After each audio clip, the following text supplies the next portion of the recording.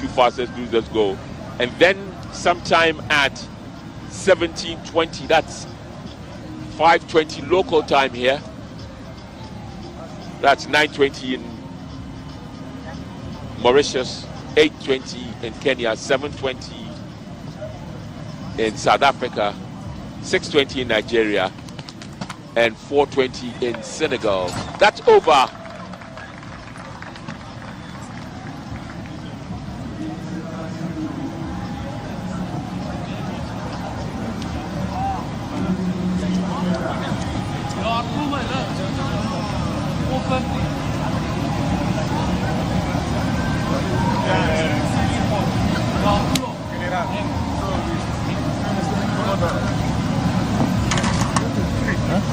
So we're looking and waiting.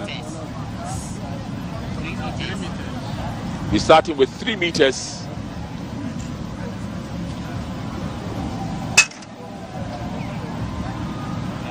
The height that will be set is 3 meters when we are ready to go.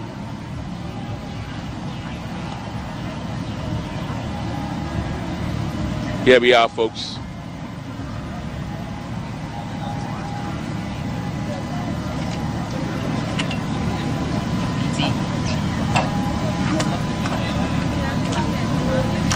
Still awaiting the official start. And as I was saying, the men's 100 meters will take place, the final. Then there will be the women's 800 meters at 6:05 p.m. And then there will be the men's 100 meters, men's 10,000 meters final at 18:35 GMT. The women's 100 meters final will also take place, but that will take place at 17:10 GMT. And the last event will be the mixed relay final.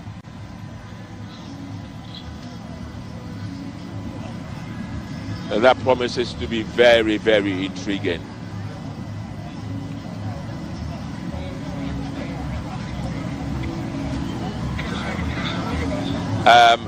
For the mixed 400 meters relay, Sierra Leone are in lane 1, Ethiopia in lane 2, Kenya in lane 3, Ghana in lane 4, Botswana in lane 5, Nigeria in lane 6, South Africa in lane 7, and Namibia in lane 8. And don't forget that the world record for that is held by the United States. And they did that record at the Budapest World Championship just last year in August. But the record for Africa is Nigeria, and that was done in Tokyo at the 2020 Olympic Games, but took place in 2021. And Nigeria have that record. We've just also got the list of the men's 100 meters final. Lane 2, Gilbert Hainuka of Namibia.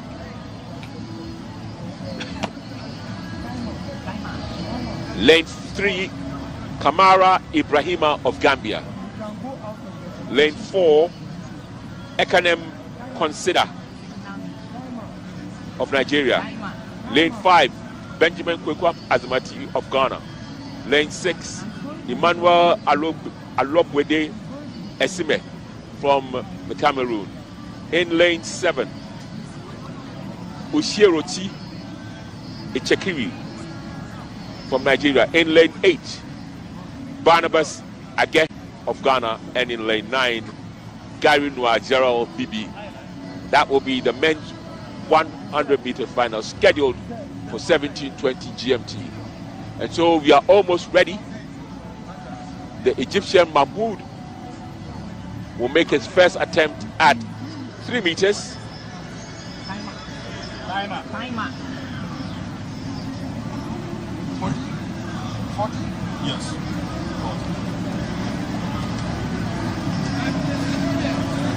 40. And so Mahmoud, who is making his attempt, and he goes over it at his first attempt.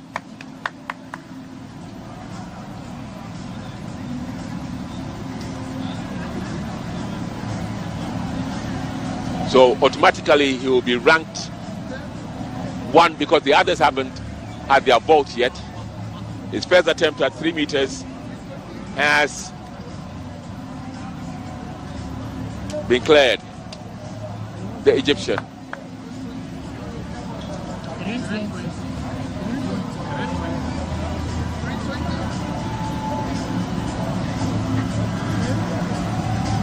And now, well, they've changed it on the board. Is it 320 or is it 3 meters? 340. 320.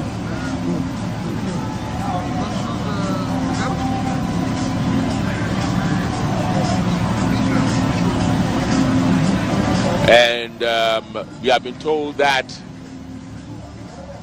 they've raised the bar to 320, 3 meters and 20 centimeters. And so Mahmoud will have to go again. He's got 3 minutes to set himself up, and then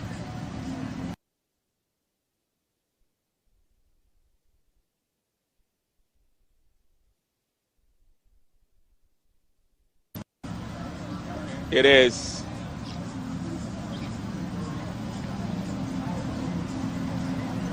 Pretorius who is in the lead, 5.447. Kiputai 5.381. Diaye 5.190. And of course, Abdelazim, who's about to go for 320, 5.040.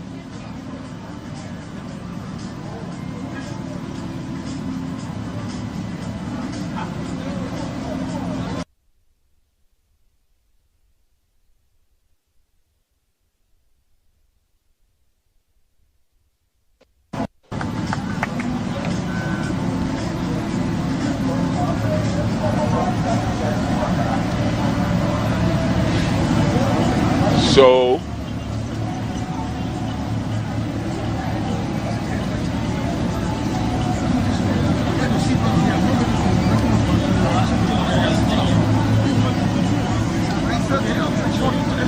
the pole vault is the 8th event in the Decathlon.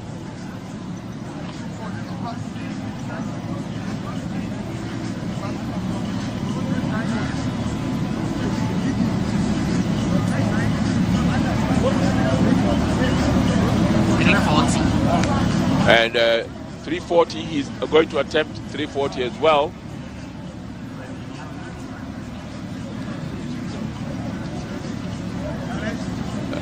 And I suspect they've changed it, the methodology.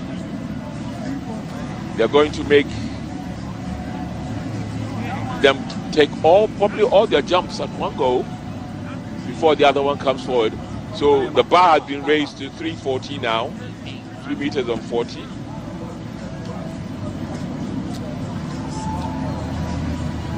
And Mahmoud will go yet again.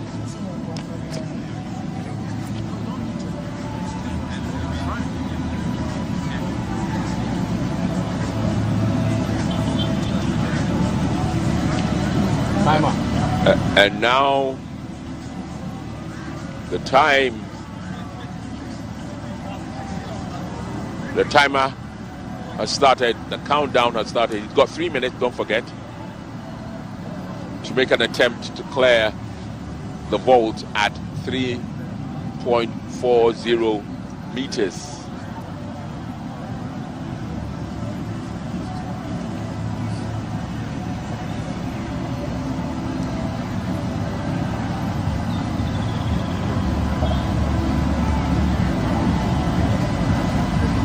So we are waiting for him.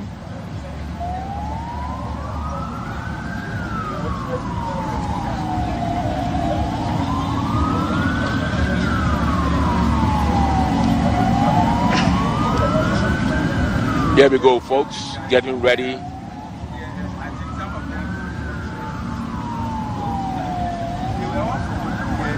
It's Mahmoud Tahir Abdel Azim.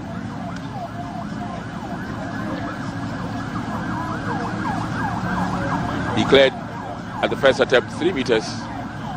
Then at the second attempt, first attempt, 3 meters and 20. And let's see what happens with 3 meters 40. Here he goes. Oh, that's one failure. That's one failure at 340, 3 meters or 3.40 meters.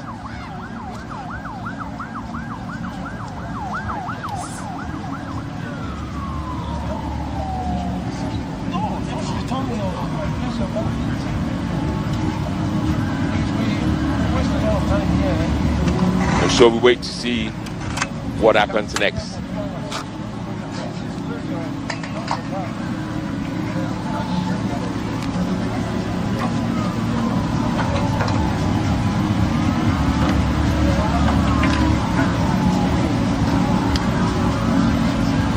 And so the bar will stay at 3 meters and 40 or 3.40 meters. And Mahmoud will make a second attempt at clearing that height. Remember that each athlete has 3 attempts. Just 3 attempts. And if they fail to clear that height, then the last height that they cleared is where they'll get the points from.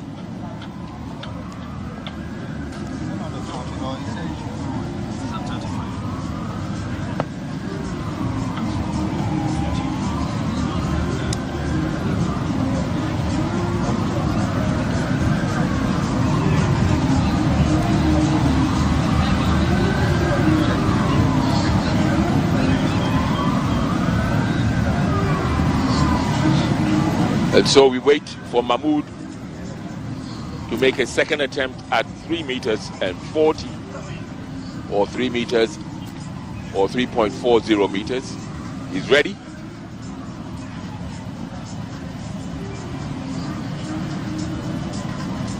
Let's see how he goes.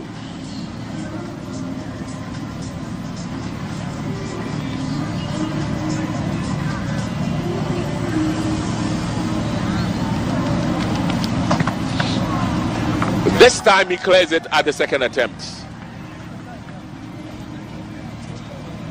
He clears it at the second attempt.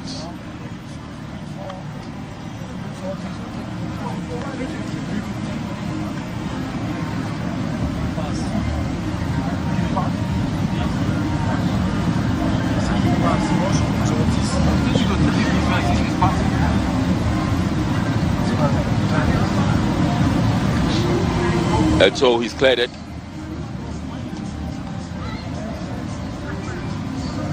And so we want to see whether they will raise the bar any further. Well, the officials are looking again at the monitor. I wonder if they've detected something that they don't like too much.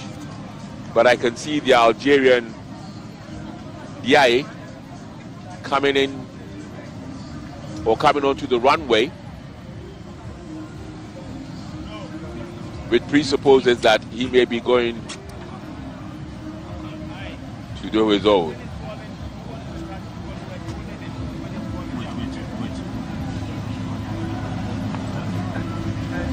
And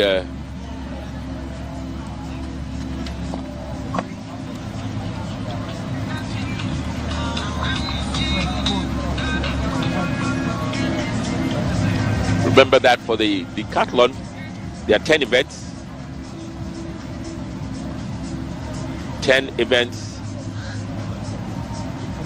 It's the most grueling of sports.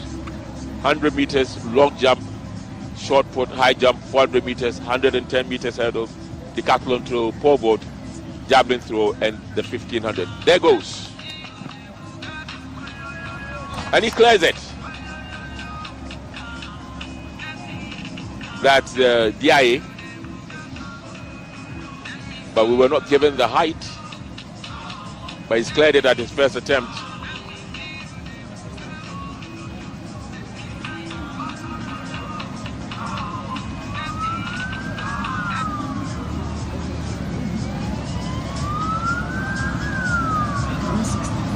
And you wonder,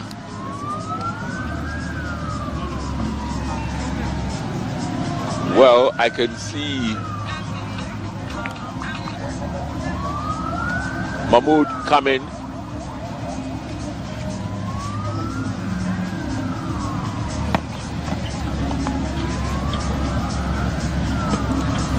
For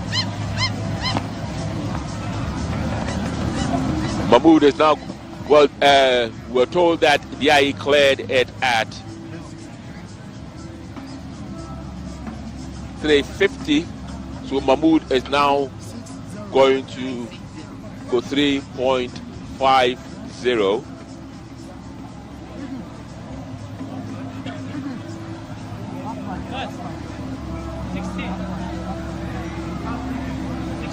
So DIA got 482 points for clearing that height at his first attempt.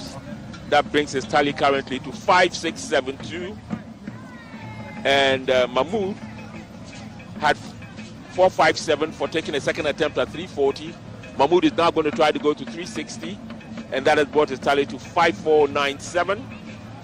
We haven't seen Pretorius and Kiputa yet.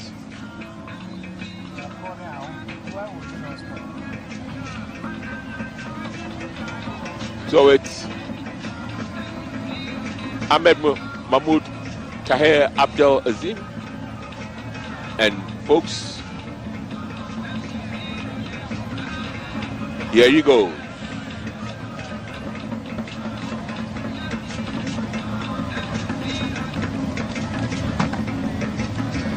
No way. So that's one failure at 360.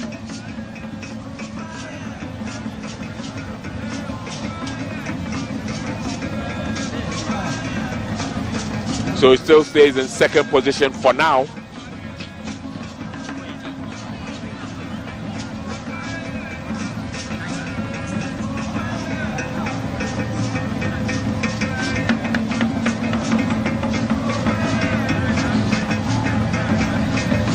He's going to have a second attempt.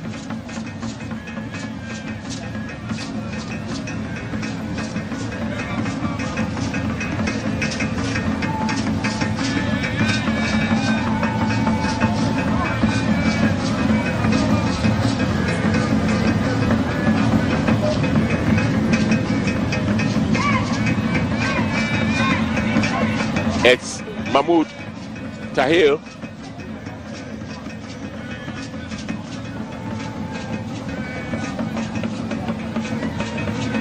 And for once, the weather is not blazing down. The rains have come and kept the clouds there. So even though the tracks may be a tad wet, at least the temperature is bearable.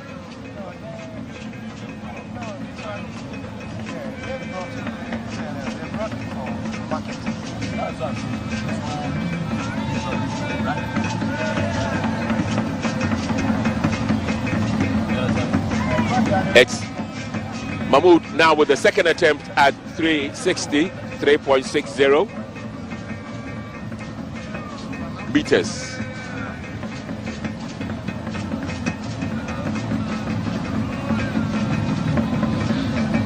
And he's getting ready. Here he goes, folks. And that's the second attempt and a second failure. So he's got one more.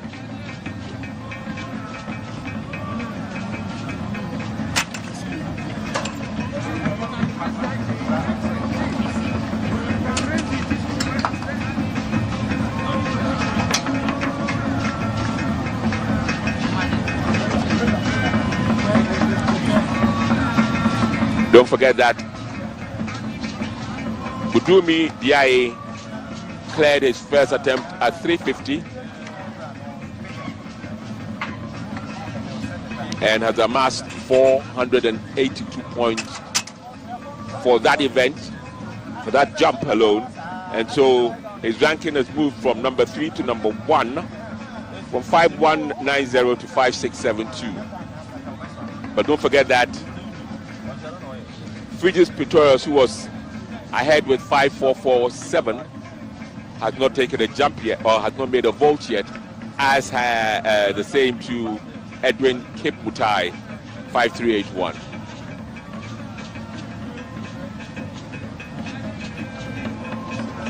One more attempt, last attempt for Mahmoud.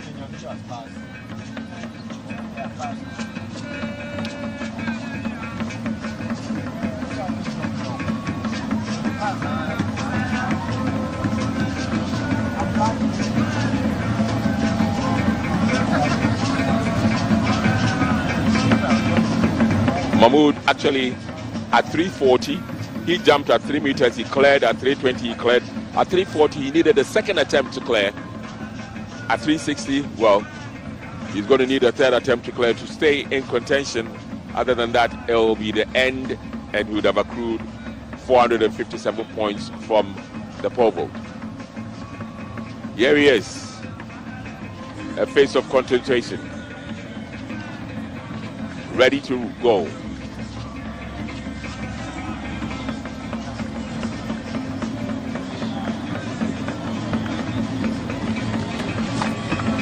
Obviously, that's not going to do it. So that's it for him. He cleared 340 and as such has 457 points, catapulting him to second place from this morning's or the last event at 5040 to 5497.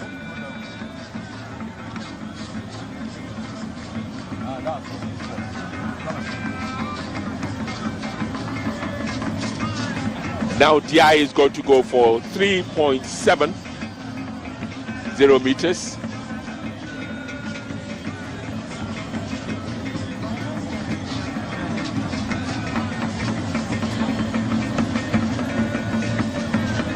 .70 meters for DI of Algeria.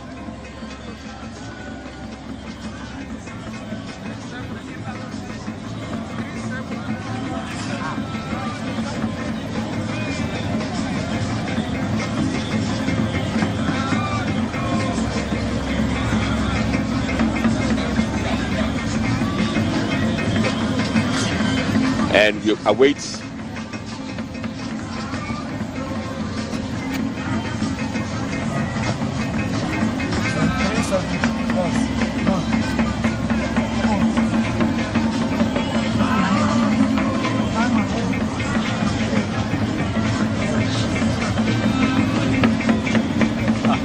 we're still awaiting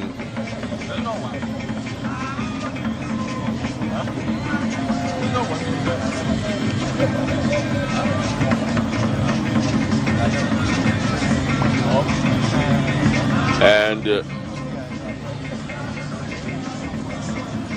yeah, 3.70 meters, ready to go.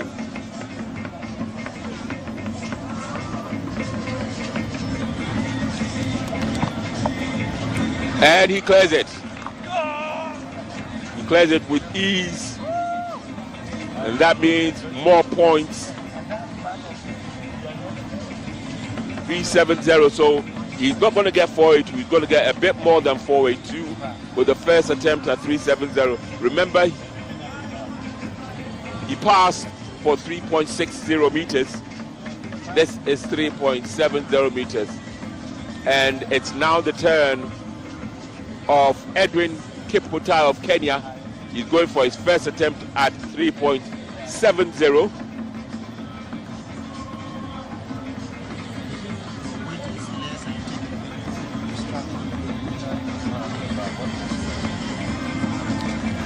Okay. Oh, and he's cleared it. He's cleared it by a country mile. That's why he did not start with the lower heights. He's probably used to doing this, probably in training every day. And so he's going to get certainly onto the score sheet, onto the... And DIA will now make an attempt at 3.80. But Kipmutai cleared that with relatively with ease. There was a lot to spare. It's now the Algerian DI who's now going 3.8.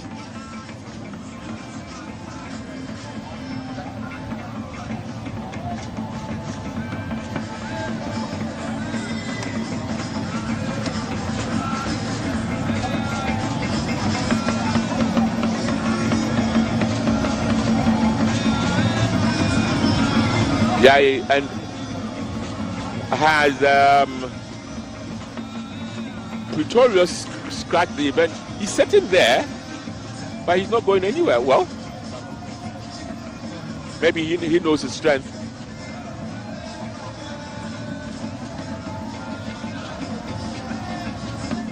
The eye of Algeria.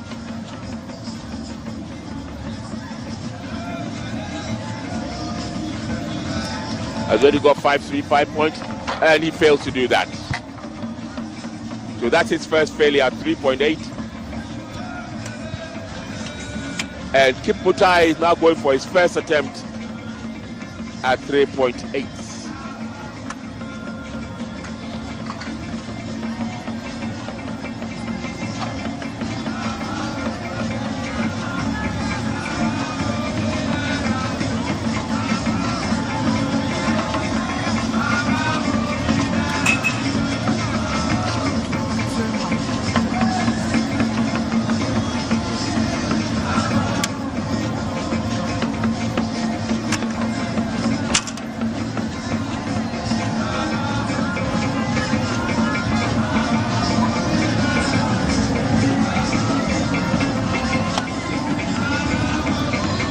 So it's Kip Mutai who's now going.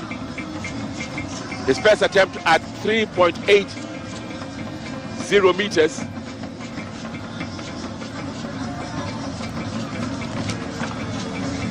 He's, got that down.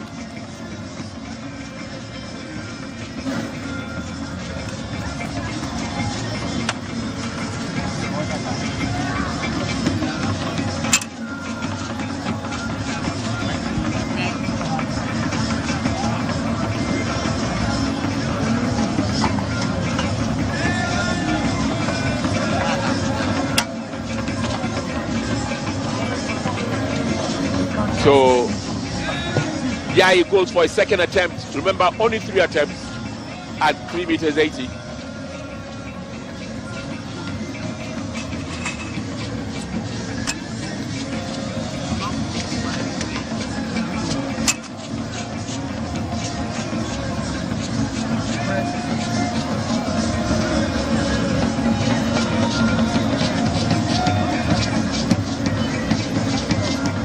And we wait for Jai to come on.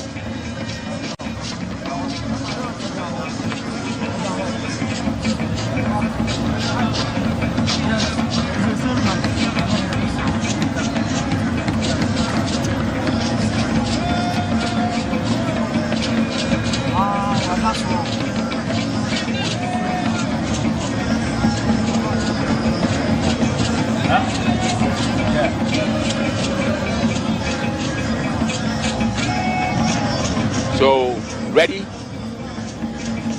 He's ready. Let's see where he gets to.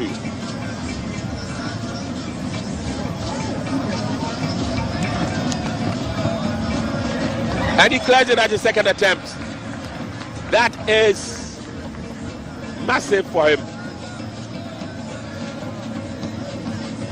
Yeah, he clears 3 meters 80 at his second attempt. The pressure is now on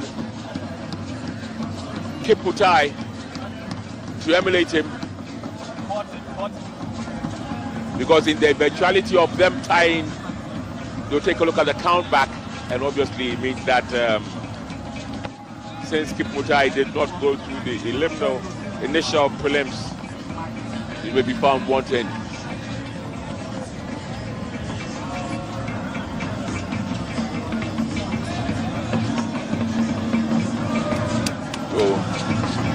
He has a long run up.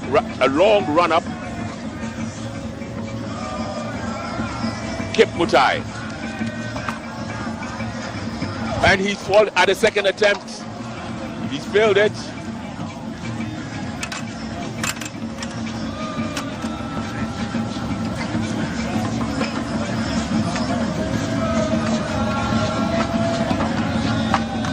we are now making,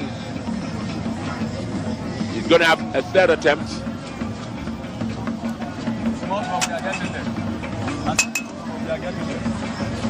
One side.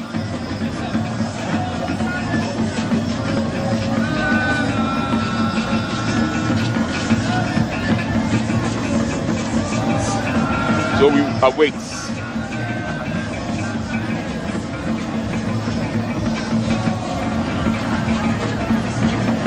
We await the outcome of Kiputai's third attempt.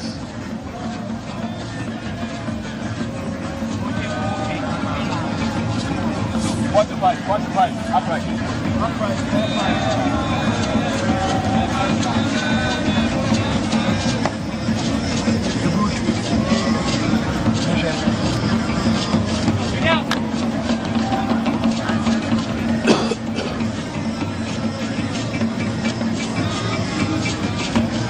Friedrich is off. Kiputai, he has a long run up, and he's ready, and he's off.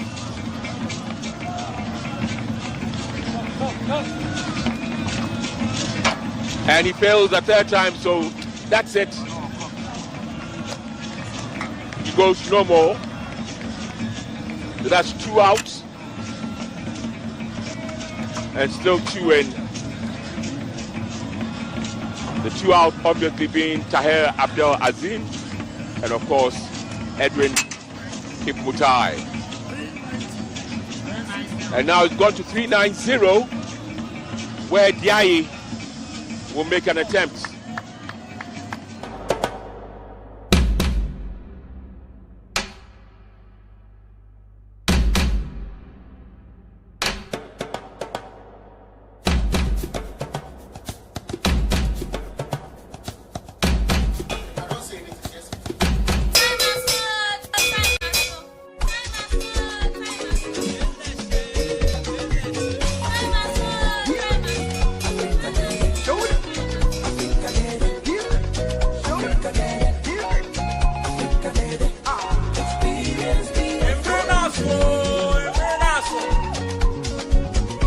There's a place where dreams come alive, where the rhythms of the land fill the air.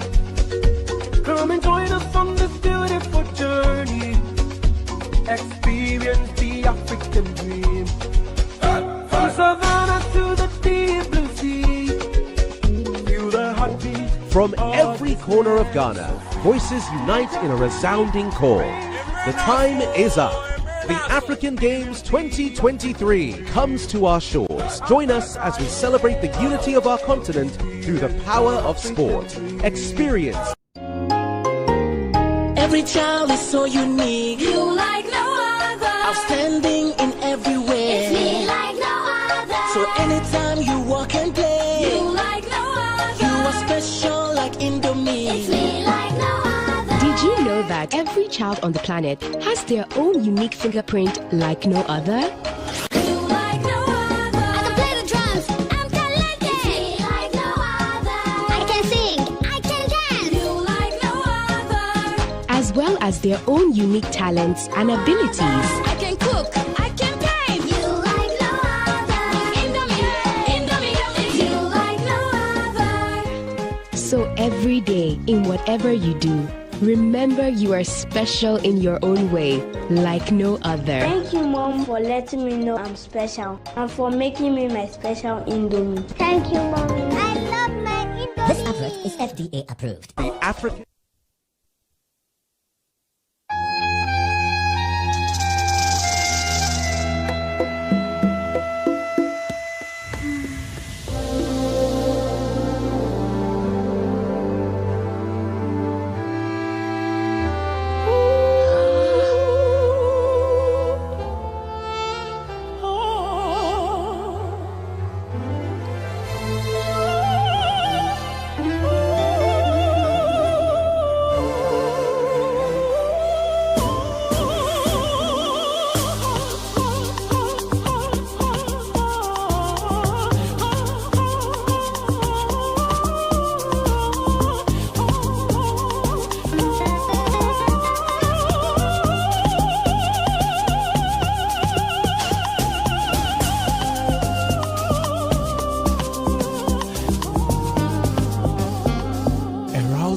performance takes effort.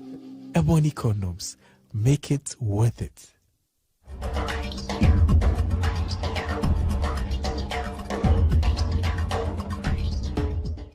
Arm wrestling, a traditional sport seeking for an Olympic recognition, made its maiden appearance at the 13th African Games.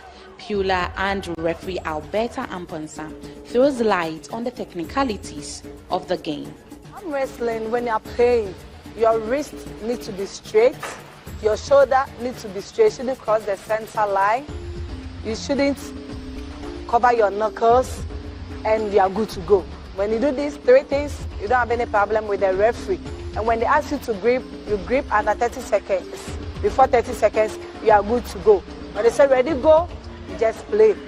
So how fast you are is going to determine that you are going to win or lose. Since its inception, arm wrestling has always been viewed as a demonstration sport. Even at the African Games, it is but an exhibition sport. What future does the leadership of the sport hope for it? Well, arm wrestling for me is very traditional, easy to play, very popular sport. It's a family sport. And if I see the kind of sports that play at the Olympics, I feel that it's a travesty of justice to arm wrestling. Arm wrestling must be at the Olympics. It's big, very traditional, and it is not a demonstration sport as people say. If we say sports, arm wrestling is a great sport. I am praying that as a vice president of the world, together with the World Board, we will push, and in the next few years, we will get arm wrestling to play at the Olympics. Pula Simeon from Nigeria gives tips on how to win a game of arm wrestling. If you have someone that is bigger than you, he can also use the body weight to his own advantage. And another thing is, if you are fighting with someone and you let the person to, straight off your elbow, straight off your hands, it can easily win you. So if you're fighting, you don't need to let the person open to your palms. Your wrist is your power hand. If your wrist opens, definitely you can lose a match. The sport involves a lot of mental toughness and resilience. Egypt's champion, Andrea Jiha, explains. The important thing, you have to be relaxed, more concentrate. You have to imagine your techniques that you would like to play with. Don't look at your opponent. Don't be terrible. Don't afraid from the match. Keep your elbow in safe position and try to learn more about arm wrestling to avoid the injury during the competition and during the training with heavyweight. With the passion of players and officials alike, maybe one day arm wrestling could be an Olympic sport.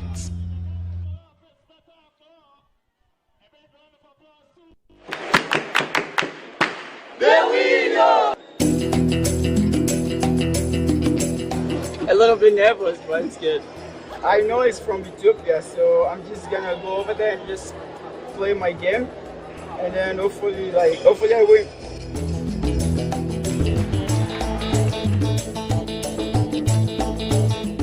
In a riveting showdown at the African Games, Ethiopian tennis athlete Selassie Getachew showed off against Ghanaian competitor Isaac Nolte in a match that captured the attention of fans and spectators alike.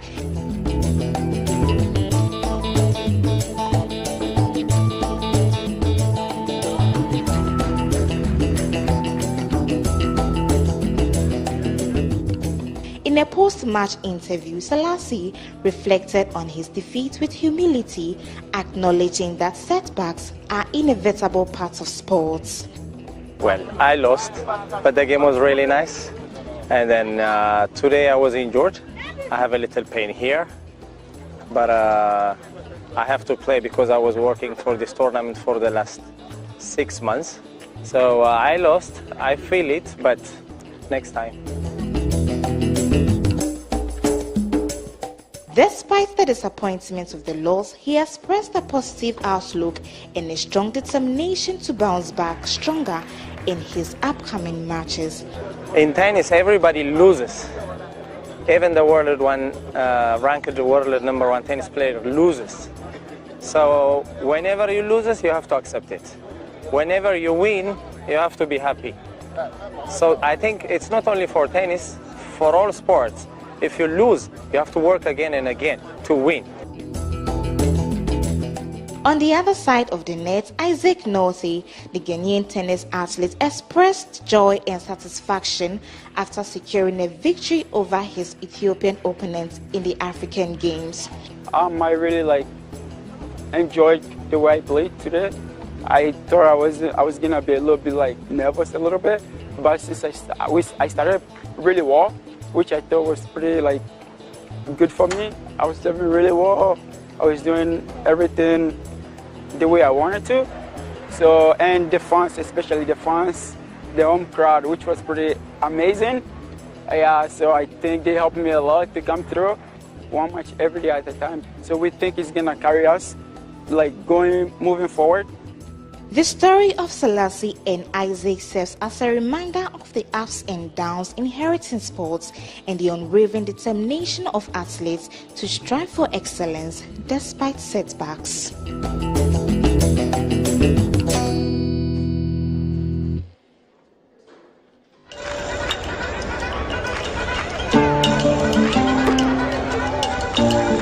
I'm feeling so happy because it is Ghana. We are hosting, so we need to win. I feel great for my team. That's all what I can say. Good win for us. We are progressing. Inshallah, we'll get to the finals and we'll take the cup. It hasn't really worked out for the Ghanaians, but then we'll see whether on this counter-attack. With a free a well, certainly take a seat. In the first half, Ghana was playing very, very well. But in the second half, they were beat under pressure. But midway in the second half, they were able to, up their game and soak the pressure. Ghana will win this game. Well, so the final semi-final bet has been given to the Black Satellites. They await the outcome of what happens between Nigeria and Senegal. But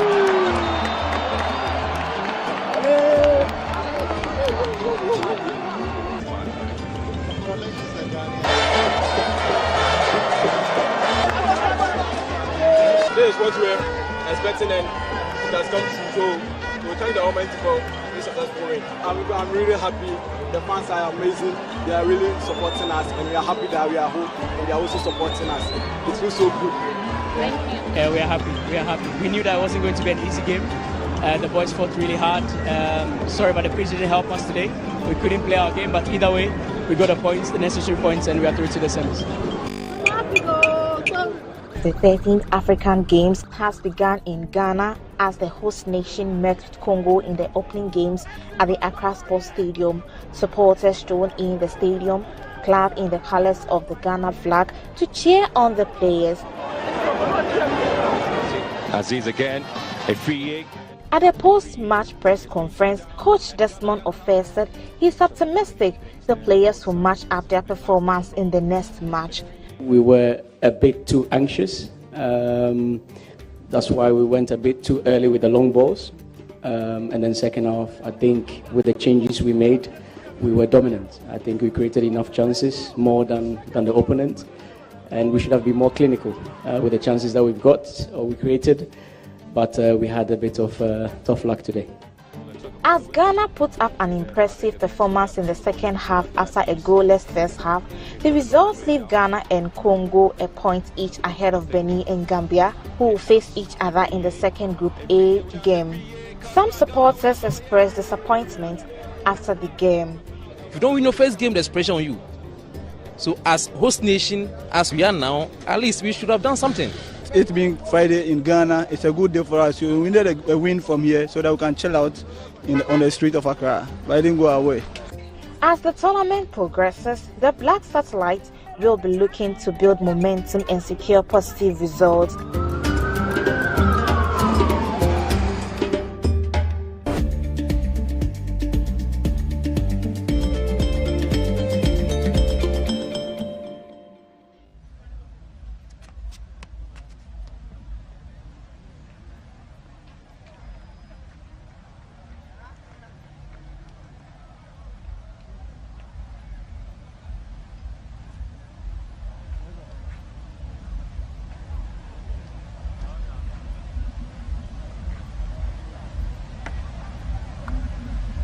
10.15. 10.15.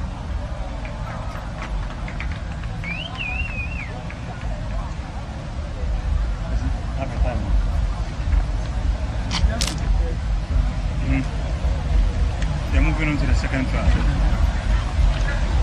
We are doing the second trial. 144.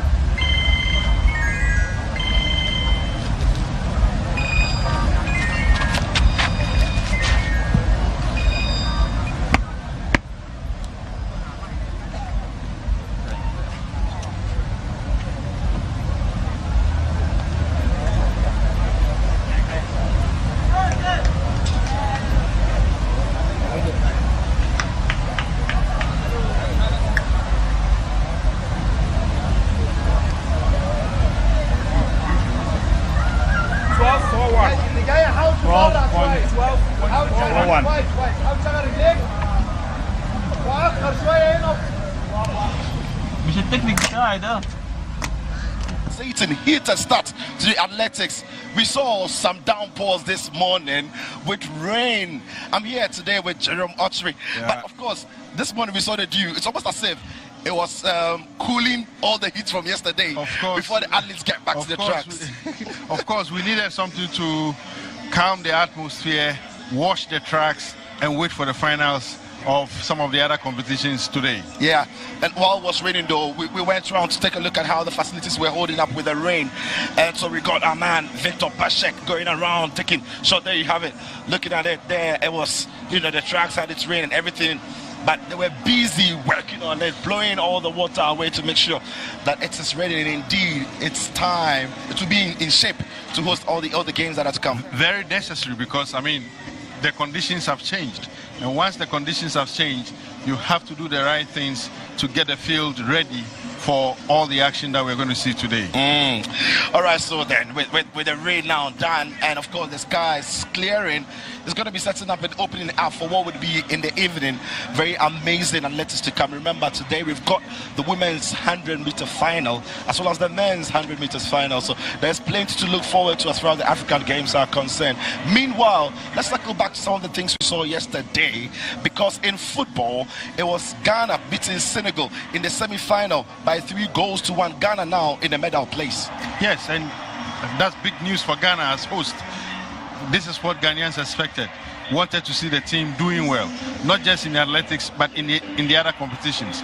So if we now have our female football team excelling in the football game, then you must commend the team, and I'm sure Ghanaians will be looking forward to a very tight game. And guess the opponent. Once the opponent is a long time rival, then you know that the excitement will go high. It's going to be big excitement when Ghana plays Nigeria. Absolutely. So massive excitement coming up as Ghana plays against Nigeria. But that was Ghana beating Senegal by 3-1 to book a place in the final of the All-African Games. The hosts doing all they can. And attendance there was great to see the number of people who went in there to support. Yeah, I think as the competition or the games get on, and while we head to the end, a lot more people are showing interest. A lot more people are becoming a fan of the game, and I like what I'm seeing.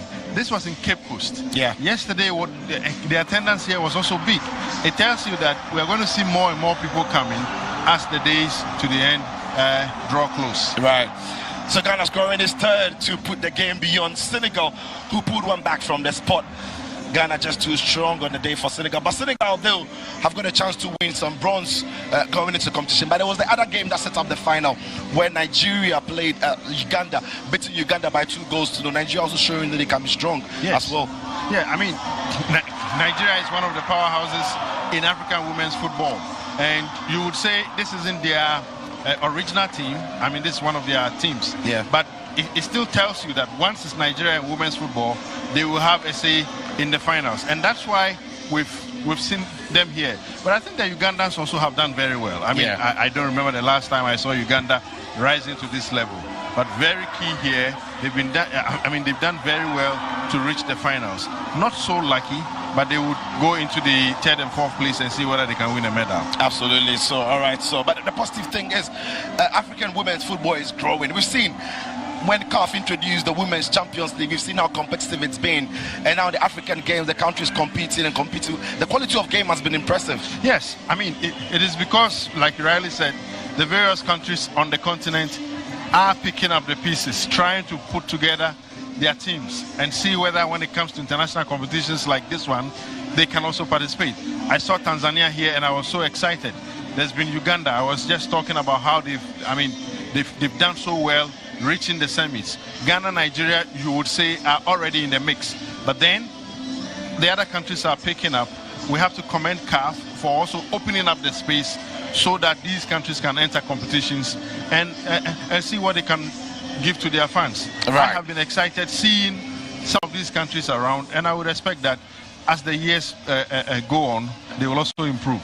Meanwhile, yesterday was when the athletics really started here at the University of Ghana Stadium. It started with some heats in the morning, and in the evening we saw some of the semi-finals also happening. Also then it was in discus that we have our gold medalist and our gold winner all the way from South Africa, Victor Hogan, who clinched gold. It was exciting to see really the level of competition again. But you know, when you talk about all the African games, you always had a reputation of not having some of the top athletes on the continent coming around, but this has been different.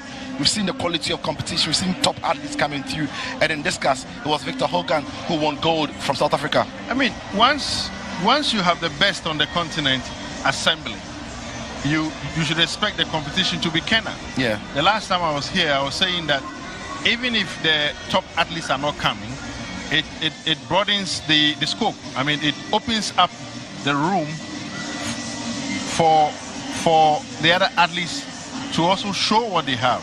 So you don't have the top athletes coming, but those who are also trying to take up the places must do their best and show that with or without the so-called top athletes, they also have something to show. And that's why we've seen the others doing something, so that you don't mix the fun.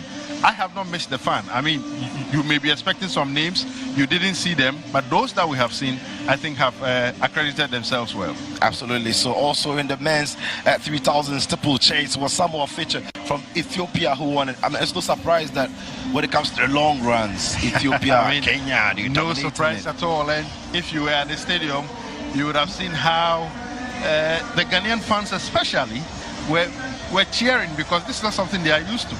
I mean, you don't see Ghana in some of these competitions. But I think it clearly tells you that when it comes to the long distances, the Ethiopians, the Kenyans, those in the eastern side of Africa really have the strength for it. They have the knack for it.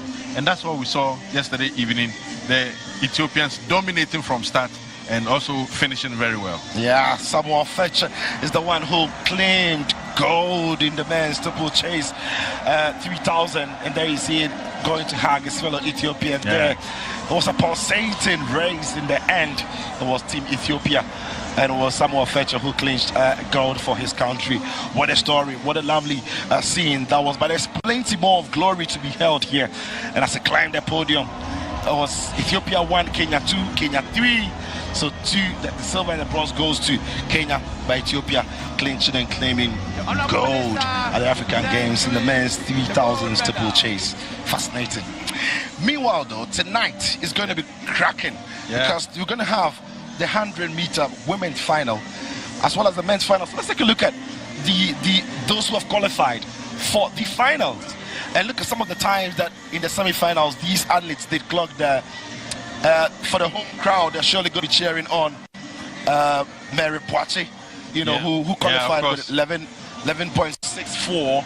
But when you look at some of the times that are being run there, you just know that it will be close in the final. It will be very, very close because, I mean, except McCoy from Liberia, the rest of the times are so close it tells you that the competition is going to be very stiff. Yeah.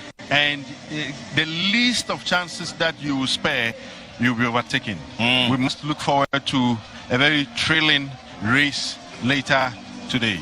Absolutely. So these ladies are going to be looking to claim some medals for their countries, and for the home crowd, as I said, Mary Bwatch is going to be the one they're going to be looking forward to see to run.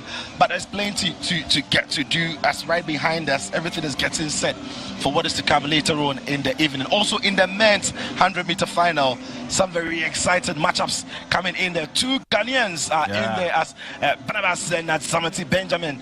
Akria Barnabas and Azamati Benjamin are there, but also keep an eye on the Nigerians who have come in so strong. Nigeria have got 3 competitors in there. Ghana have got 2, and we've seen, of course, Cameroon have got their own Emmanuel Alobwedi also in the mix. This is the race to look up to. The race to look up to in the sense that 3 Nigerians really will be making a bold claim for gold. The Cameroonian there has, Emmanuel has a very good time. But for the home crowd, 2 Ghanaians there. And yesterday, if you were here, you would have heard everybody talking about Azamati and the fact that they want to see him win gold. Is he under pressure though, Azamati? I haven't seen him in the heat. I haven't seen him in the semi-final. Does it look like somebody's under pressure? Well, I don't think he has to be under pressure. Yes, you would say that he wants to impress the home fans. He's a Ghanaian competing in Ghana. He would want to do something to show that indeed he has what it takes to make Ghana proud.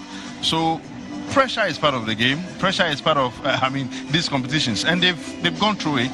He shouldn't be under pressure. He must just soak in the pressure that will come from the fans and deliver. All right, so we'll be looking forward to see what is to come later tonight. Remember, that is the African Games, the 100 meters final for men and women later this evening. So yeah, make sure you don't miss out on that one. We'll tell you what time all of those are going to be happening, so you stay glued to the platform or to the channel to see them happening live. Meanwhile, we've got history about the African game for you. There's plenty that you might have missed, plenty you might not have known, and we put this one together for you. So let's have it up. Let's take a look at what it is all the way from Ethiopia and what have you. There you have it. So this one is from Kenya. Yeah, so the Kenya. So did you know the Kenyan quartet of Raymond Kebbat, Alex Sampao, Kiprono, Koskai and Boniface Moresa produced the best time in the 4x400 relay event in the game's history after setting a 3-minute 34 milliseconds at Brazzaville 2015. Yeah, remember we also saw the 4x400 relay, the heat from yesterday. So we'll see if any group, any quartet is able to break this record. What more do we have on? Did you know? Plenty more history being made in the African Games. Yeah, let's take a look at. So, we'll be looking at that. The records are there to be broken. For some of these athletes, it's not only about winning; it's about if they can break these records. Yeah, of course. When you are training to look at, to see whether you can win medals. If you are not able to win medals, you'll come another time. But then also winning medals comes with the numbers. Yeah. It's a numbers game. It's about time. So if you can better your time, great. If you cannot better your time, you look for an opportunity to do it again. But when you know that you are close to breaking a record or setting a record, then you work towards it. Last night I was here and some great athletes were displayed. Some that have participated in the games in the 70s, in the 80s were here. Who wouldn't want to also be paraded sometime to come to say that he set this record and that record is yet to be broken? So in competitions like this, records are set and records are broken, and I believe athletes look up to that. They will tell you it's not their focus, but then when they have the chance, they will break it. Absolutely. So when they have the chance, they are going to smash, they're going to crack it. All right, so there's still some more history about the African Games we want to bring to you. Let's take a look at this one. There you have it. So it's on a long jump. So since 1987, no long jumper has been able to beat Paul Mbodi's record of 8.23 meters. Nobody since 1987. This is a 30+ year record. What a record. And that should tell you that whoever will break this record must go above himself. 8.32 or so. Yeah. So long. I wonder whether it's ever going to be broken, because 30 years and more, it's long. But like I said, records are meant to be broken. They are set and they are broken. Perhaps we will see or have an opportunity of seeing it being broken here. Hopefully one of these athletes there are going to jump longer than what we've seen there. Meanwhile, one of the most iconic parts of the African Games has got to be where all these athletes are being held together. A place we call the Games Village. Our cameras were there, our team was there to catch up with how these athletes are living in the Game Village. The Athletes Village provides a serene environment for athletes to relax and get ready for the rigorous and mentally draining games ahead. But as the games continue, athletes undergo different types of emotions at their place of residence. For the Nigerian U20 football team who were booted out of Group B, thinking about their early exit and how to bounce back is what they do as they wait for their departure. We feel bad as a team because we lost. There was a lot of hope on us from the country, from everybody, the president, Nigeria Football Federation, the ministry. But it's football. Sometimes it's like that. So we are not happy, honestly. While Nigeria says goodbye to Accra 2023, the Rwandan basketball team has arrived after an 8-hour trip. With hopes in their eyes, bags in hand, and lots of expectations, the Rwandan basketball team believes they will win the basketball competition. We are very excited because it was a long trip from our country to here, so we are very excited that we are alive and safe-free. We don't have pressure because we prepared ourselves, so we are here to compete and to play all the games as it's given. So we are here to beat them. For athletes who are still in the competition, like Algerian volleyball captain Mula Guzlin, a day in the Athletes Village includes stretches, walks, and socializing with athletes from other countries. It's a rest day for us. We're trying to get our energies back before the games, before the qualification for the quarterfinals. The vibes in the village is so great because of the mix of nationalities, of cultures and languages. It's so beautiful. Actually, I've made friends from Ghana, I have friends from Egypt, and even though we don't keep contact, but every time we meet, we would dance together, sing together, just that's a beautiful thing to live. The Athletes Village can be a place of relaxation, a gym, and every other thing you want it to be. Yeah, what a captivating story there from the Games Village where all the athletes are being camped. And that's the thing you don't get to see. You only get to see when you go to the warm-up tracks or the warm-up place where they train or other facilities where they train before their main game. That is where you have a sense of them training. But with this feature, you see them even in their place of residence. They are warming up, they're training. And I love the story. I love what one of the ladies said, that they're trying to regain their energy. Yeah. So they getting the energy back is not just on the tracks. Yeah. It's even in their bedrooms, because I saw some of them stretching, in and out there. You don't get to see these things. You would think that, they just come onto the tracks. But back where they are sleeping, they are really trying to put themselves together even before they come to the warm-up tracks. And the fact that you saw some others too showing morose faces tells you that when they do well on the field of play, they go back with a lot of excitement. When they don't do well, you see it really in their mood, like we saw of the Nigerians. Yeah. And I'd love to see how the Rwandan basketball team also fare, because I saw in the report there that they have just arrived. I'd love to see how things go for them. Go out for them. Absolutely. So, all right. So then let's move away from here and talk about some boxing, because in the quarterfinal, though, we saw Ghana's Daniel Planch losing to Ngannou Wadat in the quarterfinal. Ghana is known to have that history in boxing, but it wasn't to be in this one coming into this game. Not the best of news you want to hear as a Ghanaian, but then as an international competition, you would expect others to also put up a fight, and I think that's what this opponent did, displacing the Ghanaian there. It does happen that if you are faced with external competition, you have to do more than your opponent to really progress, and unfortunately for the Ghanaian, that's not what we saw. Absolutely. So boxing, the boxing has been breathtaking. The level of competition and quality of boxing at the African Games has been brilliant at the Bukom Boxing Arena, and so many people are enjoying the boxing ongoing as it stands. Now we'll see who clinches gold and what silver or what medal in different categories. But let's take a look at how the medal table is looking at the moment, because countries are climbing into the top 10, others are dropping out of it. Egypt are dominating it in every phase of it, and as it pops up there, Egypt with 158 medals in total already. They have 91 of them in gold, and then they've got Nigeria coming in second place, 27 gold medals. South Africa with 26 gold medals. South Africa in third place. Algeria coming in fourth with the 22 gold. Remember though that it is the gold medals that places you in the ranking. You might have one overall over another country. It's the gold medals, the number of them, that places you up. So you see here Tunisia coming in fifth place with 13, Ghana coming in sixth place with 9 gold medals, Mauritius with 7 gold medals, Eritrea with 6 gold medals, Morocco coming in 9th with 5, Madagascar coming in 10th with 4. Plenty of medals still to be won, but Egypt, they look like nobody's catching them. Yeah, of course. And see, this is what I see with the medals table. It's more in correspondence with the level of talent, the level of development, and the quality available in the various countries. And you can clearly see it there. It's also about the number of competitions you are participating.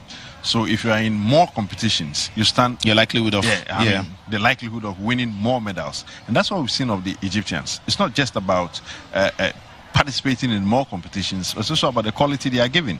In the case of Ghana, you know, at some point we're not even showing up in the top 10. Arm wrestling and the others coming, we win more medals, and all of a sudden we are 6th. I hope we're able to win more medals, especially the gold, so that our performance on the table will increase. All right, so from the Ghanaian perspective, Ghanaians will be hoping to win plenty of gold medals so they could shoot up high on the medals table. For all the other countries, though, on the continent who are here to participate, we're also hoping to get high up there on the medals table. Meanwhile, there is also the basketball. I mean, it's fascinating the way Africa is embracing the basketball. We see with women, with men, it's been brilliant. It started and it's going on so well. The 3v3 basketball, brilliant to see. It's so enjoyable. Yeah, I mean, basketball is loved by a lot of Africans. Unfortunately, some aspects of our development haven't yet embraced the game yet. I told you earlier that I would love to see how the Rwandans fare, because I know that Rwanda is doing so much in terms of developing basketball. So there will be a team to watch, and I just want to see them. I've seen them on telly a lot of times, but here they are, and it will be lovely to see how they perform. Absolutely. So there you have it. That's basketball. It's ongoing. It's 3 versus 3 basketball. It's fun. It's full of energy. It's a non-stop action, and it's been fascinating to see how it's all unfolding in the African Games. Well, we had a lovely story from our reporter Valencia Tete on the basketball 3v3, explaining the rules and telling us some more from the player's perspective. Let's take a listen.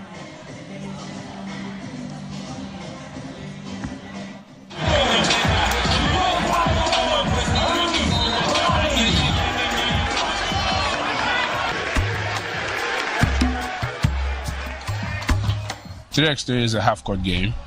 It's played by 4 players. 3 starts the game and then 1 substitute, making 4. The game is played for 10 minutes with just 1 timeout. It doesn't stop. It's always going on. When you make a basket, you don't need to stop for it to start again. The opponent picks the ball and then you start running. So the game is non-stop 10 minutes. Unless there's a timeout or there's a foul or the ball goes out, it doesn't stop. There's no coach when the game is going on. So you have to just stay back and just watch them do what they can do. So if you are not able to give them what they really need for that 10 minutes, you can't correct them, you can't change anything, you can't add anything, you just have to watch them play.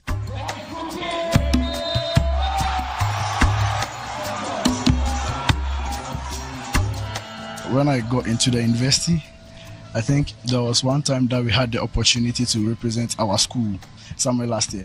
By the grace of God, being our first major competition, we won. It's a very interesting game. I loved it, and even I'm in love with it more than the regular basketball, to be honest. So I really love 3x3. So that's how come I got to know about 3x3, and so far it's been progressive.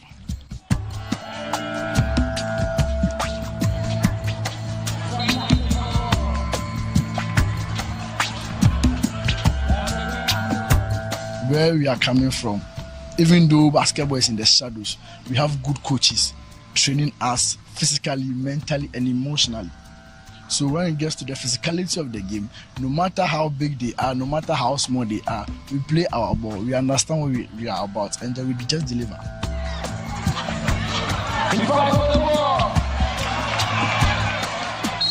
I've suffered 3 major injuries in my career. The first one was 2021. That was my shoulder. So I went off for like 6 months, which was very difficult for me. I go back to 2023, January 1st. I had an injury, very bad. I went out for 4 months, and it was very bad. But we look beyond our injuries. Injuries are part of the game. Personally, I've known Fred before this tournament, so he's not a new player to me. I've known him for a while, so I know what he can do. You will try and underrate him because of his size, but he does what big guys do. So for me, that's one thing I see about him, and I believe that he's going to use that energy for the team. He's a great guy. He's a great leader too. So he's the captain of the team.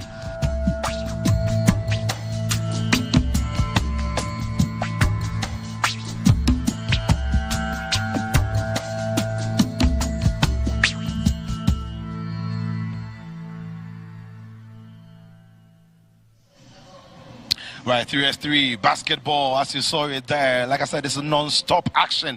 When you're there, you can't even blink, because when you blink, something has gone past you. It doesn't stop. It keeps going and keeps going and keeps going. It's full of energy. Yes, and these are players who you can tell are passionate about the game. These are not people who have just been picked or chosen to just represent. You listen to the story the guy was telling, and you know that he's been through it. And there's something he said I like so much, that despite the injuries, he still wants to persevere, because injuries are part of it.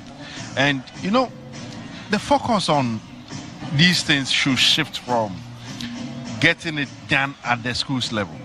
When you start early with the kids or the children, then by the time they are in their teens or by the time they are in their 20s, they will be stars already. You know, so I would want African governments to look at developing sports from the schools, from school level, from school level, tender ages, you know, so that by the time they are old, even if they don't like basketball, their interest will be in something else. You know, so let our governments look at how we can use games like this to energize sports back home, you know, by taking it from the schools level. Right. Okay, so then let's take a look at how the day lines up in terms of programming. What is it for you? What is coming up in the Africa Games today? Oh, so much to enjoy. Coming up very soon is tennis. Also then in 1400 GMT, there's the track and field. We'll be back here at the University of Ghana Stadium, where there's going to be plenty of action. There's also boxing and basketball happening at 1530 GMT. Then we're back again on the show at 1930 to tell you everything that perhaps you might have missed during the day on the show or in the games. Ghana playing against Senegal in football at 2000 GMT. It is the semi-final of the African Games. Who goes into the final? Is it Ghana, the host, or Senegal? Is that an upset in the offing? Only time will tell. So, yeah. A big day coming up, Jerome. I'm sure Ghanaians will be looking forward to what is going to happen on the track and what is going to happen at the Accra Sports Stadium, where Ghana will be playing against Senegal. Exactly, and they'll be expecting that their teams do well. But I, as a fan of all the games, will be expecting that there is fun in all the activities we're going to see today, so that when we are back here talking about it, there'll be more excitement to share. For me, it hasn't mattered who has won what. I just love the fact that the games are ongoing and all the athletes are competing at the highest level. It's been breathtaking. Thank you very much for doing the watching. We get to see some boxing, we get to see some basketball, we get to see plenty more coming your way on the African Games. So enjoy the games. Thank you, Jerome, for your time today. We're back again in the evening with a wrap.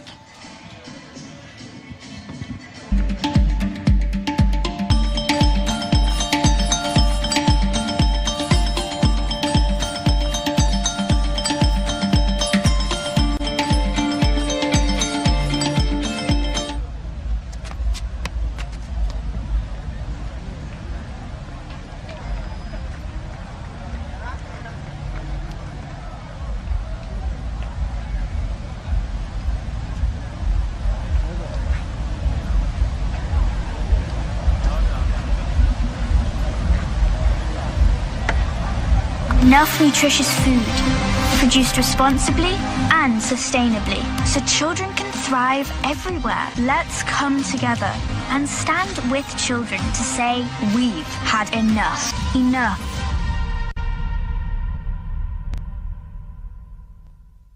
Coca-Cola Zero Sugar. With a new and improved taste. It's delicious and refreshing. Coca-Cola Zero Sugar. You need to try it first. This advert is FDA approved. Every child is so unique. You like no other. Outstanding in every way. It's me like no other. So anytime you walk and play. You like no other. You are special like Indomie. It's me like no other. Did you know that every child on the planet has their own unique fingerprint like no other? You like no other. I'm talented. Me like no other. I can sing. I can dance. You like no other. As well as their own unique talents and abilities. I can cook. I can paint. You like no other. Indomie.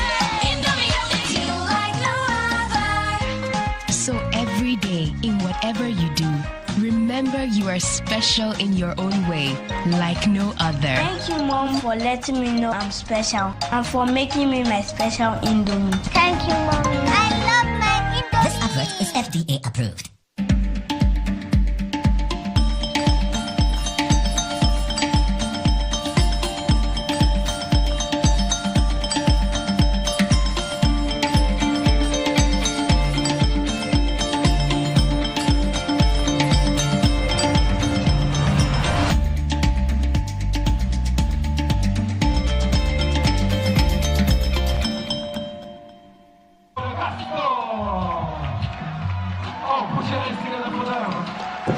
And so the basketball 3-by-3, Madagascar taking on Ghana, and this promises to be quite interesting. First time 3-by-3. There's the ladies events. It's not like the usual one where we have 6.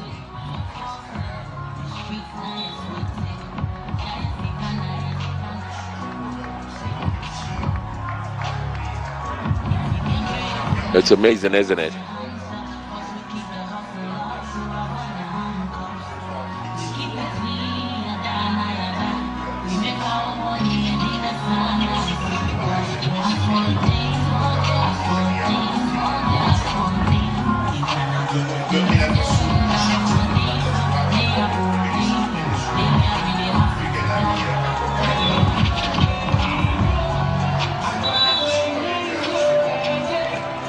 So Madagascar, the Indian Ocean island.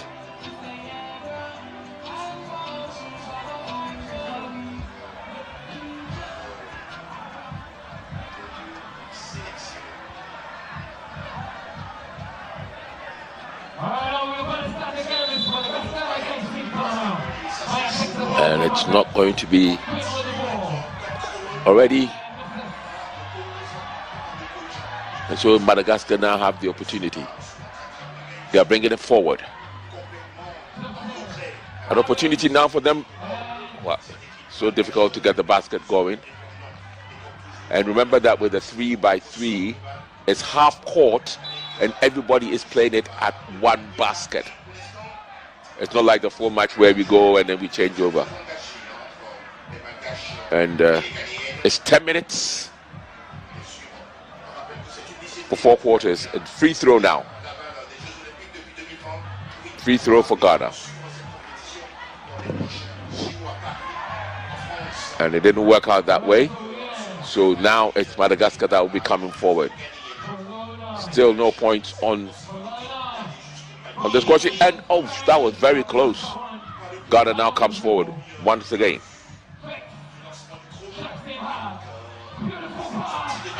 And that makes the first point for Ghana.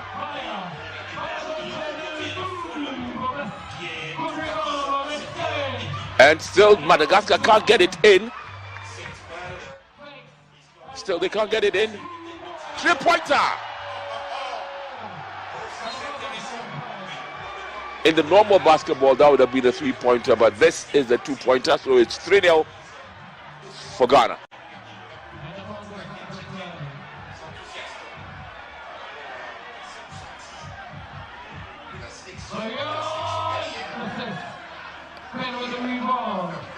And still, Madagascar yet to get on the. It's a foul. So now it's going to be a free throw. But take a look at this.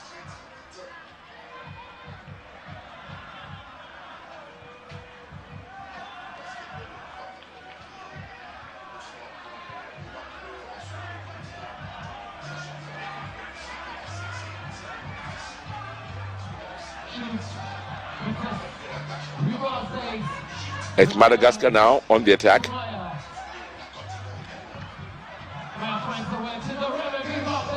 And they still can't get onto the score sheet.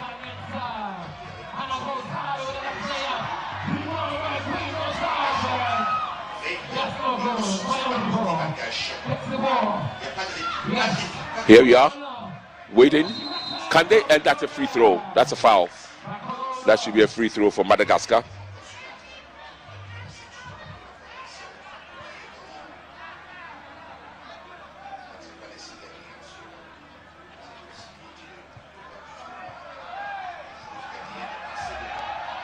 A free throw, and she gets the first point for Madagascar. So it's 3-1 as it stands right now. And it is another foul and another free throw for Ghana this time.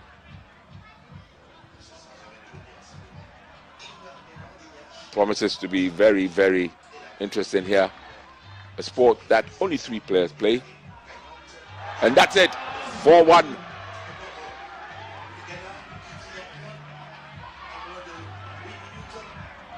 And still they can't get it. Wow. And they go forward. Madagascar, this is an opportunity. And they get it. 4-2. 4-2.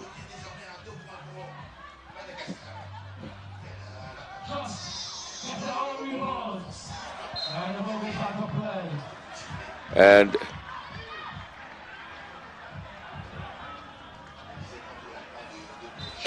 the Madagascar team just doesn't seem to get everything right.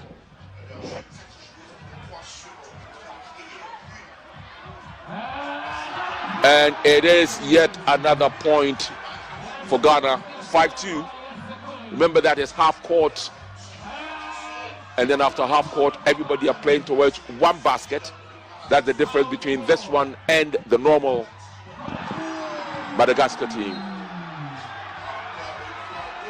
That's a 2-pointer taken outside the arc, which means it's 7-2 to Ghana. Is a 2-pointer.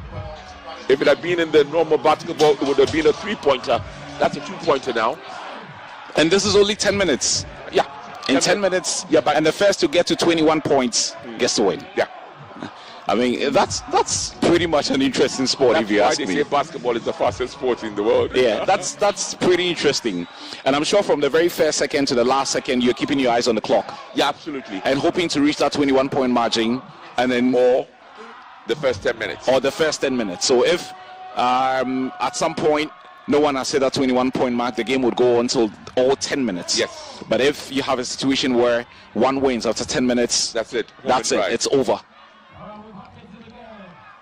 I'm impressed with the numbers there. I didn't know there were a lot of people who liked 3x3 basketball like this in Ghana. And there appears to be some bars there at the venue as well. And every basket will be celebrated like this. Yeah, I mean, if the home team is doing well.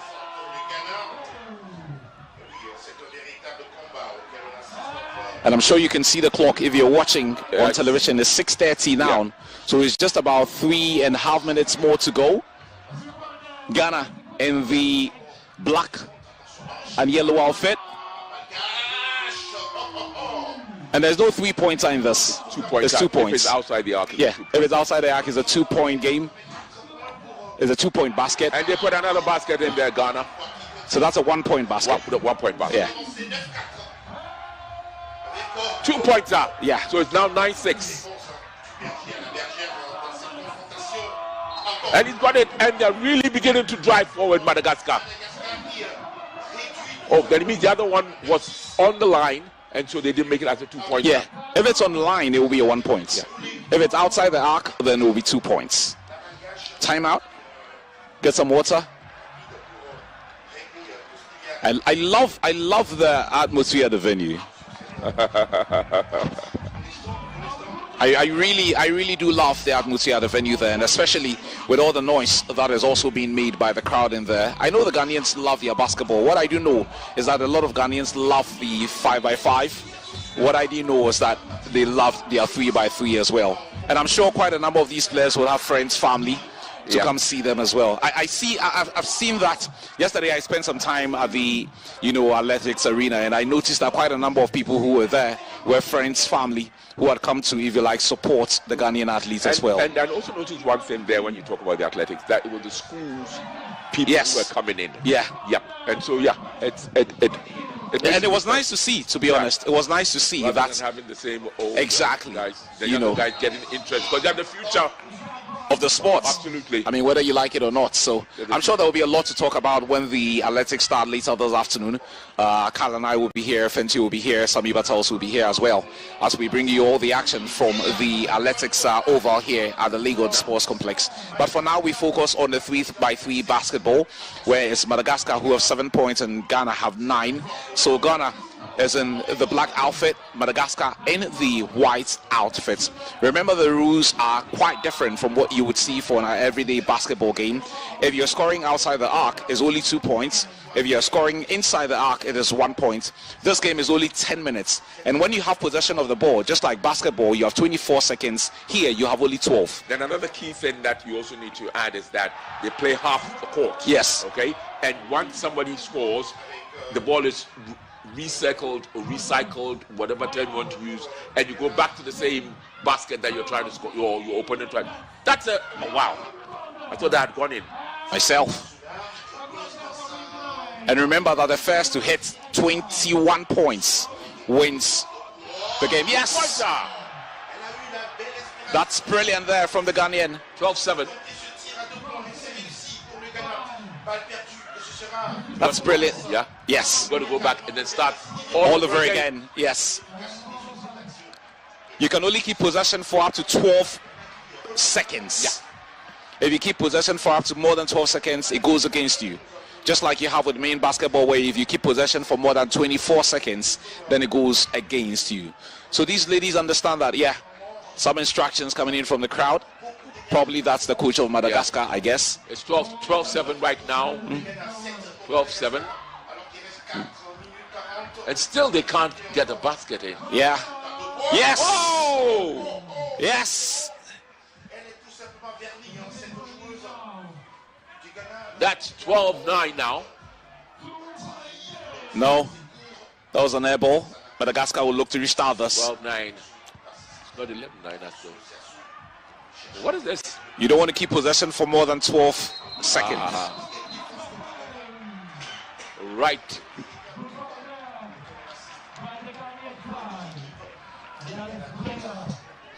You don't want to keep possession for more than 12 seconds in this game. And that's the clock there, so everyone can see.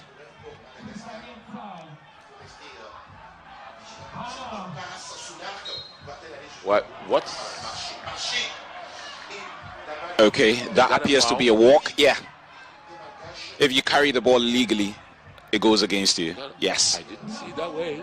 Well, the umpires are there, so they know best. Exactly. And then she goes up. Oh, no. Boy. No. What's the problem now? There's a foul somewhere. Yeah, and that's what the umpire is signaling.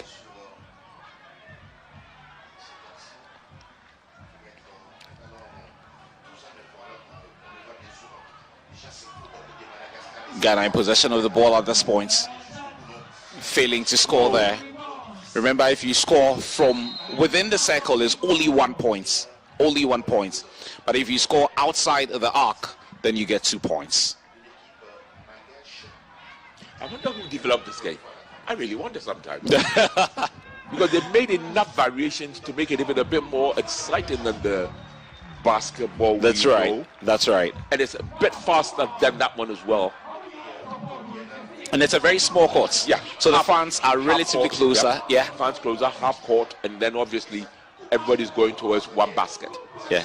And there's a DJ as well to provide some music. Well, that one started from the United States with the actual, anytime they're doing any major sporting event, when there's someone to do some music. Yeah, absolutely. You see that a lot during the All-Star game. Yeah. Where you'd have a DJ on site. Even for the normal games, you have a DJ on site providing some music when there's a timeout. Yeah. You know, so that the place is not boring. How about having that for football games? You want that, but you don't want the blue card. No, not at all. We're okay with the red and yellow card. No, I like the blue card. Well, we'll see. We'll leave that to IFAB. Yes, for some and see what they decide. I really wouldn't wish. Yeah. Well, we're still bringing you action from the game between Madagascar and Ghana. It's a 3x3 women's basketball competition. This game would only last for 10 minutes. The entire duration is 10 minutes. But the first team to hit 21 points gets to win the game. So if we have the winner hitting 21 points, let's say by the 5th minute, the game is over. It won't go all the way to the 10 minutes. And if you're scoring from inside the arc, it's only 1 point, like Ghana was trying to do. Absolutely. And if you're scoring from outside the arc, like here, then you get 2 points. So if you want to finish the game as quickly as possible, then you want to try a 2-point game with every possession, like you're seeing with this one. But if you come against an opponent who is attacking you in droves, then you possibly want to try and get 1 point all the time. And if you can get 21 baskets within the period, then that's the most important thing. The most important thing will be to hit 21 points. After the 10 minutes, the one who leads after 10 minutes gets to win the game. Yeah.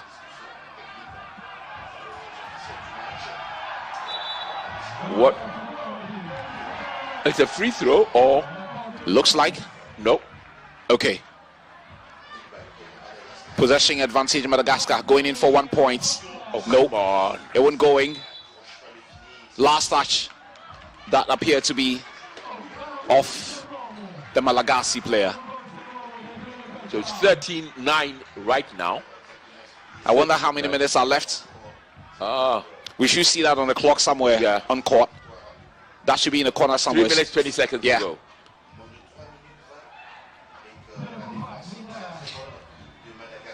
That should be a point advantage Ghana.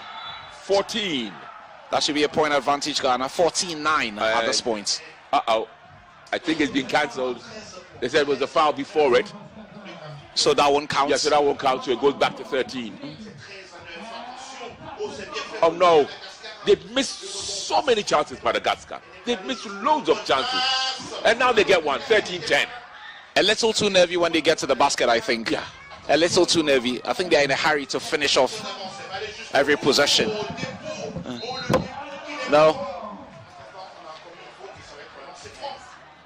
I think they are just in a bit too hurry to finish off possession.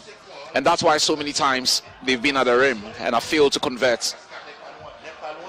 There's just a few more minutes to go.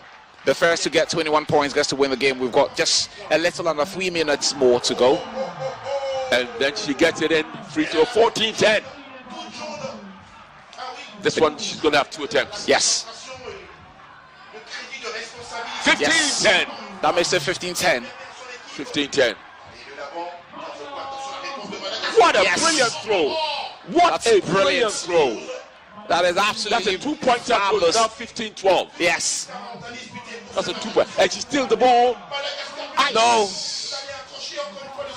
They're making a no. Again.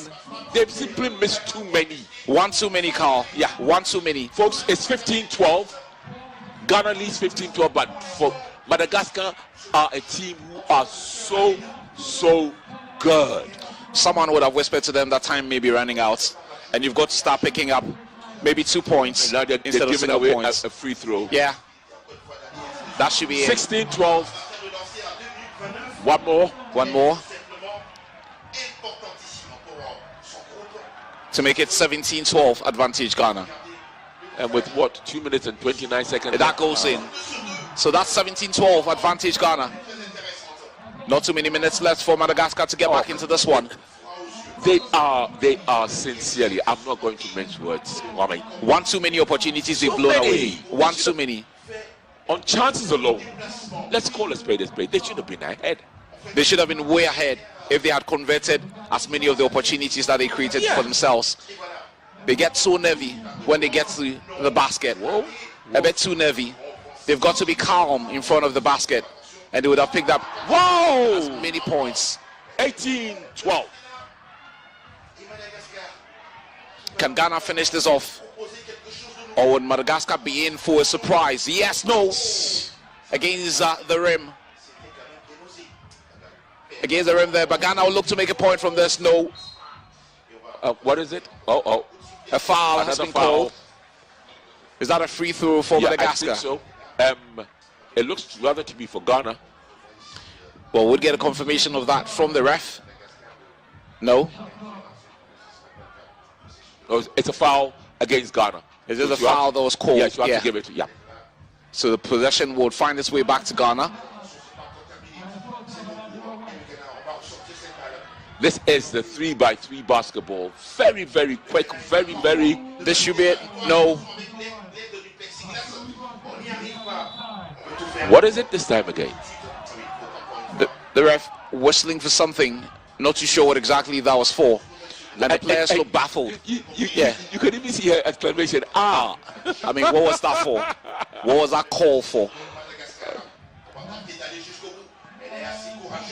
But I guess these players are familiar with the rules enough. They are.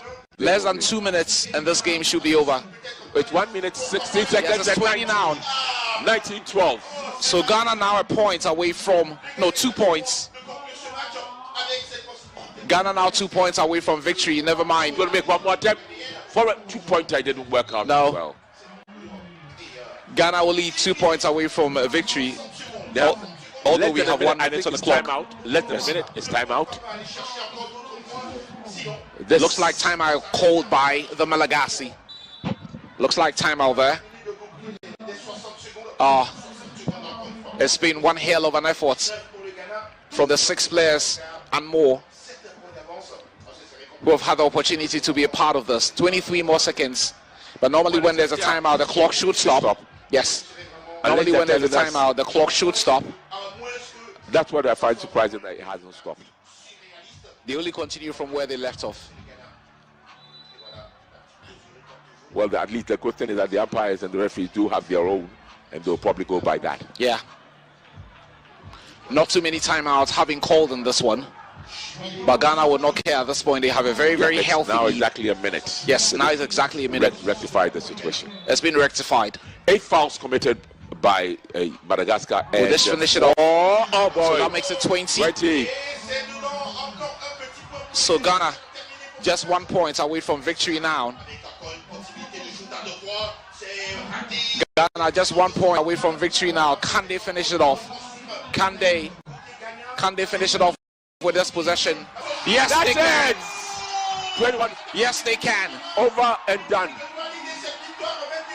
In tennis, you call it game, set, or match, but it's over and done. 21-12 is the score. It's Ghana victorious against Madagascar in the current ongoing 13th African Games.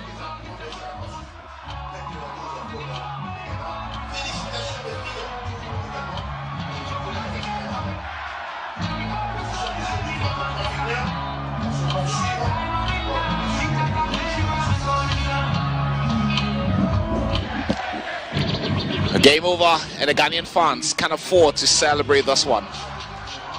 Oh yeah, and there's some music to celebrate in the background as well. Well done, Team Ghana.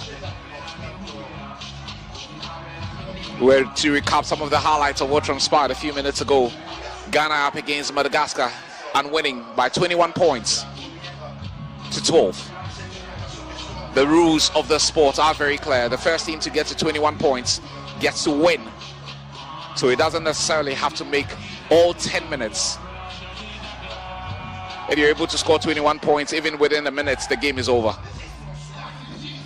And that's why, with some time left, Ghana still emerging victors there. The players get to celebrate and do some photos. We should get to see a lot more action from the 3x3 women's basketball.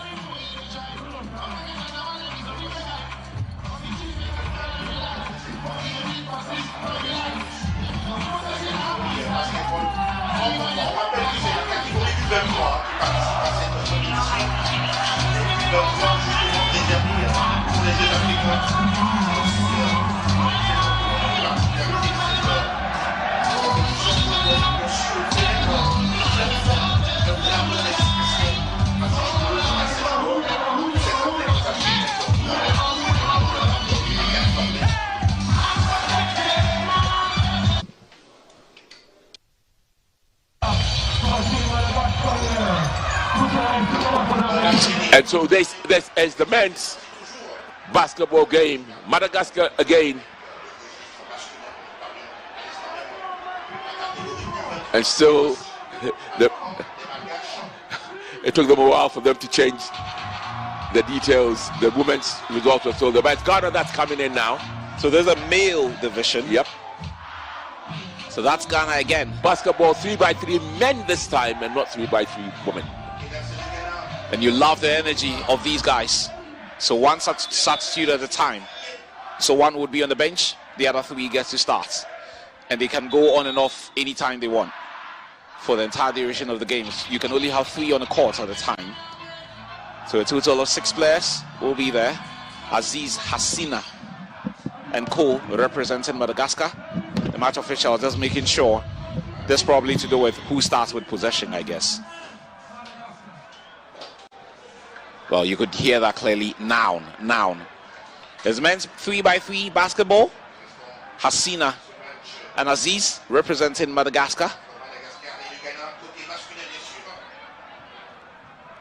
In the game that we brought to you earlier on, Ghana's women making us proud in the 3x3, incidentally against Madagascar as well, in a female division.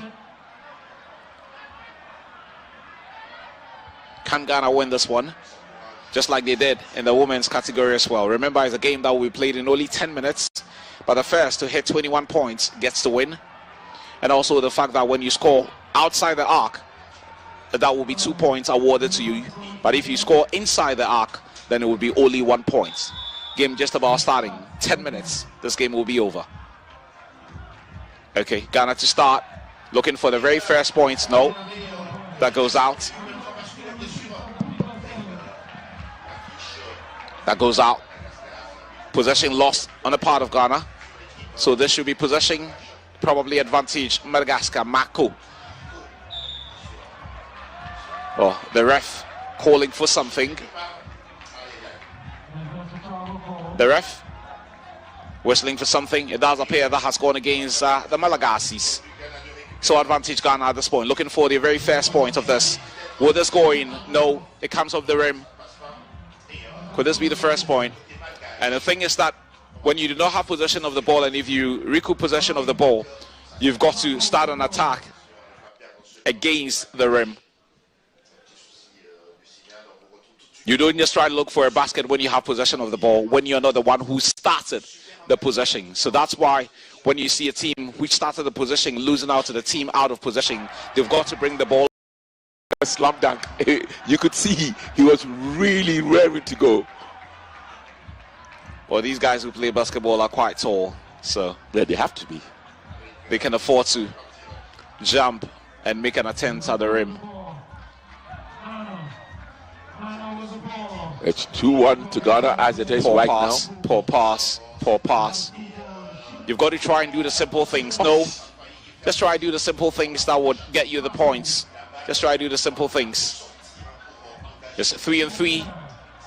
Sometimes just a single point. 2-2. Yes, brilliant on the part of Madagascar.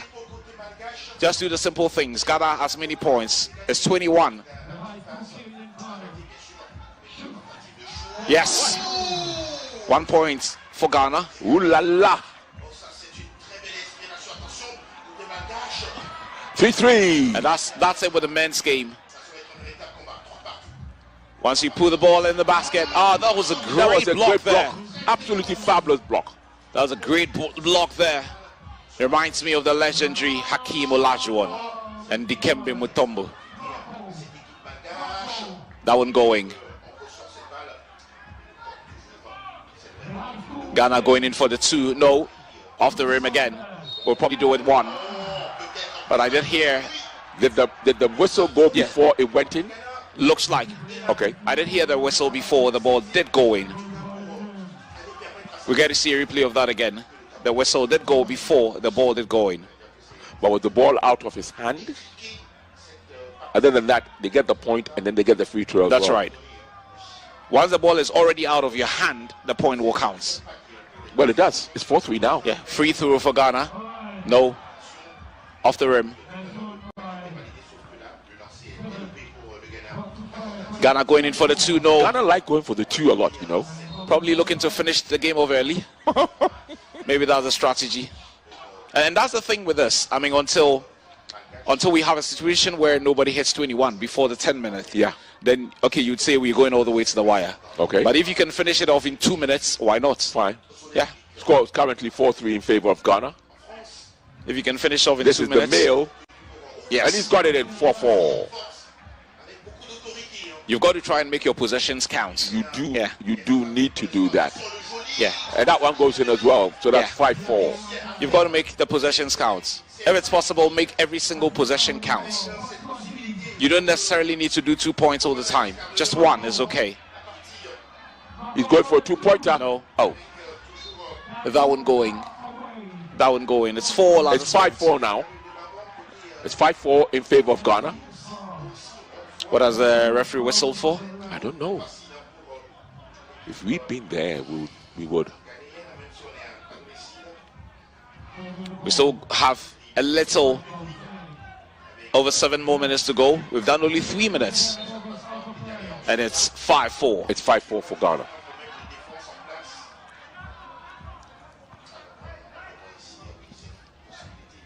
What did he do? Final touch. I'm sure the replay is to get to see who the final touch came off. Is that a timeout? Looks like. Or is it a change, rather? Timeout.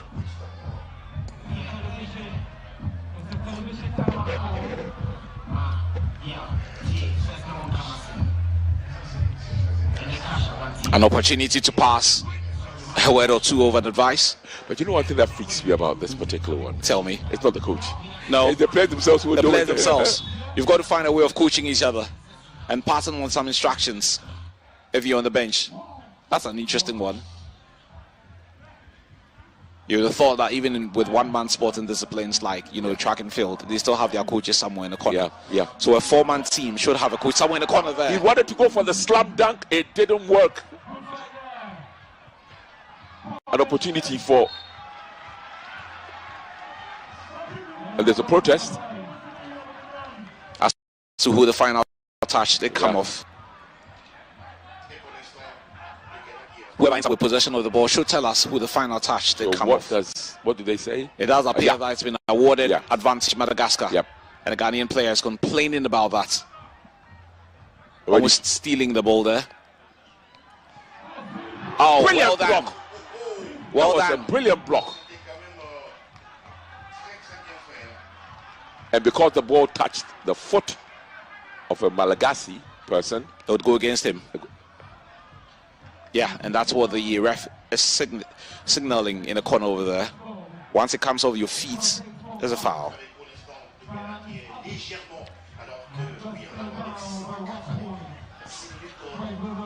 Brilliant. 1 point. Was that in or was Yes. it outside? It was in the arc. No, it was in the arc. Okay, so so you only 6 get to benefit from a So point. 6-4. No. 6-5 now. That will count. 6-5. Yes. 6-5. Ghana look. Oh, whoa. No. How many times have we had the players hitting the rim instead of benefiting from a basket? Going for the 2? Yes. Oh no. It wasn't going again. Carl, I don't know whether we begin to see a situation like we saw with the Malagasy women as well, where they had so many attempts at getting a basket, but it would just not go in. They were so unfortunate. Let me put it bluntly. This one, the way it's going, and it's only left for what, 5 minutes, 5.5 minutes? We may not get the 21-point mark, and still they can't basket it. Madagascar, what are they doing? One of those days where nothing seems to work, I guess. In football, they say you can throw everything, including the kitchen sink, and then it still doesn't work. And it still doesn't work. As our coverage of the 13th African Games from here in Accra, we bring you some action from the 3x3 basketball. Ghana up against Madagascar. We've already done 5 minutes. We've got 5 more minutes to go. Remember, the first to do 21 points gets to win, like you did see in the previous game. This should be in. Yes, it is. 6-0.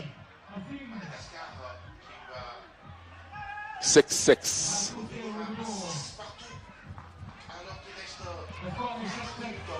Well, the official scorecard is given as 6-6.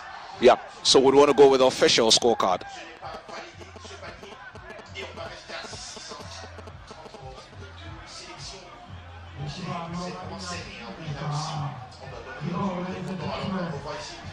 You got to see a bit of a summary, please, of what transpired earlier. It's still 6-0. There has to be a winner, though. 6-0. Men's 3x3 basketball. The umpire signaling something.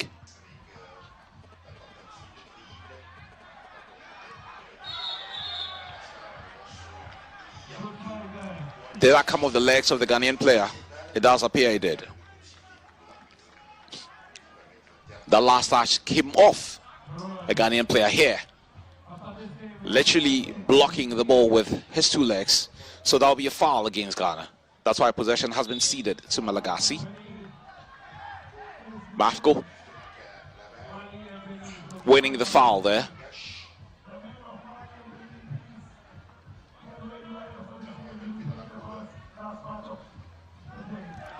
Madagascar will try 2. No. A 1 will do. Yes, and they get it. It's now 7-6. Madagascar in the lead. And the ref has whistled for something. Was that a foul? Is that a free throw for the away side? Looks like it. Looks like it's a free throw. And remember, the free throws will count for just 1 point. It won't count for 2 or more. It will count for just a solitary point. No, that's not been a free throw awarded. There's a foul advantage, Ghana. Yes, it goes in. It is 7-7 now. Oh, what a block. What a block.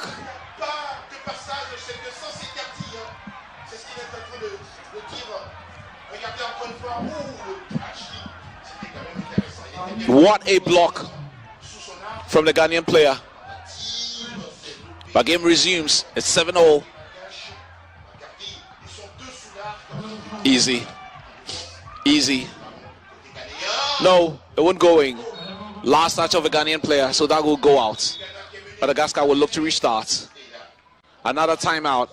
There's 3 minutes, 37 seconds left. There's 1 point advantage, Madagascar.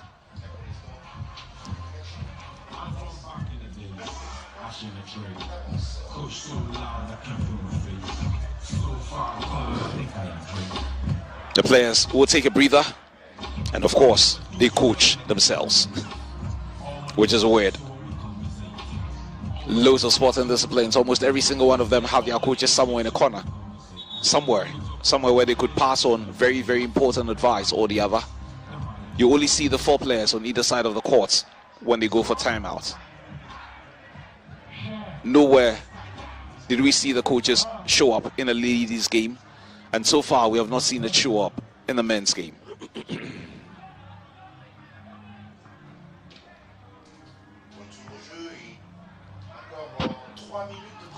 It's men's 3x3 basketball. We've got 3.5 more minutes to go. That should go in. That should go in. No. I thought that was well set up. That was well set up for the Malagasy player. But conspiring to blow away that opportunity, but they still lead by 8-7. If only they can hold on. Madagascar have committed 2 fouls, with Ghana committing just 1 foul in the entire duration of the game. We've got just a little over 3 more minutes to go. This should be in. No. The Ghanaian player was going for the dunk, but completely missed his steps. Is that a foul? You don't go down with possession of the ball, and that's why Madagascar have every right to attack that. Has possession been awarded to Ghana? And they come off the rim, and the 2 players had to battle it out for possession of the ball. Is that a foul called by the ref? Mago.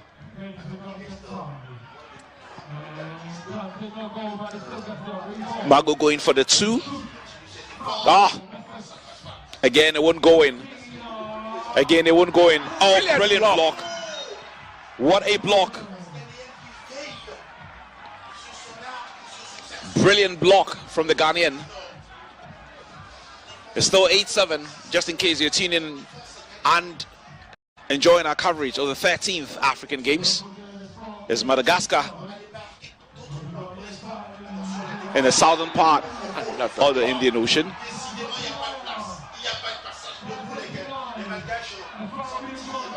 Is it going to be a free throw? We haven't had too many. I thought player number 2 probably did just about enough to obstruct the path of the Malagasy player. Free throw. Looks like a free throw. Probably that was deemed dangerous play. Madagascar, 2 attempts at the free throw line. No, it won't go in. One was given. Only 1 attempt was given at the free throw line, and that's why it still remains 8-7.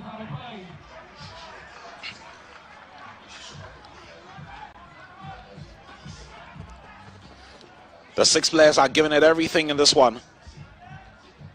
And rightly so, it's 2.5 minutes to go. Yes. In those 2.5 minutes, they've got to make things happen. In those 2.5 minutes, they've got to deliver. This could be a chance for Ghana. No. Again, it comes to the rim. Madagascar looking for options at this point. Did that go out? No. Finding a way to get it back in. But the ref had already wrestled for something. That would not have counted.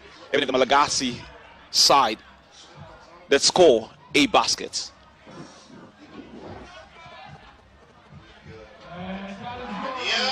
That's a good 1 point for Ghana.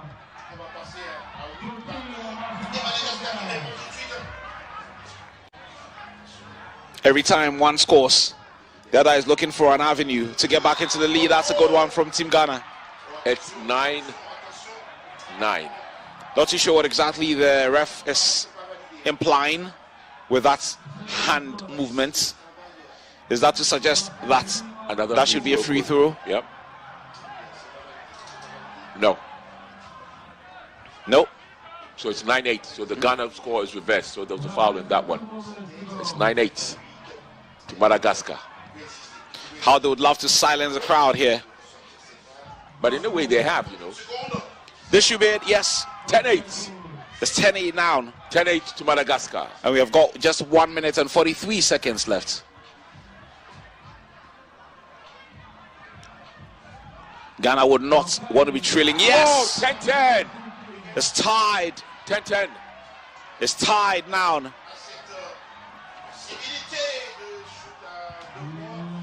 Madagascar trying to be a bit clever there and trying to get the points right after the restart. No. So many times when the lads are shooting from outside the court or from outside that semicircle, it just wouldn't go in. It's 10-all at this point with a little over 1 minute. It's 12-11 to Ghana. It's 12-11 to Ghana. Okay, that's 12-11. 12-11 to Ghana. Okay. Oh, 12-12 now. It's 12-12 now. We would go with the official score. 12-12 now. Oh, well, they've changed it to 12-10 now to Madagascar. It's been changed on the score sheet there, so 12-10. Does that suggest that the 2-pointer did not count? Yes, that's what it suggests. So it's now a case of 14-10. That was a 2-pointer, 14-10 to Madagascar. With only 30 seconds to go. 14-10 to Madagascar. Surely they've nicked it now. 15-10 now. Surely they've nicked it now. With a 5-point lead, Ghana would have to perform wonders. Yes. But that only makes it 15-12. And there's not too much time left on the clock. Not too much time left on the clock. They will just run this down. 16. And they finish with the points. And that's it, folks. Well, what is that? I thought it was time up. It would make no sense. Throw. Yeah, it would make no sense to be calling a timeout at this point because game is almost ended. It would make lots of sense to me.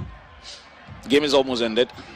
I don't know if any of these teams would want to call a timeout now, unless it's that close, 18-19, and then one team wants to plan, you know, how they're going to be dealing with possession of the ball when they have it after the timeout. But it looks like Ghana with some free throws, and he missed the first opportunity. And that's it. It was only one opportunity. Well, it's 0.09 seconds. So why? And that's just a snap of the button, I guess. That's just a snap of the fingers, and it will be over. Those 9 seconds will be out very shortly, and that's 0.9, not even 9 seconds. Well, 0.9. Well, don't forget that the umpires have authority. Yes. But whatever it is, I can't see it being. And no, folks, it's over and done with. It's Madagascar,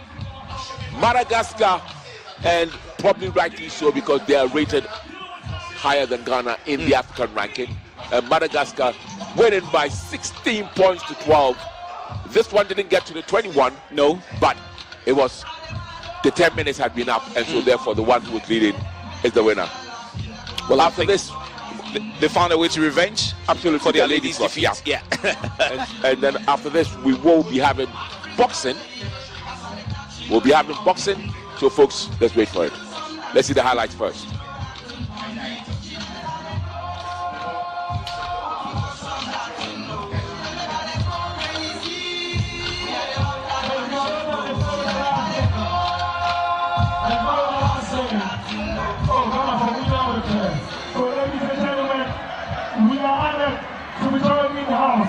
By the executive chair of the local organizing committee for the African Games in the person of Mr. Kwabu.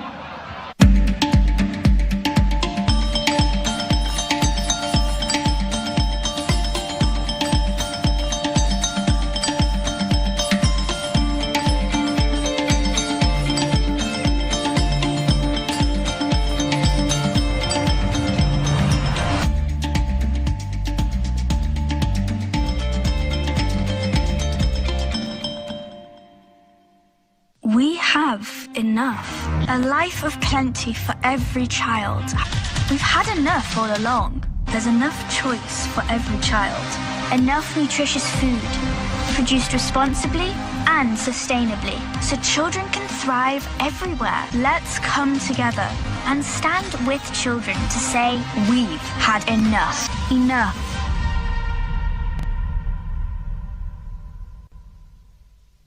What happened to snacking? Delicious is being denied. Munching has become mindless. To that we say, not on our watch. Messy munchers, play dirty. Busy fighters, take a moment and intensify it. Because when snacking is under attack, we'll be there to fight back. Snack in the name of play.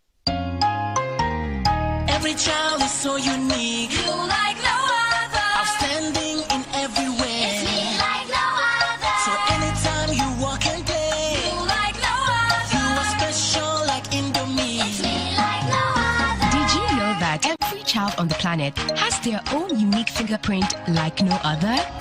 You like no other. I'm talented. Me like no other. I can sing. I can dance. You like no other. As well as their own unique talents and abilities. I can cook. I can paint. You like no other. Indomie. You like no other. So every day, in whatever you do, Remember, you are special in your own way, like no other. Thank you, Mom, for letting me know I'm special and for making me my special Indomie. Thank you, Mommy. I love my Indomie. This advert is FDA approved.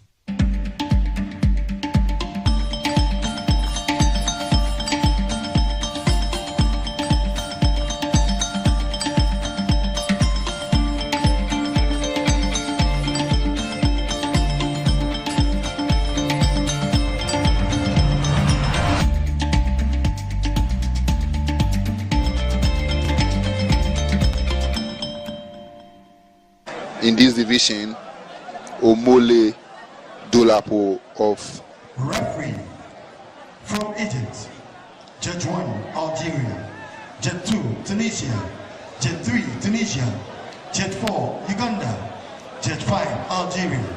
So the action continues here at the Bukom Boxing Arena in the Ghana capital, Accra, where the punches have been flying, the uppercuts have been going hard on the opponents, as well the jabs keep on rattling one another. Beautiful boxing exhibition by Africa's best boxers. These are the quarterfinalists of the featherweight division, and we have our third fight of the occasion coming up. It is Ruguberto Armando Sigok from Mozambique in the red corner, taking on Kitangila Imbuemba Idris of Congo DR. Sigok put up a splendid show last night in his round of 16 tie, and he's here once again on a mission to grab a ticket into the semi-finals. But standing in his way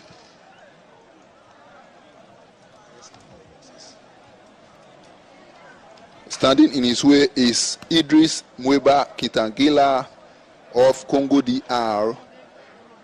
The Mozambicans, the Democratic Republic of the Congo, the Congolese actually boast the largest contingent of fighters in this competition.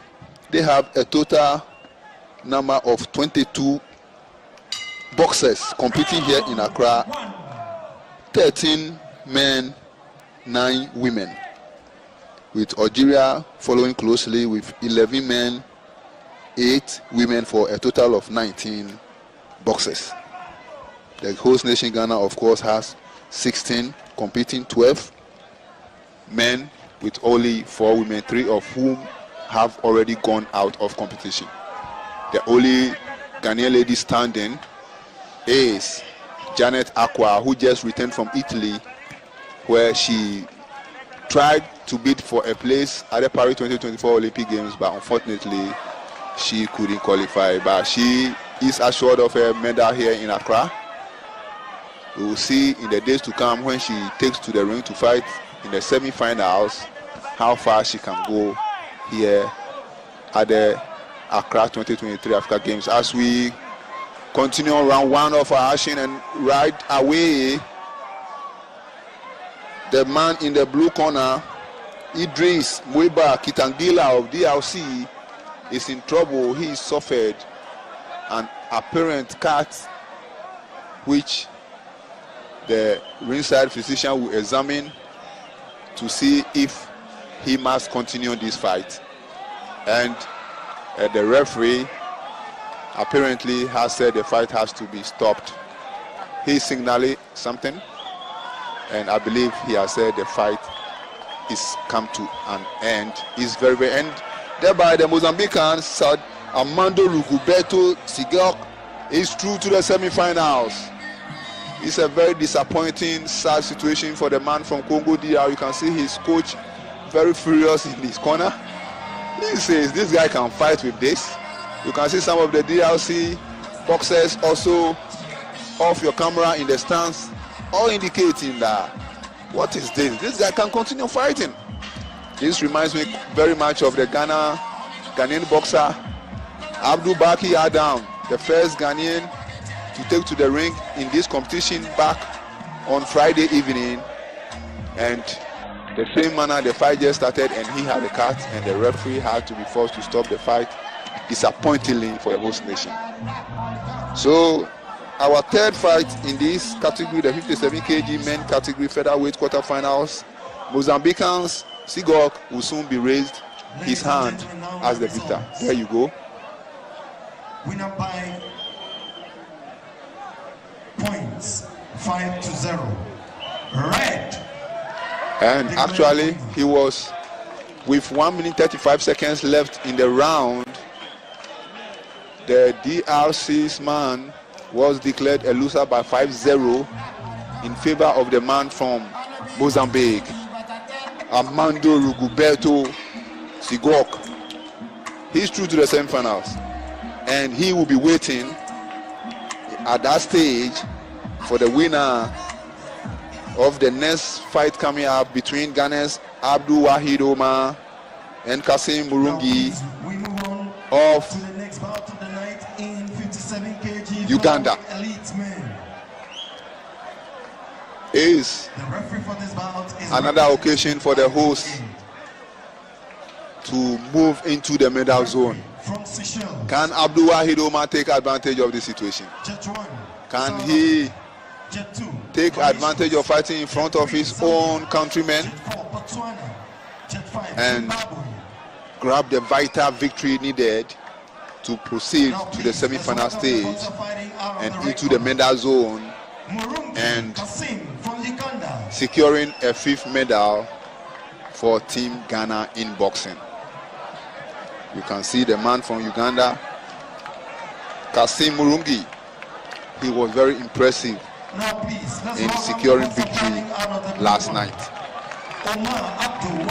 And he's up against the Ghanaian whose name you just heard being mentioned and being led by Coach Ofori Asari to the blue corner to battle for Mother Ghana. Wahid Omar, the 2014 Commonwealth Games bronze medalist, the 2016 Olympian, the 2022 Commonwealth Games bronze medalist again. Now fighting in an international competition in front of his own countrymen for the first time. Obviously a very experienced campaigner at this level. The boxer who is also on an Olympic Solidarity Scholarship has to bring it all to bear here in this competition. Men's 57 kilogram quarterfinals, number 4. Already Armando Ruguberto Sigok of Mozambique is waiting for the Ghanaian or Ugandan, whoever wins this fight, in the semi-finals.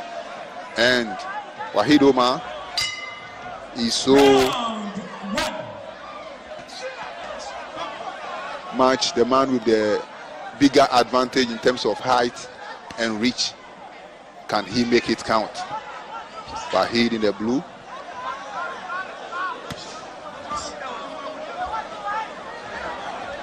He is a Muslim, and I have not confirmed, but I believe he has been fasting. Then I cannot even confirm too, even if today he fasted, if he has even been fasting. But he lands a powerful right to the face of the opponent there, who retaliates by hitting the back of the Ghanaian. Referee gives him a warning. That's not how we fight. And Wahid lands another one again. Is again Wahid at work. The Ghanaian in the blue, seeking to become the 5th from this country to make the semi-finals in this host and host tournament in Accra, Ghana. Wahid Omar, the man representing the red, gold, green flag against the Ugandan Kasim Murungi.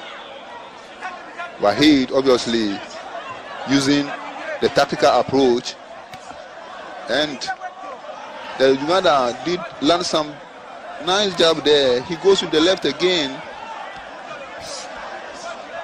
Yesterday we saw him land some powerful punches that disturbed his opponent, and Wahid will do well to maintain the distance while landing from afar.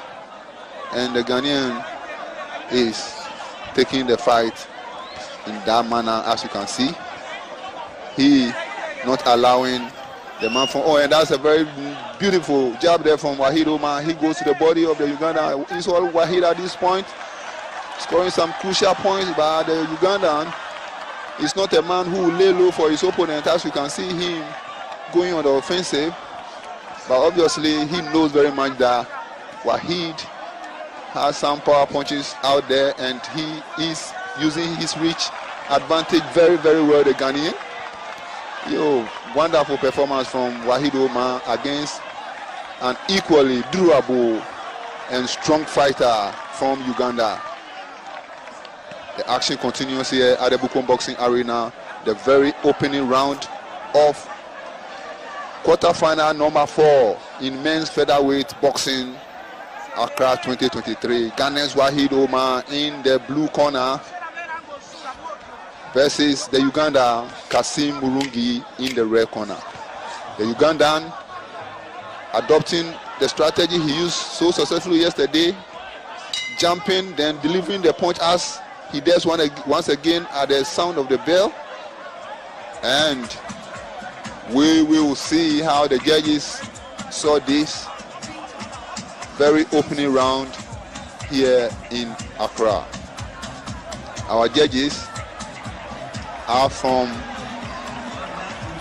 and it's a comprehensive 5-0 score for the man from Uganda. Believe it or not. I thought, sorry my people, actually Wahid is the man fighting in the blue corner, and I was alarmed there and didn't take my time to check the verdict of the judges. Is Wahid, who has a 5-0 lead at the end of round number 1. In fact, one of the judges scored the round for the Wahid 10-8. The judge from South Africa scored it 10-8 for Wahid, whilst Mauritius, Zambia, Botswana, and Zimbabwean judges all scored it 10-9 for the Ghanaian. Oh, very good, terrific start for Wahid Omar, the man with the reach advantage, the man with the height advantage, the man with the massive experience. 10 years ago was long ago when he was already winning Commonwealth bronze medal in Glasgow, Scotland, and he gets landed there by the powerful punch of the Ugandan, who followed up with another one that got the Ghanaian shaking there. But Wahid recovers quickly and face off with his man. But you see the Ugandan, he never stops attacking. He knows he's the shorter man. He has to go and do some work, otherwise he will never get close to his opponent. It's round 2 here, and another left jab from the Ugandan which appeared to catch. Wahid by the tempo. It's turning out to be a tricky round 2 here for the Ghanaian. The man from Uganda in the red bar, Wahid lands a good shot there and goes again to work. It's another good one there from the Ghanaian who tries to clinch, but the Uganda will not allow him. Kasim Murungi, the man from Uganda in the red corner, trying very hard to bounce back in this fight after going down by a comprehensive 0-5 result in the opening stanza. But Wahid Omar, good job there from the Ugandan. He tries a right which will not land, and he has Wahid Omar just where he wants. Exchange of punches there. The Ghanaian is fighting back bravely. A left jab there from the Ghanaian. Wahid Omar unfazed by the regular attack from the Uganda, and the show continues here in round 2. Kasim Murungi the shorter of the two, but the more of the aggressor. Even though Wahid Omar continuously fights back bravely, he knows he's in a battle. This is the quarterfinal of Africa Games. No opponent here is a cheap one. Everybody is here determined to get the victory here tonight and move into the medal zone. And a powerful right shot there again from the man from Uganda, who rather hits the back of the head of the Ghanaian and gets a caution from our referee from the Seychelles Island. And there goes the bell for round number 2. A really tricky round there for the Ghanaian, a round in which the Ugandan tried his best to come to the party, and we will see how the judges saw it. And despite the efforts of the man from Uganda, is the Ghanaian who runs away with round number 2 again. 3-2, the judges have it this time in favor of the Ghanaian. The Ghanaian, Wahid Omar, won on 3 of the scorecards and lost on 2. So it's an A2 lead after 10 scorecards here at the Bukom Boxing Arena as we hear the sound of the bell for the commencement of the final round here. Wahid in a very good position. Can he manage this third round and run away with the victory, which we saw another Ghanaian, Alfred Kote, failed to do in his round of 16 tie 2 nights ago. Alfred Kote was leading comfortably 9-1 after 2 rounds, but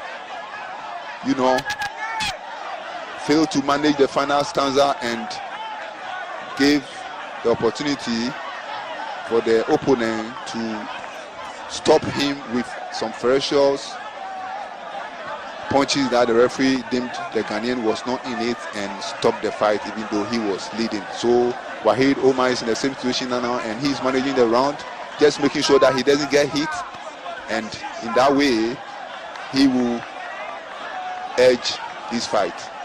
But if he doesn't throw punches and then doesn't go to work and allows the Uganda, who is very desperate at this point, then anything can happen. But so far so good from Wahid Omar in round number 3, making sure no punch will get to him and he delivering 1-2 of his own when necessary. He gets cornered again by the man from Uganda, but Wahid Omar gets out of that corner. Round number 3 here at the Bukom Boxing Arena, and the Ugandan gets within range, but the 2 boxers get entangled, and Wahid will never allow him to get a free range to do business. It's Wahid Omar of Ghana in the blue versus Kasim Murungi of Uganda in the red. And Wahid tries a power punch there but wouldn't land, whilst the man from Uganda goes to the leg and he catches the Ghanaian there. It's a powerful right there from Kasim Murungi, and the Ghanaian is in trouble, but he has been cleared to continue here. Is it a repeat of history? A history that it happened only 2 days ago, only 2 nights ago in this very round, as we count down to the final seconds in this particular fight, and the referee calls off the fight and has victory to the man from Uganda. The referee deems it fit to stop the fight.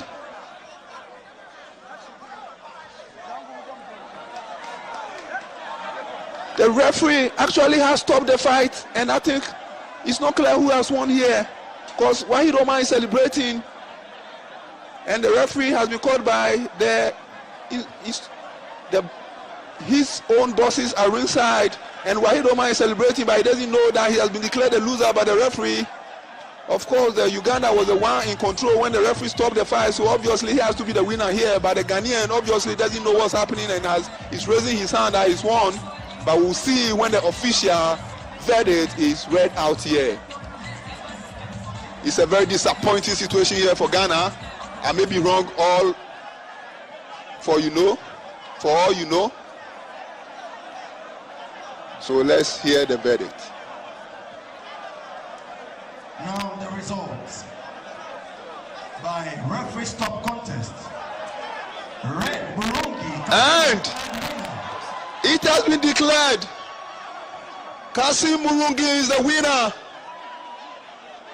Kasim Murungi is the winner, and the Ghanaian corner is astonished. They are shocked. They are surprised. Wahid Omar comes back to the referee, asking him what has gone on. What's happened here? I was in no trouble. The Ghanaian coach is there.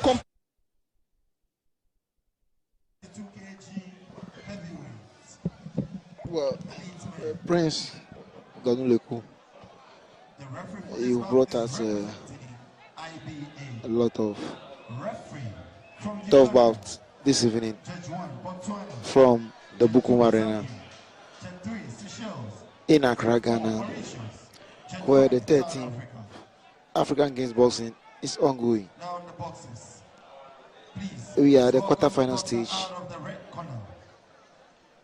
4 more bouts to end this evening session and perhaps today's session, which is session 7. And we continue tomorrow, for the rest of the quarterfinals, because subsequently having a rest day on Wednesday for the boxing. Return on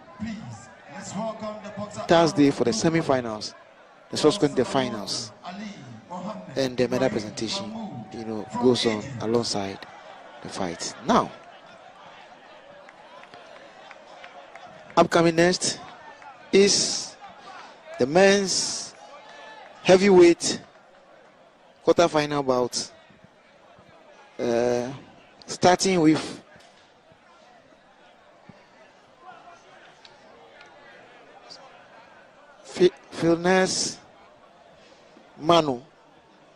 Israel Finesse Manu from Burundi, who will be in the red corner, and Ali El Salamoni from Egypt, who will be in the blue corner. That's the men's heavyweight 92 kilograms bout here, coming up at the Bukum Arena, Accra, Ghana, the first of the 4 quarterfinals that will come to determine who qualifies to the semi-finals, the medal zone, of course, at the ongoing 13th African Games, Accra 2023.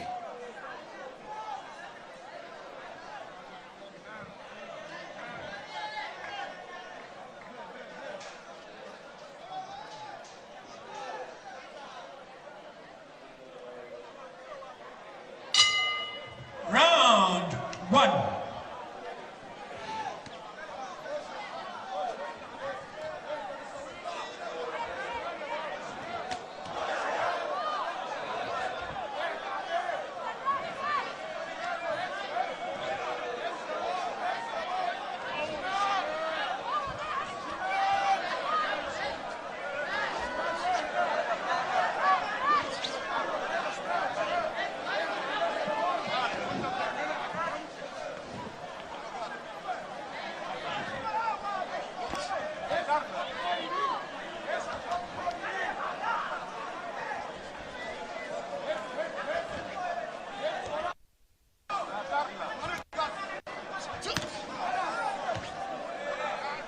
If you just join us, we're watching the first of the men's heavyweight 92 kilogram quarterfinals bout between Burundian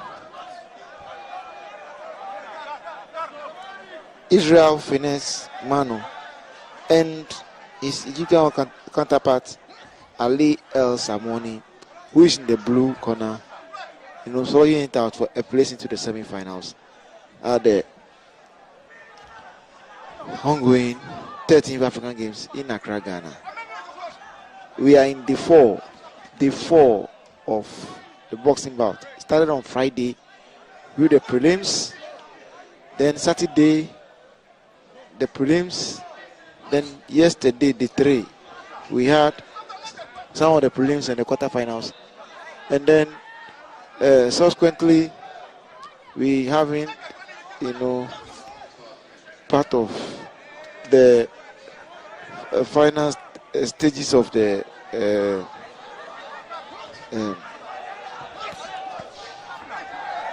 final stages of the quarterfinals for a place into the semi-finals.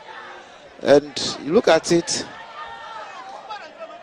the competition started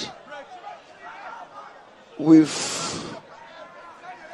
210 boxers from 32 countries who entered, and the female entry was 64 in the 12 weight categories, while the male have 146 in the 13 weight categories. So far we are going to prune all of them down to just 100 for the semi-final of the 25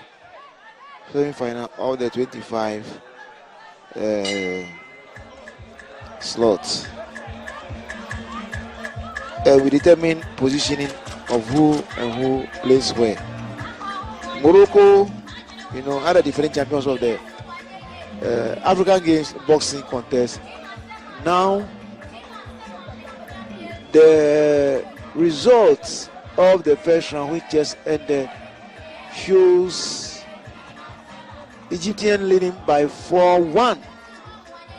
The Egyptian leading the Burundian by 4-1. The Egyptian leading the Burundian by 4-1. 4-1 to the Egyptian. Ali El Samoni is seriously in a comfortable lead here. In the men's heavyweight 92 kilogram quarterfinal to determine who goes to the semi-final, the medal zone.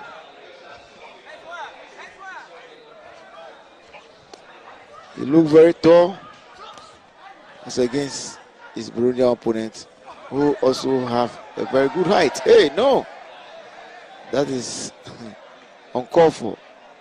He just pushed the Burundian just put the Egyptian onto the canvas, the ropes, and attempt to push him through. That's not boxing. Boxing is about trading leaders.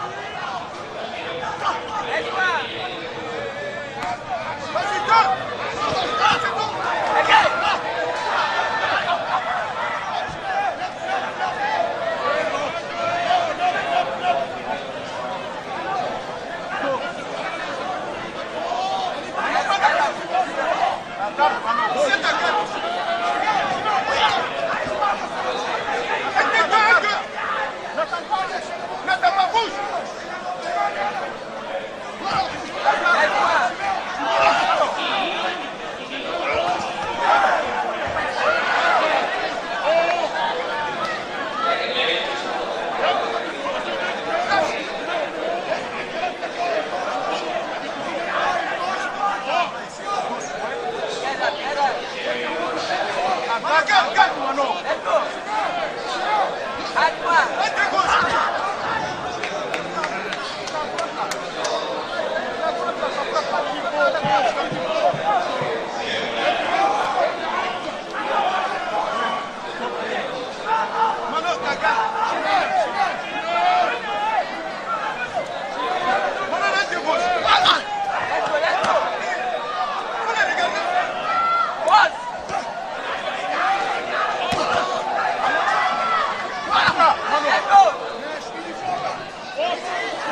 Good job from the Egyptian. A very good job from the Egyptian. Ali El Samoni seems to be doing the damage on his Burundian opponent. Israel Finis Manu, who is taking all the strong punches. That's the end of the second round here at the Buko Marina, where the boxing tournament is taking place for the 13th African Games, Accra, Ghana. The Egyptian corner, you watch the highlight, very good punch from the Burundian. Yes, for the scores, this time is 5-0 unanimous decision. The Egyptian is in a comfortable lead, but he's not over until it's over. Another circumstance of which we've seen some of the fight ended. The case of Ghana's Afrekuti, who was dominating against his Gabonese opponent, but eventually, was outpunched in the final round for the referee tutorial. The third round now.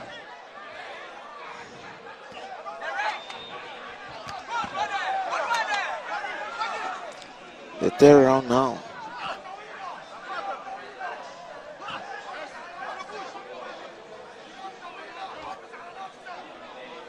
In this round two, in this weight, we have a Ghanaian who will be contesting here at the last bout. Daniel Planch, who will also be fighting at the heavyweight division as well. Also, the gold medalists at the African Olympics qualifiers in Dakar, Senegal last September. The Nigerian Olara is also here to contest, at the quarterfinals, and he will be fighting Congolese Matete Kankode Laundry Matete Kakonde from DR Congo, fighting Nigerians Olara Otan, who is African gold medalist and parade bound for the heavyweight, will slug it out for a place in the finals, in the semi-finals anyway. So ongoing on now here at the Buko Boxing Arena is Egypt's Ali El Samoni, who is in a comfortable lead. First round leading 4-1. The second round was scored 5-0 against his Burundian opponent Israel Finis Manu in the boxing contest of the 13th African Games. We've done so far in the afternoon session and the evening session and the afternoon session. We have done 26 bouts. 26 bouts. In the evening too, there wasn't good news to tell Ghanaians. It was a missed, result here. Abur Walid Omar, who started the Ghanaian adventure for the semi-final bet, actually lost to his Uganda opponent. And that's circumstance for which is better seen than explained. Well, that is the end of the whole bout, the third round actually. And the Egyptian is so confident of reaching, the semi-final berth here at the Bukum Arena in Accra, Ghana. I'm Charles Dodo Epson. I've been doing this commentary with Prince Donuleku And those of you watching us on GTV Sports Plus, where the champions are raised and other affiliates the world over, we're really enjoying ourselves here. The commentary from the Bukum Boxing Arena. The winner of this bout is by 5-0. Unanimous decision. Now, the verdict, without any hesitation, is overwhelmingly clear that the Egyptian, is through to the next stage after outpointing, his Brunei counterpart, Israel Finis Manu. So Ali El Samani is through. Up next is the African gold medalist. The African gold medalist at the last Paris Olympics qualifiers in Dakar, Senegal.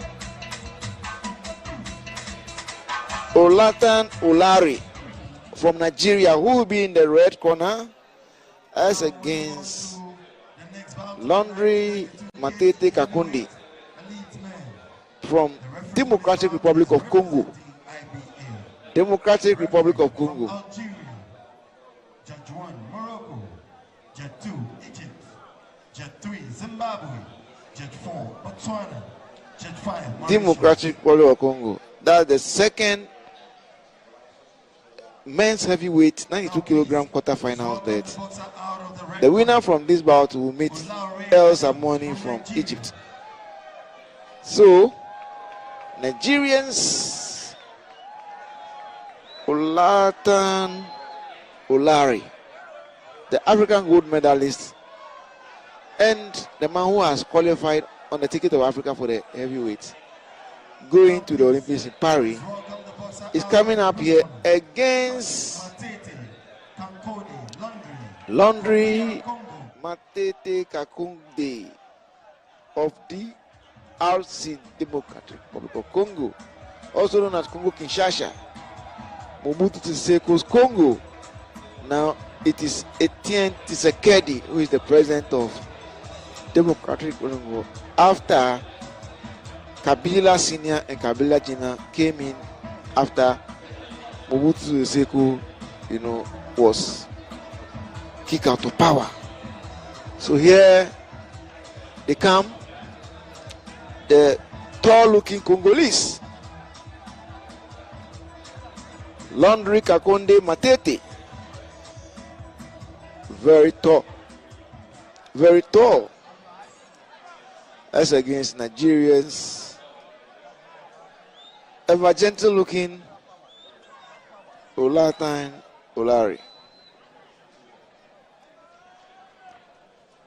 Adams.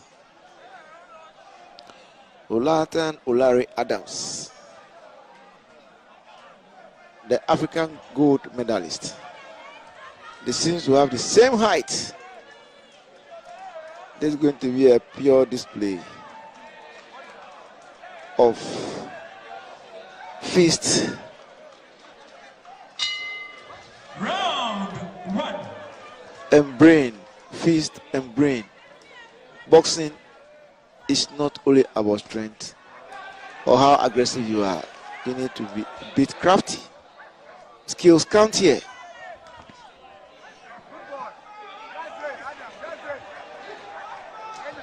Nigerian sizing his opponent. He just threw one and miss out. He have his good reach. Was impressive in Dakar, Senegal. Did and overwhelm the favorite Algerian then.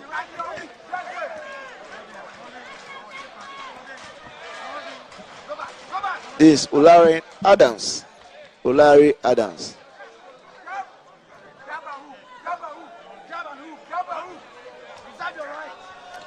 Olari Adams.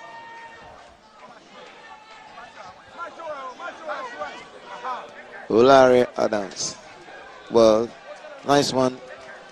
Nice one there from the Congolese. Matete Kakundi. Laundry.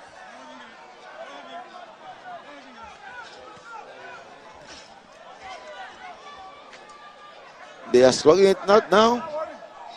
Kakunde is trying to take on the African Olympics gold medalist, Adams. Adams, you see him in person, he's a very nice gentleman.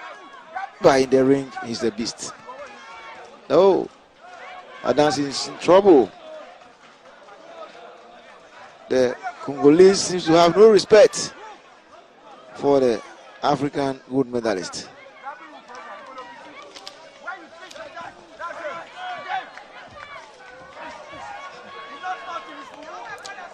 For the records, the Congolese came with the highest number of boxes, both male and female. 13 male and 9 female.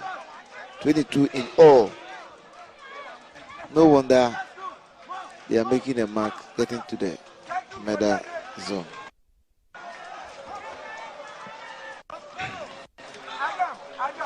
Yes, we have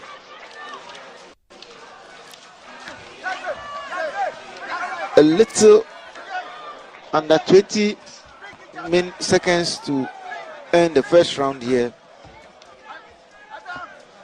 The Bukom Arena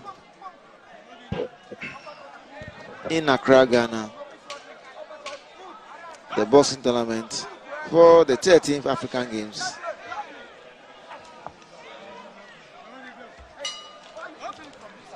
I'm here with my good friend. That's the end of the first round. Now, the mandatory 1 minute is being counted. 1 minute rest is being counted here. 40 minutes of it. That is the highlight of the very first round. Yes, the Congolese is 3-2. 3-2 in favor of the Congolese, the Nigerian. It tells you how tough the battle is, because Adams, as the African gold medalist at the last Olympics qualifying Dakar, Senegal, which have qualified into Paris 2024, he was unstoppable. So for him to be challenged as such tells you that the Congolese is also a tough customer. Well, the bell just rang for the beginning of the second round. There they go again.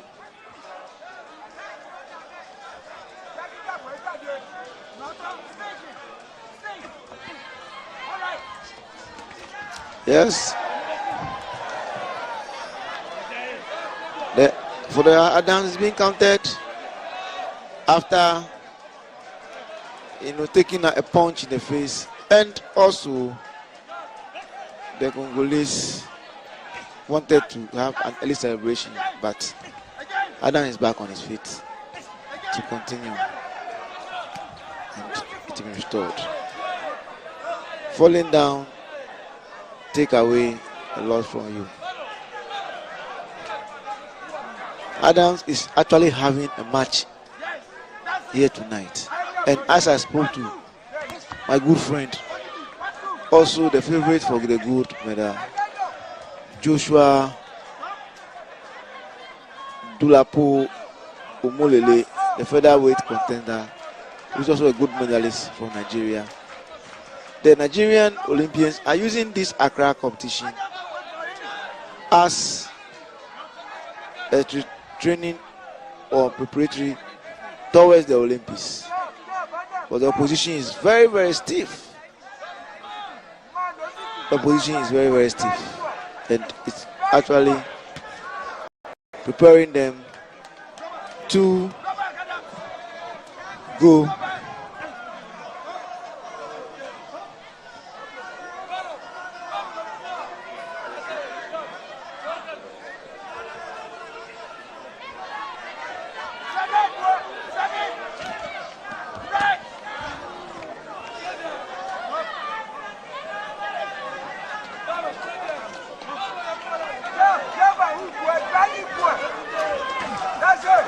good one there from the Congo. No, Adams swerved him. And when Adams wanted to attack, then he have to clutch. Otherwise, it could have been a different story for the Congolese. We have 30 minutes to end the second round.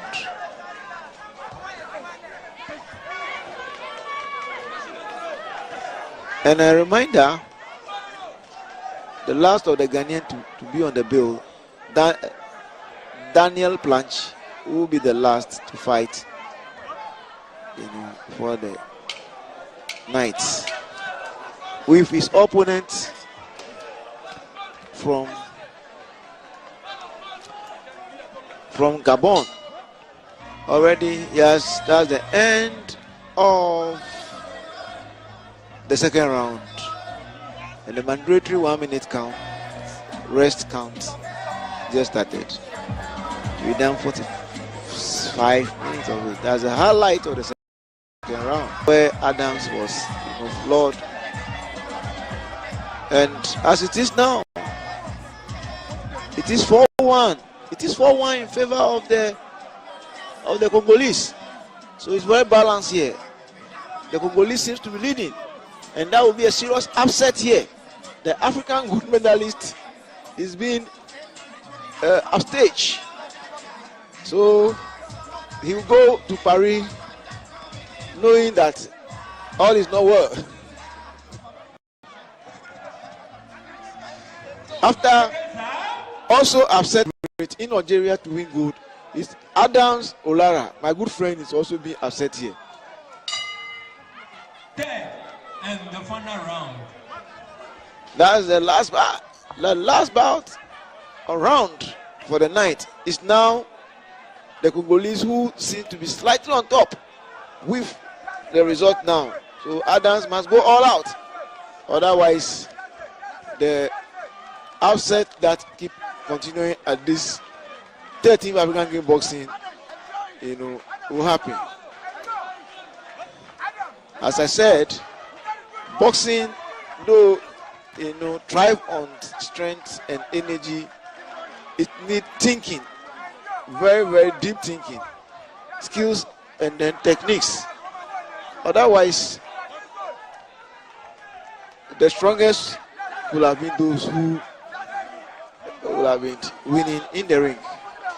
But if you have strength, energy, and you cannot think and think well, you will be found wanting. Yes, Adams seems to be back in the game. Otherwise, it will be disastrous for him. You will miss out. No, Adams has knocked out the Congolese and is being counted. He's being counted. The game has restored. So Adams seems to have taken the strong revenge after he was also flawed earlier on in the second round, and he has managed to win this team.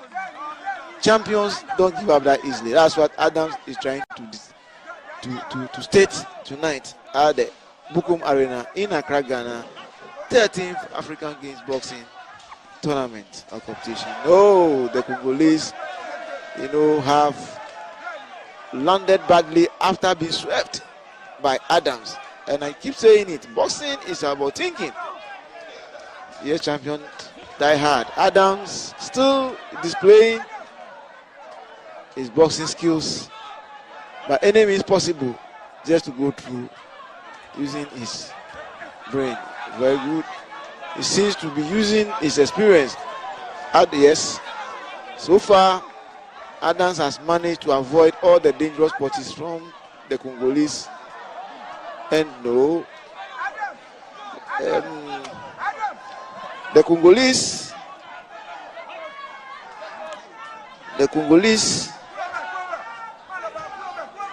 Matete Makunde, have really stretched Adams here, and that to tell Adams that, oh well, that's the end of it all. So let's see how it goes.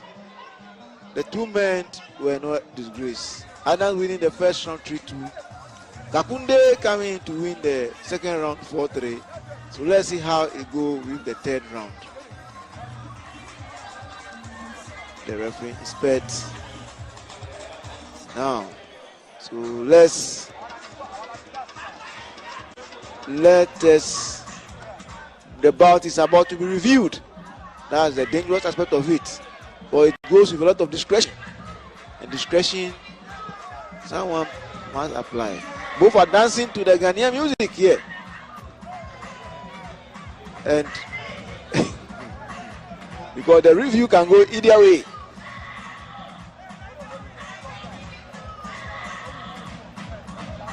The Nigerians fans in the stand have taken over, including my own sweetheart, Patricia Mbata Mpele, the lady who trained at Anthony Joshua's camp.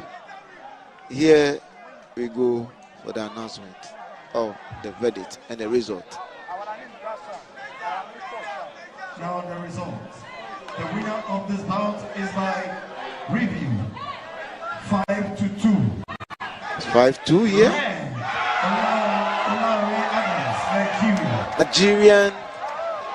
Nigerians, Adam Olara has really been given a tough match here and eventually won 5-2. So he continues and matches on. Olara continues to search after winning gold at the African Olympics qualifying, that qualifying to the Olympics. Olara.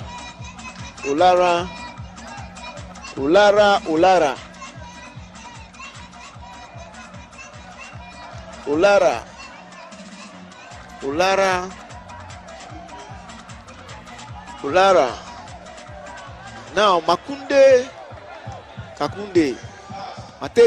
Kakunde Laundry is so disappointed.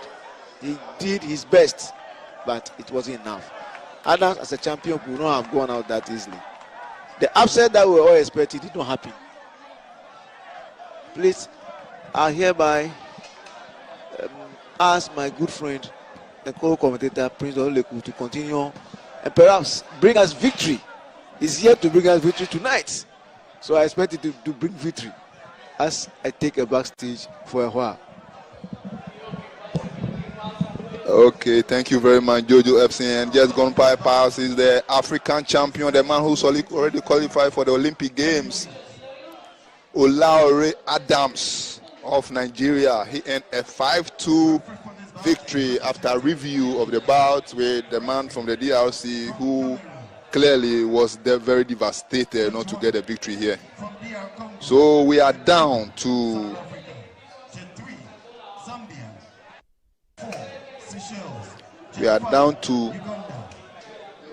three fights, or is it left with two? Let me check, sorry.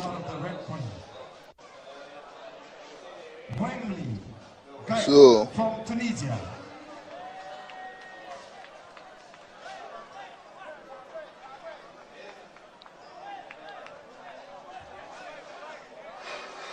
actually we are down to our final two bouts of the night, and remember the very last one will involve the Ghanaian Daniel Planche. But upcoming next now is our fight number 19 of tonight's show, which is the third quarterfinal of men's heavyweight boxing Accra 2023. This will see Homely Gaët of Tunisia up against Togo's Kwajovi Kevin Prudence. Okay. So the man from Togo coming up against the man from Tunisia in the red corner.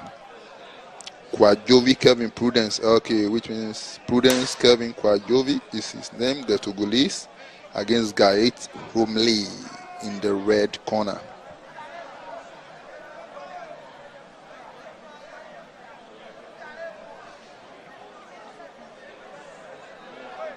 So is the penultimate fight of tonight's action, followed by Ghana's Daniel Plange against Injunu Mwadat Simforin of Gabon. That will be the final bout of tonight's show. And before then, we take this penultimate fight.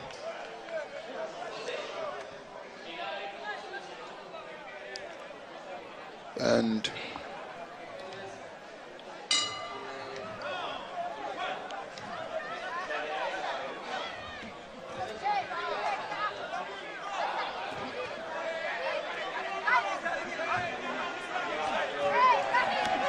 so the action is straight underway, and the man in blue delivering some hefty punches there. The man from Togo, Kwajovi Kevin Prudence. Okay. He is up against the Tunisian in the red. Kwajovi goes to business again. Then the Togolese heavyweight. The winner of this fight will square up against the winner of Daniel Planche's fight. And down goes the Tunisian. We have seen some terrific attack from the Togolese in this opening stanza, and already the Tunisian is rattled. From what I saw in his face there, I don't think he's in the right place to continue this fight, but the referee thought he should allow him to continue, and the Togolese goes on the rampage once again. It's fight number 19 of the evening session of day 4 of Accra 2023 boxing, and is between the man from Togo, Kwajovi, taking on Homley from Tunisia. We are still in the opening stanza, and it's a second knockdown there by the... I think this one was just a... This one was just a push, so the referee obviously has not given a count. But straight into business against Kwajovi, who is punishing Homley so badly here in Accra. The Togolese determined to put Togo in the medal zone of heavyweight boxing. He just can't stop punishing the Tunisian. One good jab. Another powerful. The Tunisian is down. There goes the end of the fight. The man from Togo. The man from Togo has done it spectacularly. Togolese. Yes, the Togolese. Kevin Prudence Kwajovi. Kevin Prudence Kwajovi of Togo has done it, and I'm sure this man will know how to speak the Ghanaian language ever, which is also well spoken in Togo, and which the name sounds like, one of that, tribe,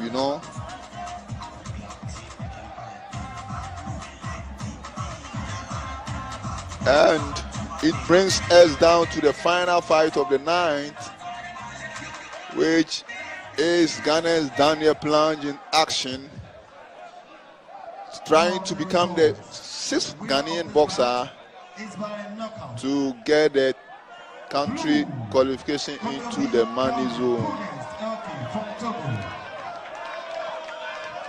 And there you see Kwajovi celebrating. That was a terrific performance from the Togolese. Very, very terrific, fantastic display of rigsmanship, boxing IQ, and in total control. The Tunisian simply had no answers. He was beating hands down right here tonight.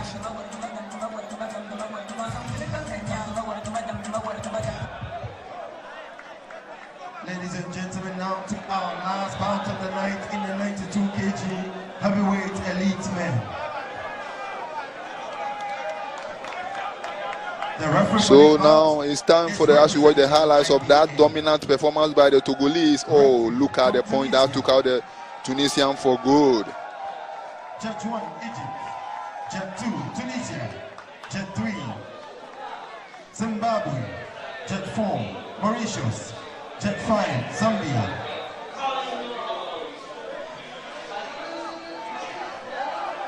Now, please. So, welcome the boxer out of the red corner. the show continues. Kwajovi is waiting in the semi-finals for the winner between Symphorian of Gabon and Daniel Plange of Ghana. The Gabonese in the red corner against the Ghanaian in the blue corner. Can Daniel Plange do it for Ghana? He's fight number 20 of this evening's Kabudo here at the Bukom Boxing Arena. Ghana already with 5 boxers in the semi-finals, but today obviously has been a very, very bad day at the office, despite the immaculate performance of young Joseph Komi in making the semi-finals and securing a medal in the lightweight division. But it's not been too good for featherweight contender Abdul Wahid Omar, the man with 2 Commonwealth Games bronze medals to his, name, as he was stopped by a Ugandan. Same situation that happened to Henry Mam in the light middleweight division. He lost 4-3 after review, following a close encounter with another Ugandan. So 4 Ghanaians are in action today. 3 have already, taken to the ring. 1 victory, 2 defeats. Can Daniel Plange salvage the mission and enter to the semi-final, that is, and get Ghana another medal in this division?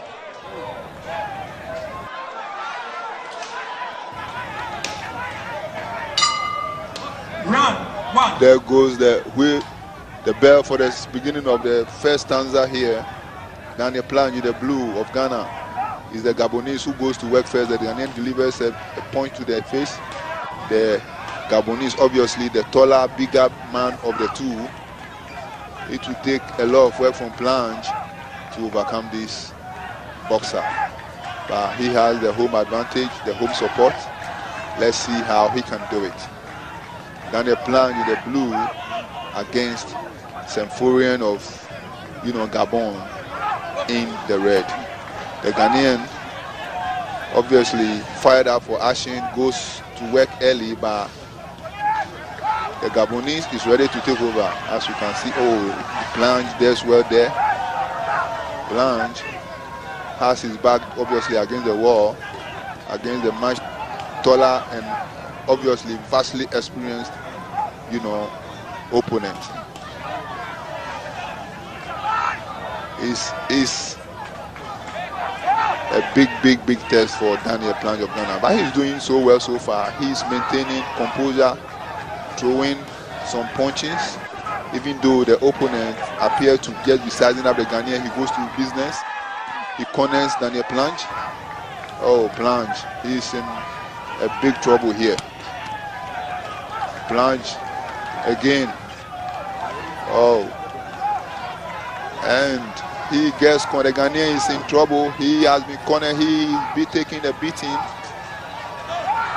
And he clinches for dear life. Referee issues some few instructions, and Daniel Plange takes advantage to land one good punch there. He goes again. There has not been short of effort from Daniel Plange, who obviously is fighting a much bigger and experienced opponent.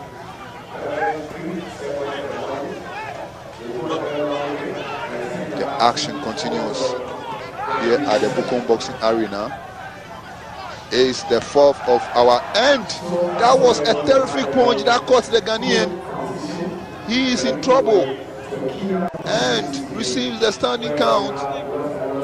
He must be devastated by that punch, and he goes to business. He's giving his all. There is no short of effort from Daniel Plange.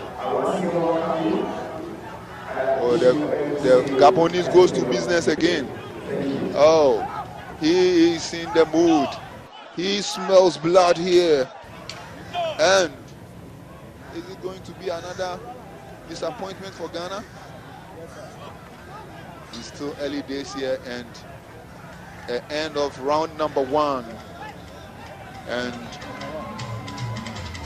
the Ghanaian manages to survive. You can see him in his corner, you know, receiving instructions and preparations for round 2 from coach. But you can see the Gabonese, you can see the trainer. The trainer is famous for doing this. Whenever he is in the corner with his boxers, he's even more fired up for the occasion than the body. You can see the replay from the opening round where the Gabonese cornered Plange.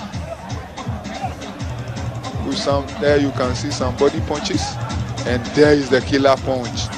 Oh, my countryman Daniel Plange, he is up against it here, and at the end of that round number 1 is a comprehensive 5-0 victory according to the judges for the Gabonese Symphorien. So Ghana went into battle 4 times today, only 1 victory to show, even though the 4th one is yet to conclude. The Ghanaians are on the back foot. Daniel Plange, can he change the situation here? Can he spring a surprise? Oh, that's another good shot there from the Ghanaian. He's very clear. He is one man who is determined to, you know, compete here, but oh, he received another hefty point. The Gabonese obviously enjoying so much of his advantage here. Is the 92 kg category, and it has Ghanaians Daniel Plange up against Symphorien of Gabon. Can the Ghanaian do well in this second round and possibly head towards victory, even though the opponent just can't stop chasing him down the ring? And is another attempt there by the Gabonese, who keeps pushing the Ghanaian. He lands a shot to the body. Daniel Plange, he certainly is doing well here. He is overmatched, but a man for what they say should be ready or never fear bullet, as they say in the Ghanaian parlance. So Daniel Plange definitely is taking the fight to his opponent here, and there he goes. And the Gabonese gets the standing count. Oh my goodness, terrific performance for Daniel Plange here. He is a man determined to surprise the apple cart, and the Gabonese appear to be in trouble, but he regains composure. Can Daniel Plange take advantage of this situation and land another point that may take the Gabonese out? But no, he's the man from Gabon on the onslaught now. Oh, Daniel Plange under siege. He is in trouble, and he punches again lazily.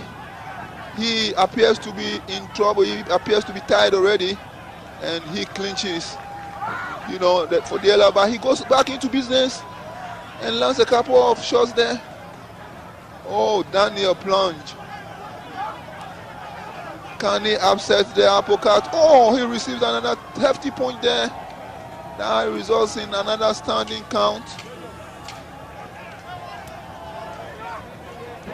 The Ghanaian in a big trouble as the round number 2 comes to a close. He's done so well, managing to land a point that shook the tall, heavier Gabonese, and in the process giving the Gabonese the standing count, but the Ghanaian couldn't let it last in that round, and it's another comprehensive 5-0 round for the man from Gabon. And The Gabon coach will not make you stop getting excited even though you may be a Ghanaian and your fighter is losing. He exhibits the ringmanship, craft, showmanship to his boxers anytime they are in the corner, whenever they come for him to give instructions at the break. And we saw much of that again from the coach of Gabon. And the final round of today's action, Ghanaian fans are leaving. They are not even staying to see what will happen in the final stanza. Too bad for Daniel Planche, losing the support of his people, but the fight continues. It is still the heavyweight division, and they always say 1 punch can always, make a massive difference in heavyweight boxing. Can Daniel Planche muster one big shot in this final round here? Can the Ghanaian do it?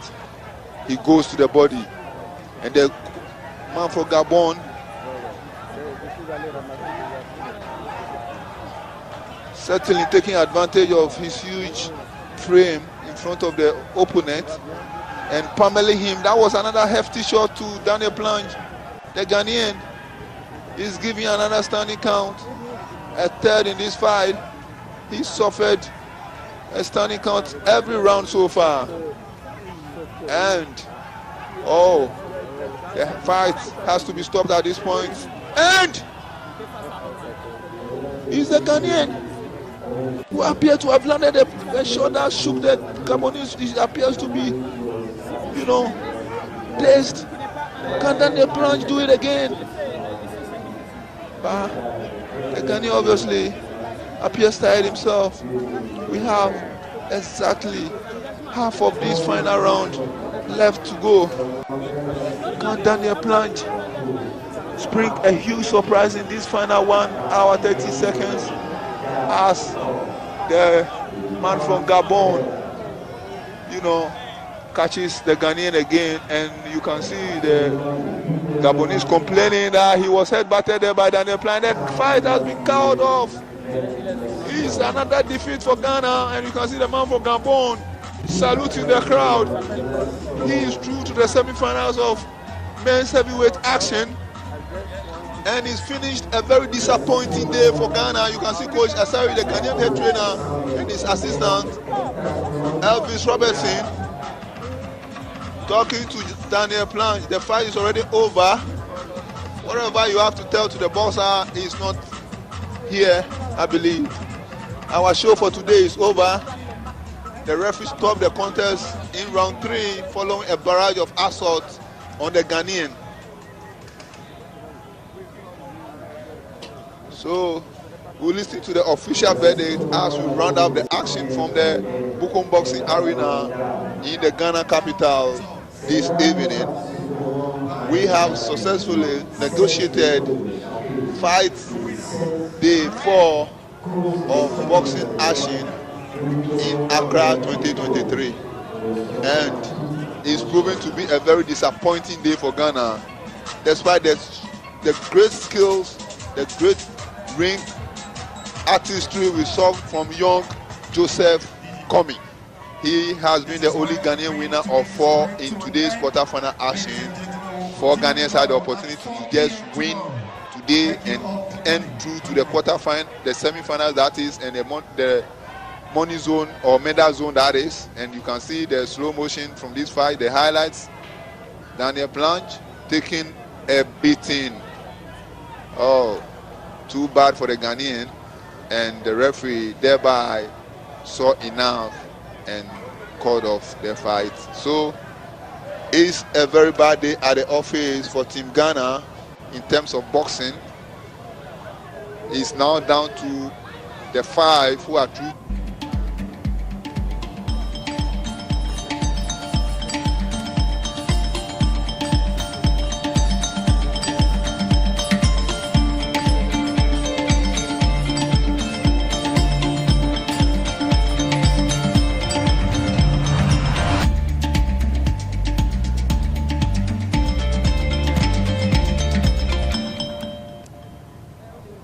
We have enough.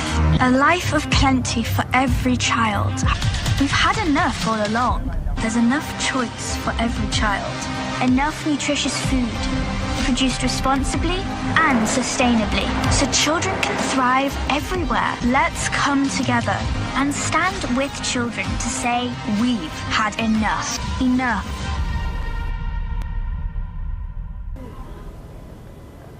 Coca-Cola Zero Sugar. With a new and improved taste. It's delicious and refreshing. Coca-Cola Zero Sugar. You need to try it first. This advert is FDA approved. Every child is so unique. You like no other. Outstanding in every way. It's me like no other. So anytime you walk and play. You like no other. You are special like Indomie. It's me.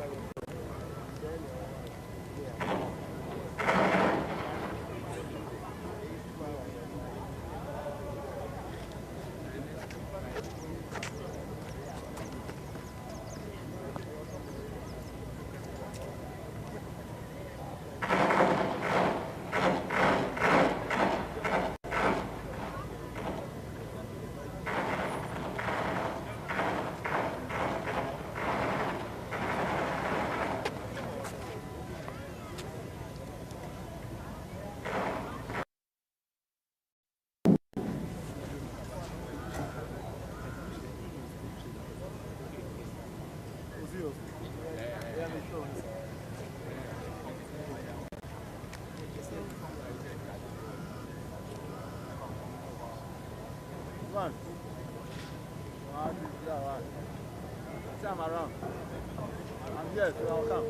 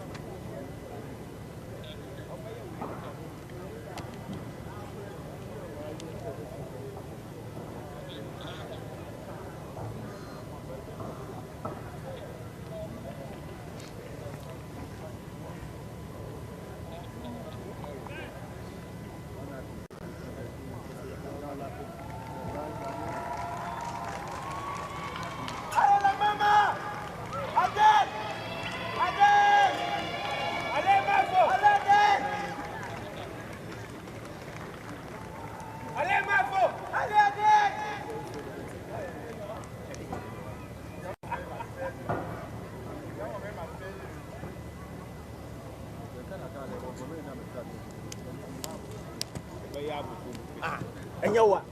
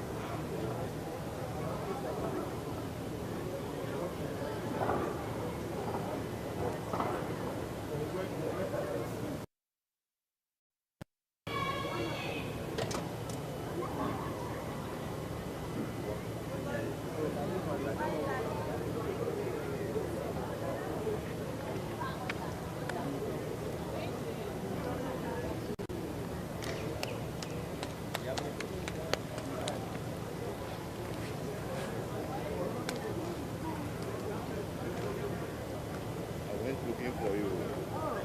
Meanwhile, I bypassed. I was looking for this. Where are you? Follow me. This is my boss. Is that a kid? I'm now knowing.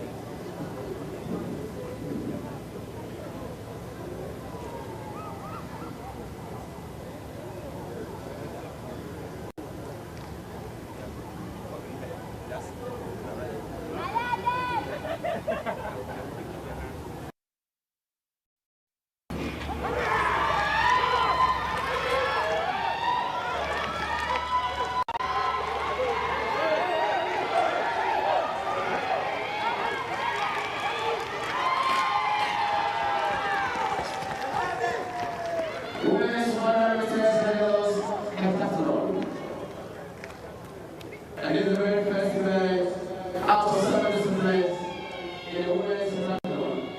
The record holder for the women's decathlon is Margaret Simpson and she set a record in 2005 back in August. Are you ready to go back? Madam, are you ready to go back? Go have to send you there. The winner for this one is Heritage Medal goes to Odile Rwanda for me. She has taken the very first discipline out of the 7 disciplines. The next event for them will be the high jump. And that was taking place in some few minutes time. Meanwhile, we should remind that this evening we have fully packed events.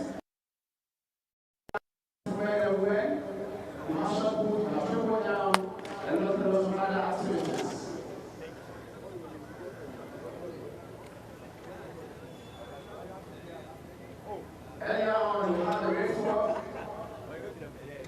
a 20-kilometer race walk outside the main stadium. And we are yet to see the result for the life.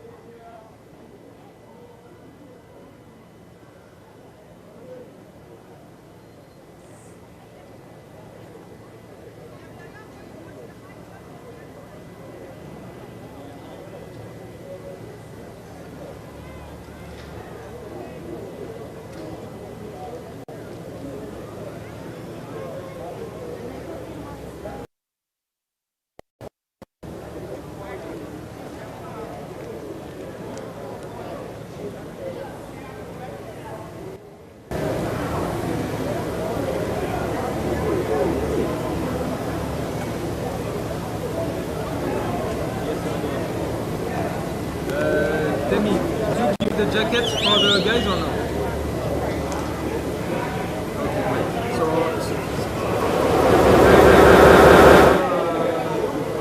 right? Jackets.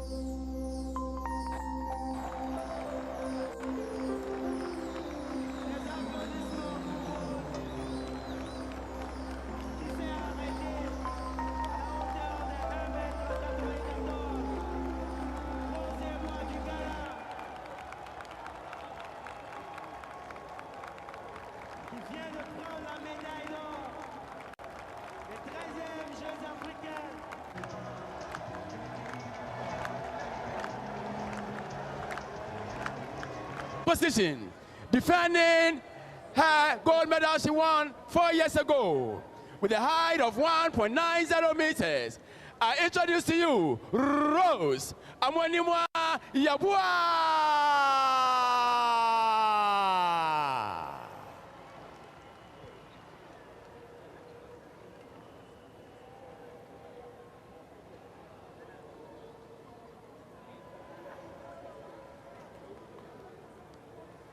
Thank you very much, Honorable Fremont Parry. Honorable Mustafa Yusuf, who also present a bouquet to Rose. And now, second day athletics, we are going to all go up and help sing the national anthem of Ghana.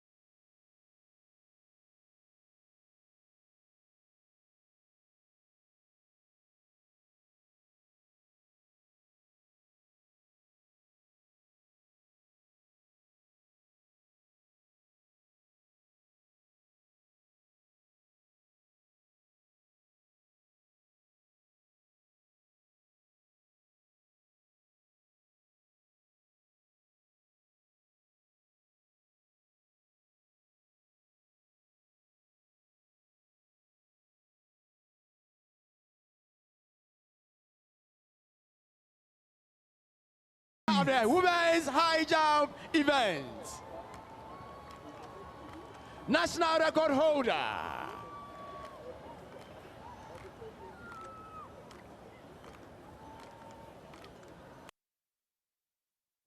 Rose. Des applaudissements, s'il vous plaît.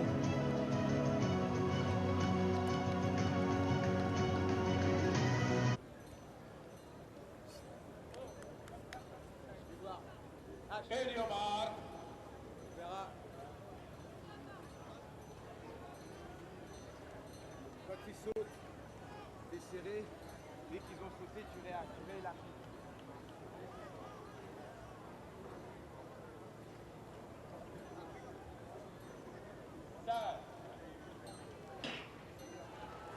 Let's go! Et c'est parti! Le feu! Bateau!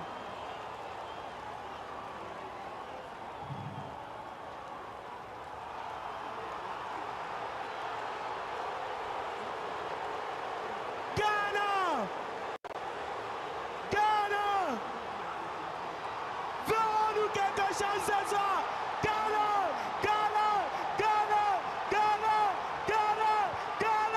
Ghana! Ghana! Ghana! C'est gagné! Et c'est gagné! Mais quel coup! Mais quel coup! C'est notre spécialité. Bâton. Bâton. Les bâtons, c'est notre spécialité.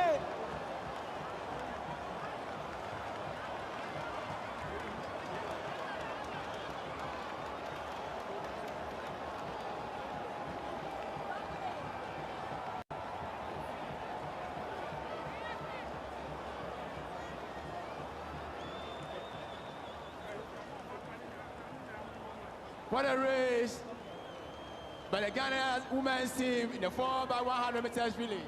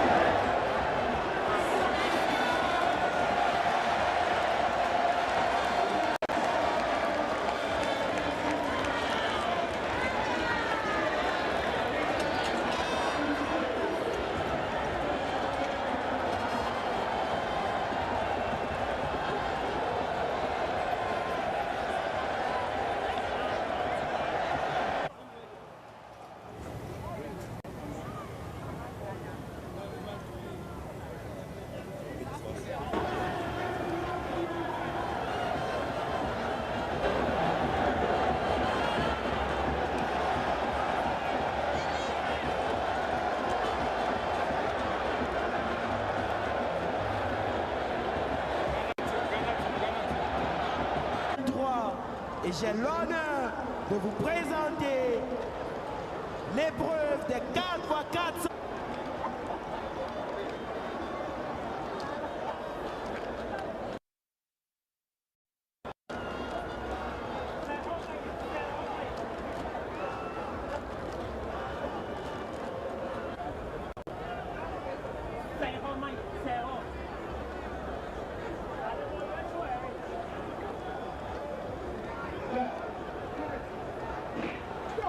Let's go!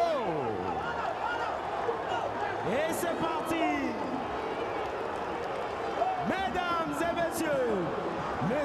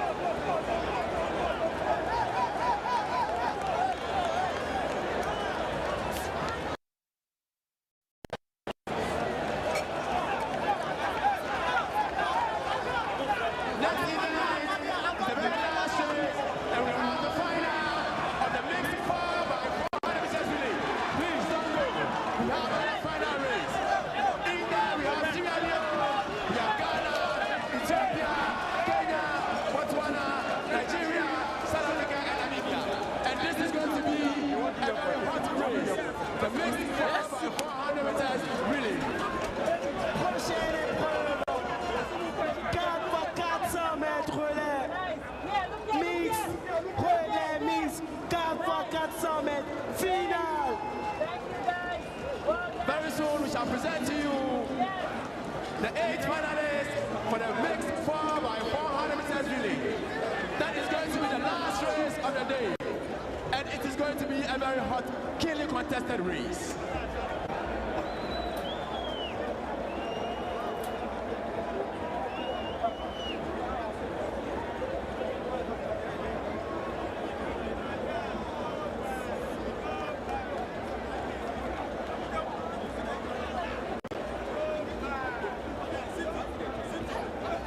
Don't go yet.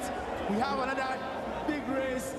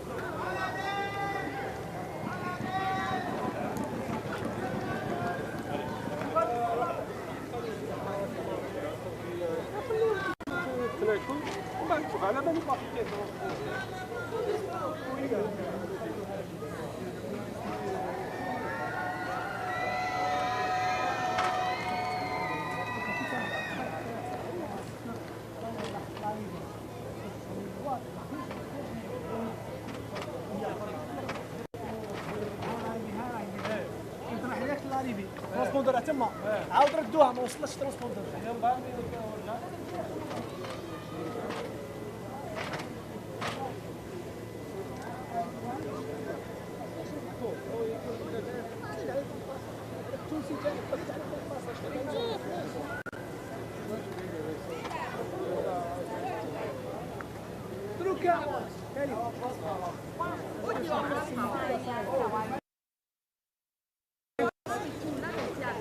Thank you, best.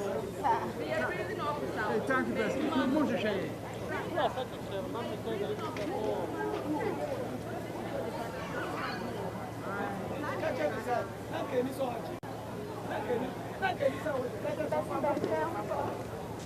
Next time.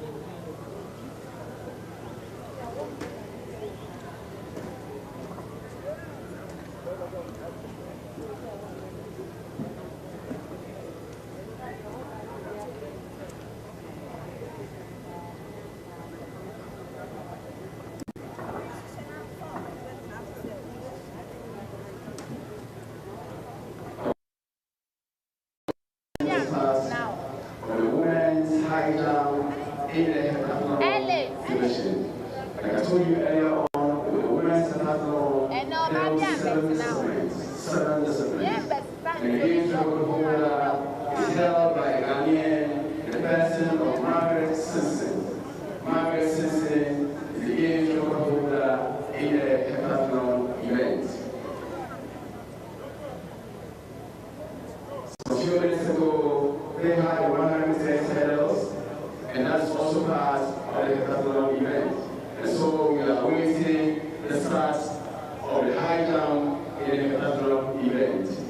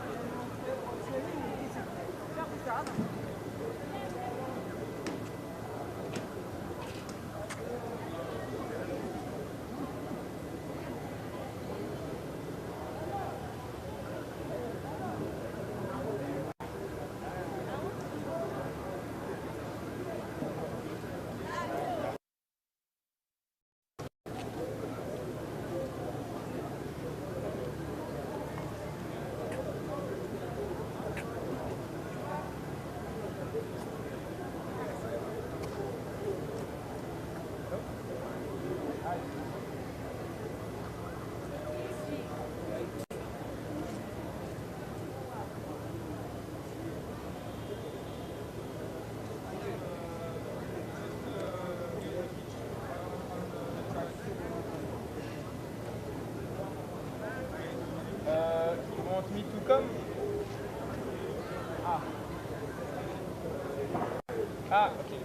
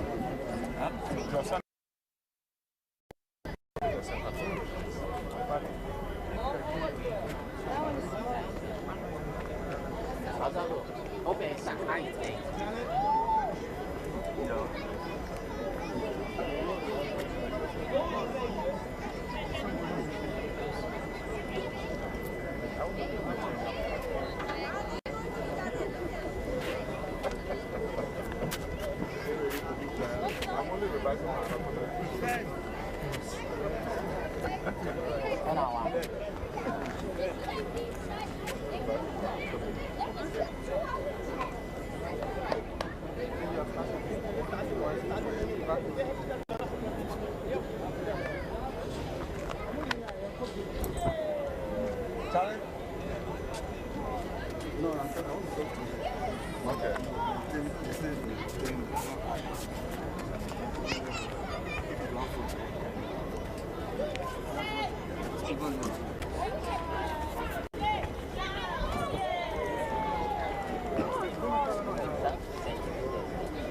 It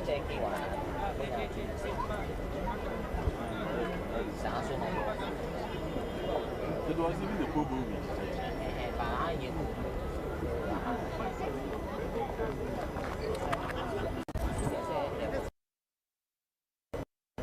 Decathlon high jump. We didn't notice until we went to Kobo Channel. Our attention was there. So when we came, we realized that we also had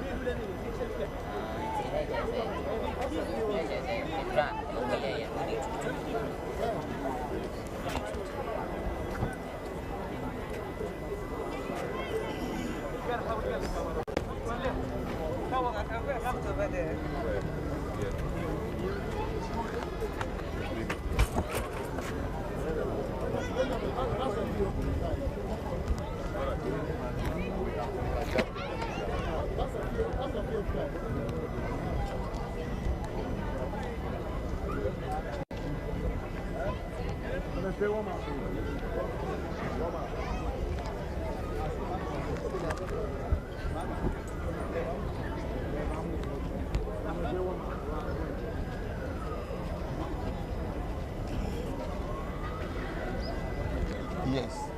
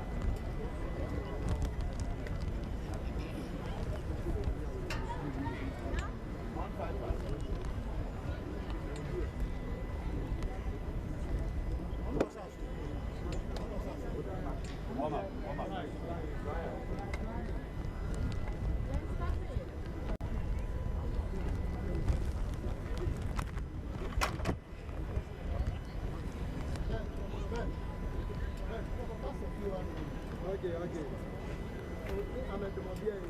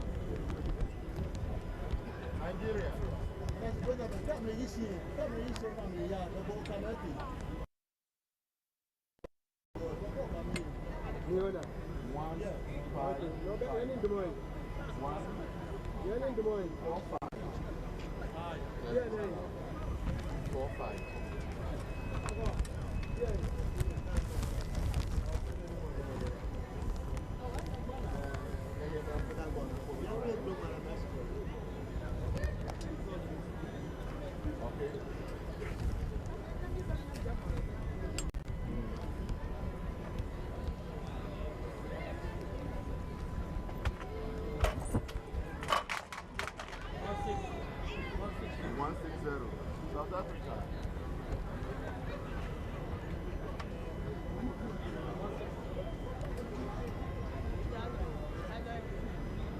No, not the front, please. The front is dangerous. Once you finish adjusting, you remove it.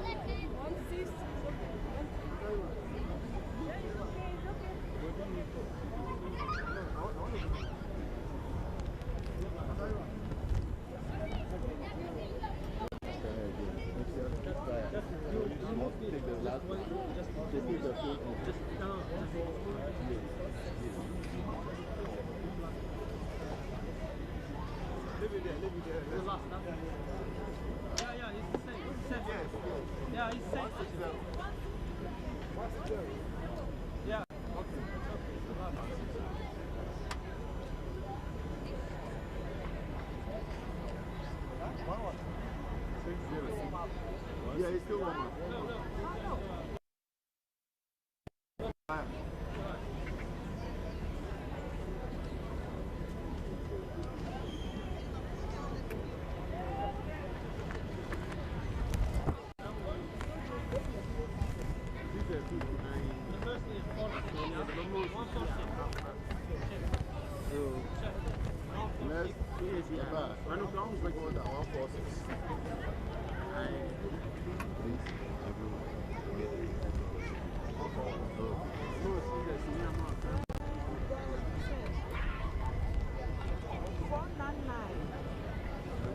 That is the height of 1.4.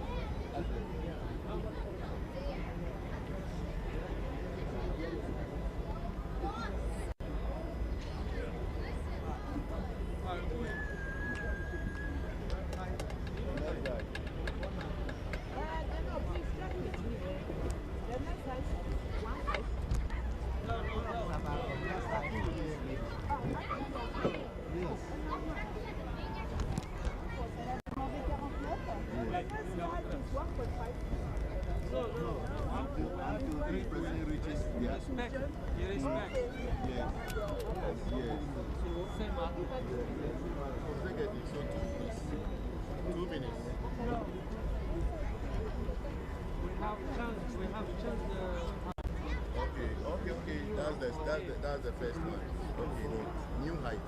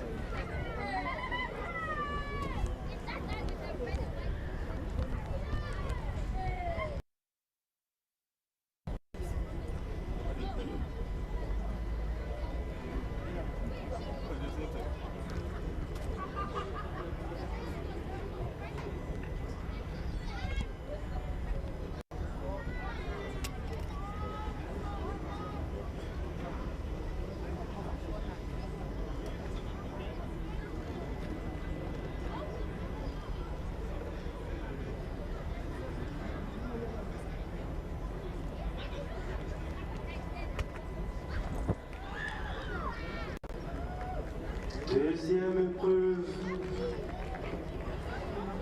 de l'heptathlon dames des 13e Jeux africains Accra 2023.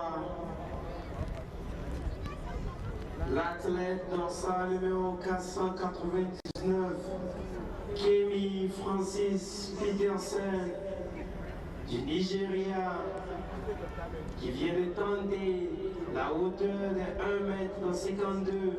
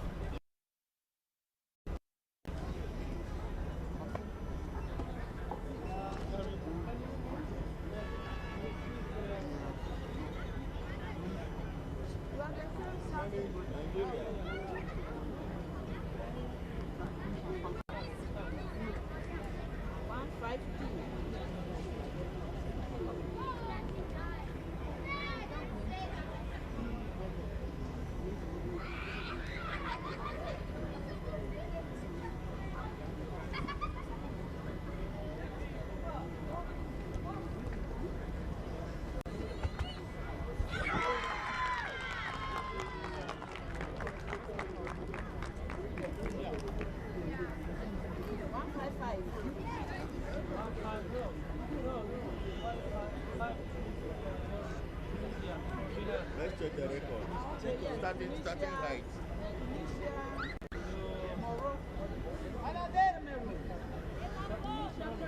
Okay.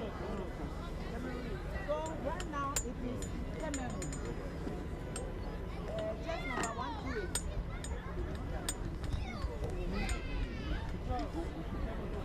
Just number 128.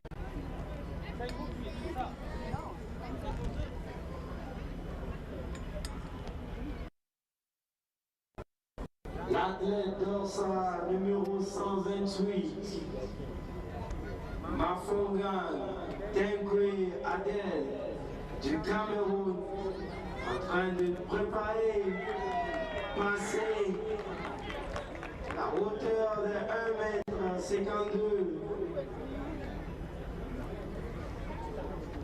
So you just watch my flag.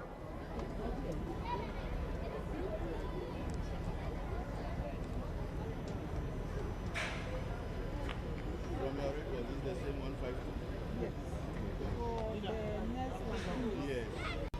Just number 6. Et c'est passé pour Odile. Odile du Bénin.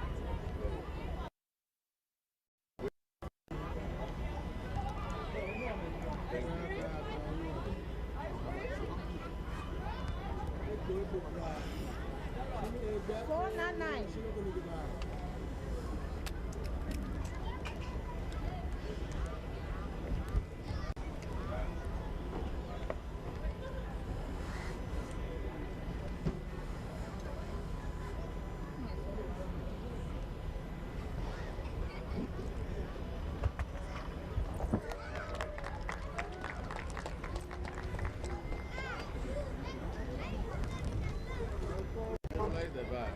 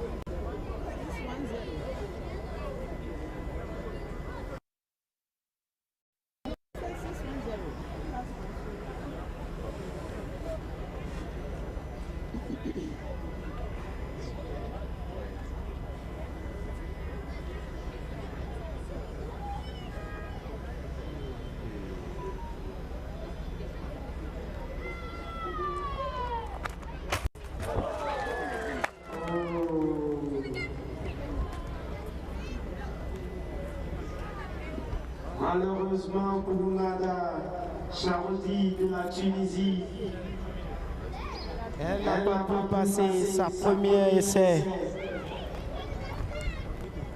Nous lui souhaitons tous bonne chance.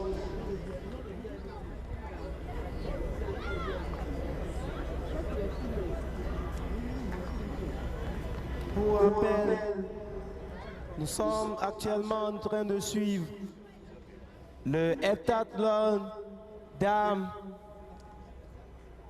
des sauts en longueur.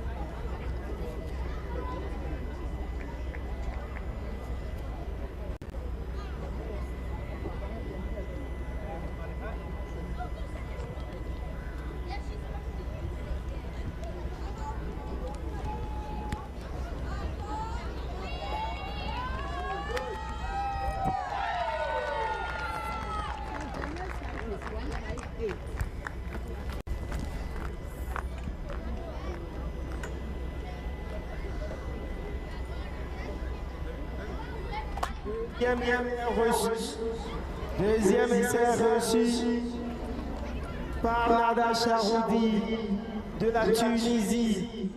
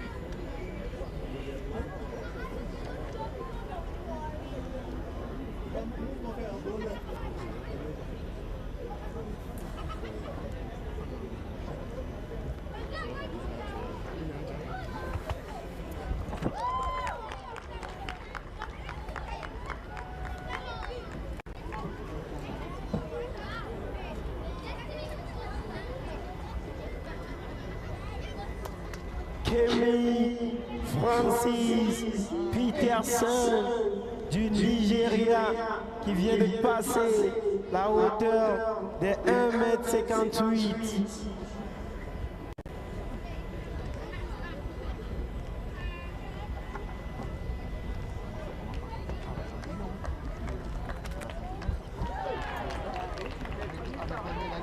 Et c'est passé pour Mafong Tengré Adel du Cameroun, la hauteur réussie par le Cameroun.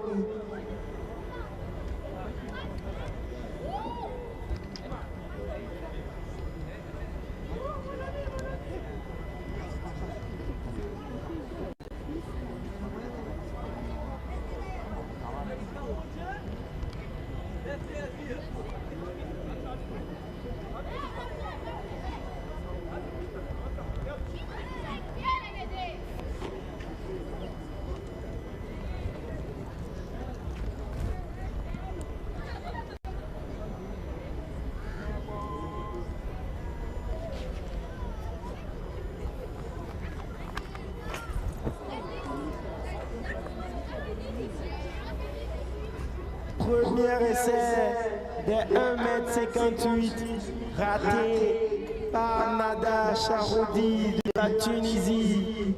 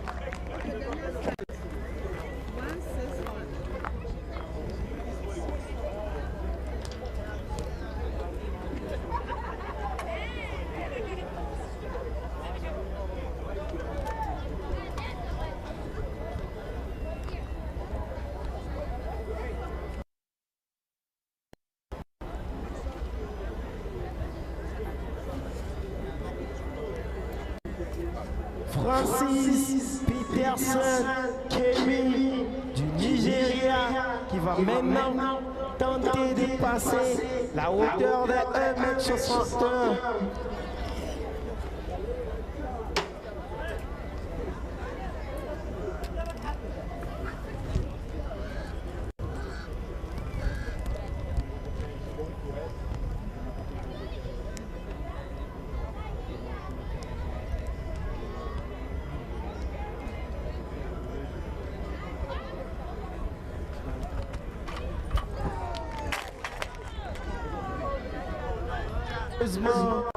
Premier essai raté du Nigeria. On souhaite à tous au Nigeria une très bonne chance pour les 2 derniers essais.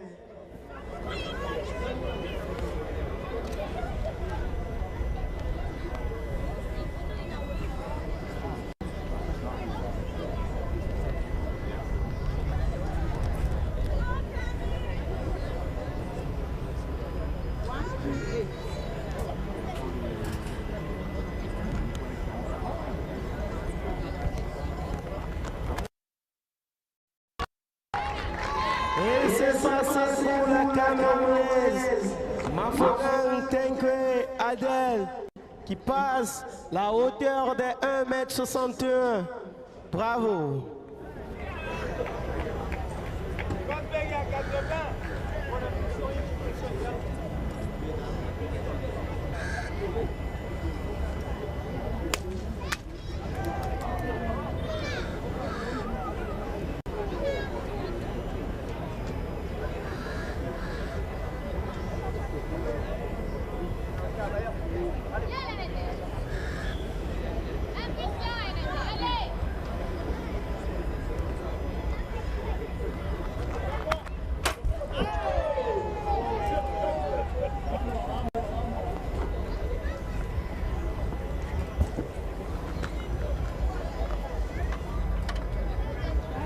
Malheureusement pour Nada Charoudi.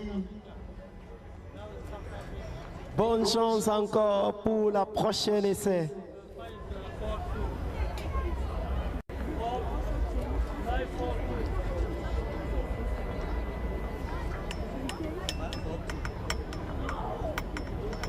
The beef is 540. Have you gotten it? What is it?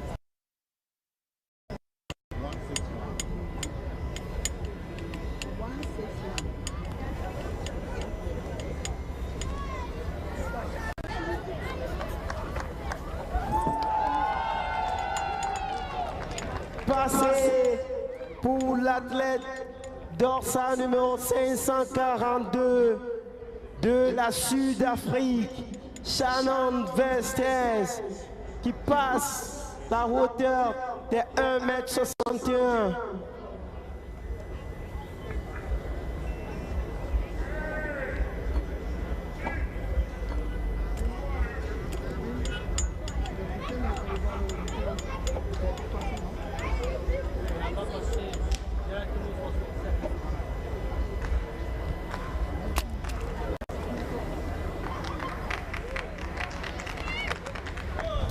Facilement passé par Odile Ahanaou du Bénin.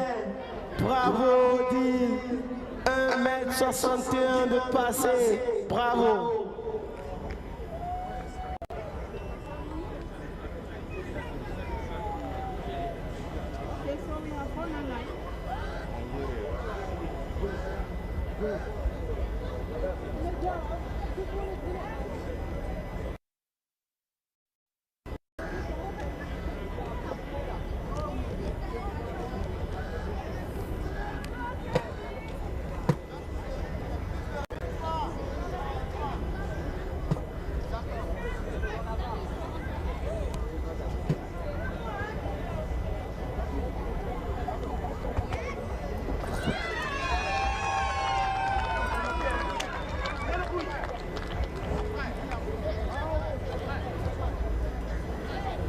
Francis Peterson Kemi du Nigeria qui ne cesse de monter en puissance.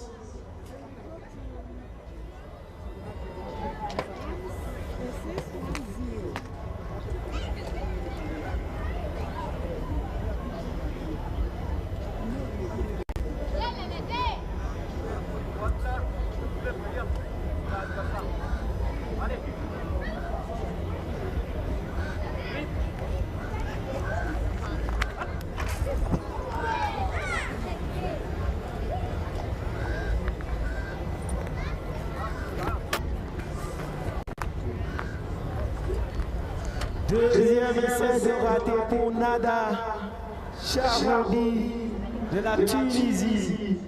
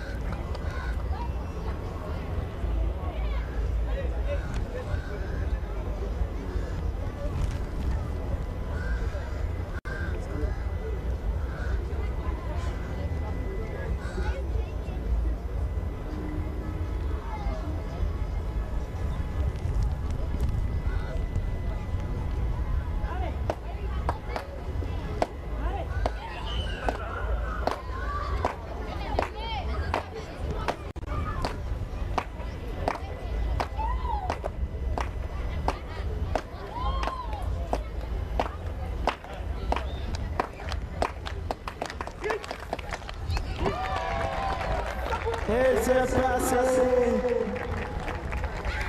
Charoudi Nada a passé la hauteur de 1,61 m. Juste pour rappel, nous sommes actuellement en train de suivre des sauts en hauteur.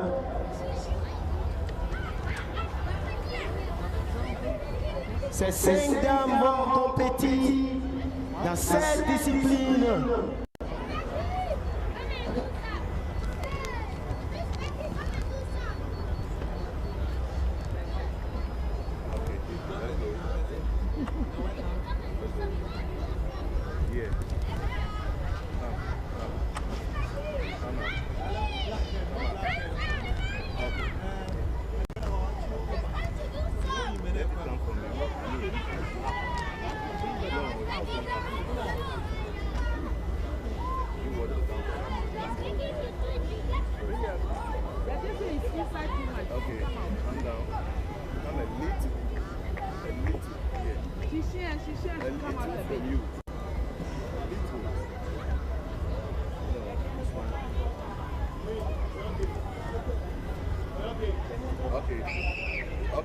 Nouvelle hauteur, nouveau challenge pour Kelly Francis Peterson à affronter.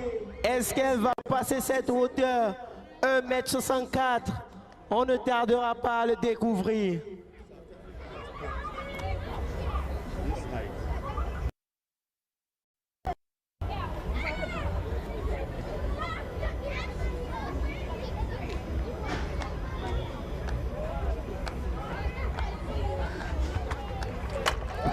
Et c'est passé. Kelly l'a encore prouvé. Francis Peterson l'a encore prouvé. 1,64 m de passé. Bravo Francis. Bravo.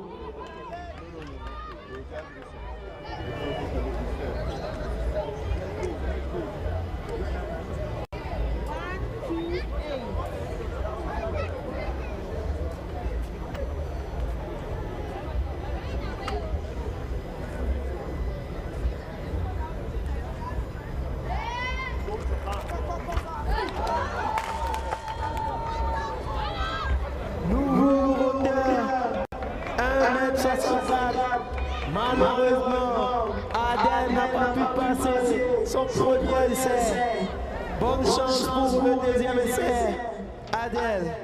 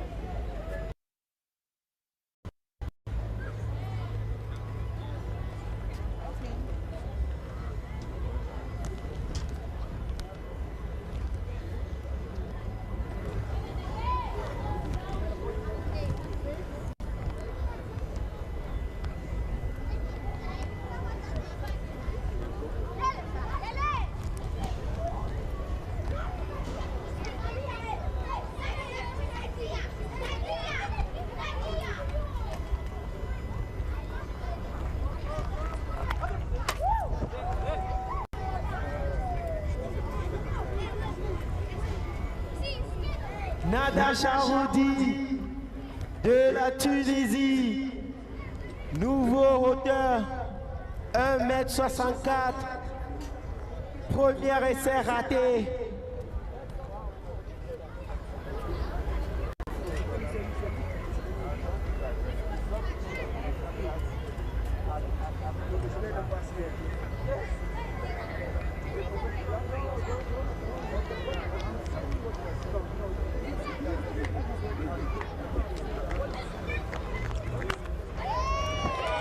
Challenge réussi par Odile Arwanaou du Bénin du premier coup.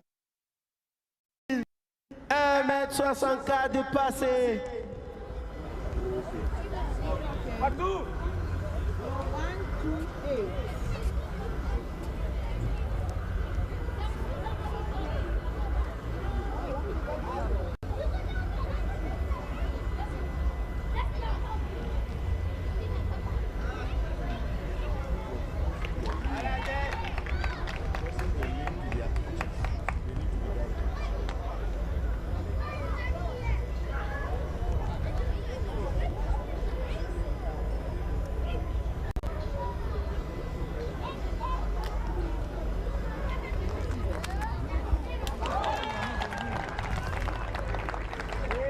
Ici pour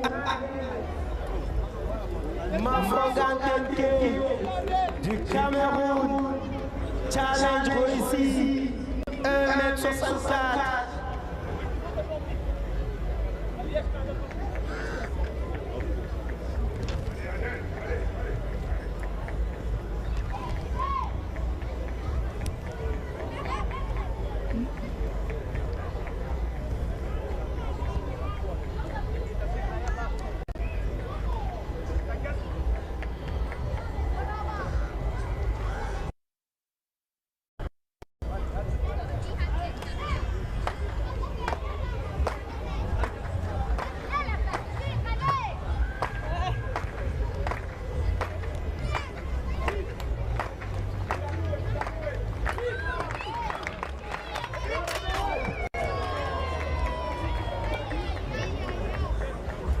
Malheureusement, encore un essai de raté par Nada Charoudi de la Tunisie. La hauteur de 1m64 qui a toujours été ratée par Nada.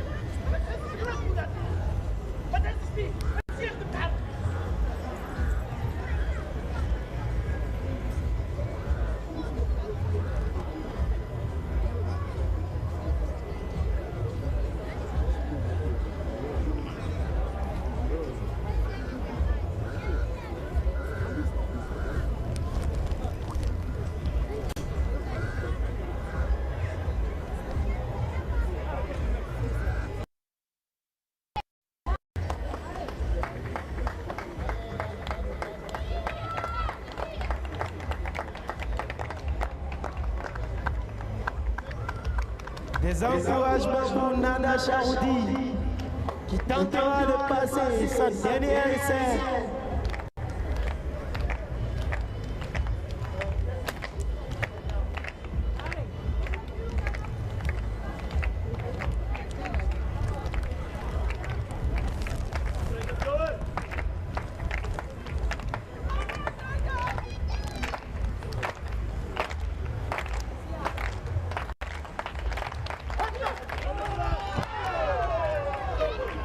Troisième et dernier essai pour Nada Charoudi de la Tunisie qui vient d'être raté.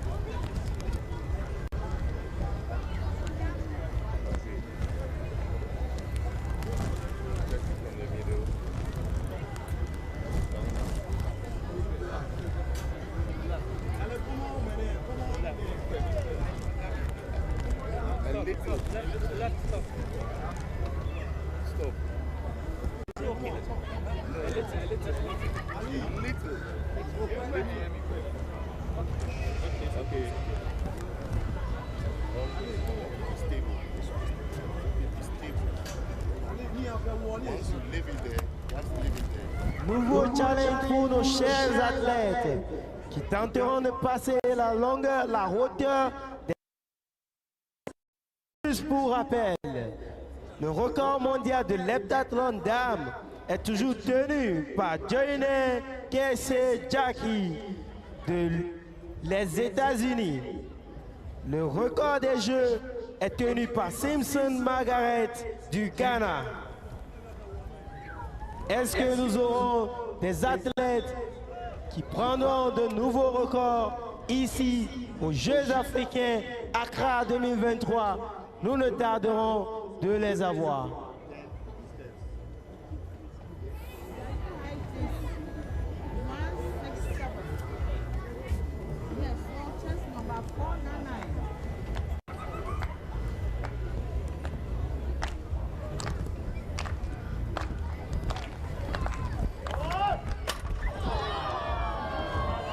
Premier essai raté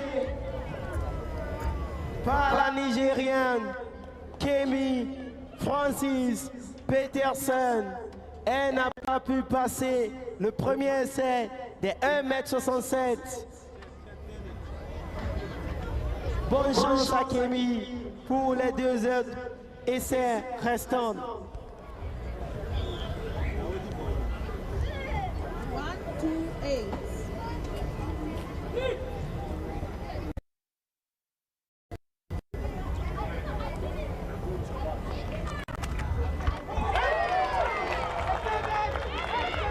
Et c'est passé du premier coup par la Camerounaise Mafanga Tenke Adel. C'est passé du premier coup 1,67 m.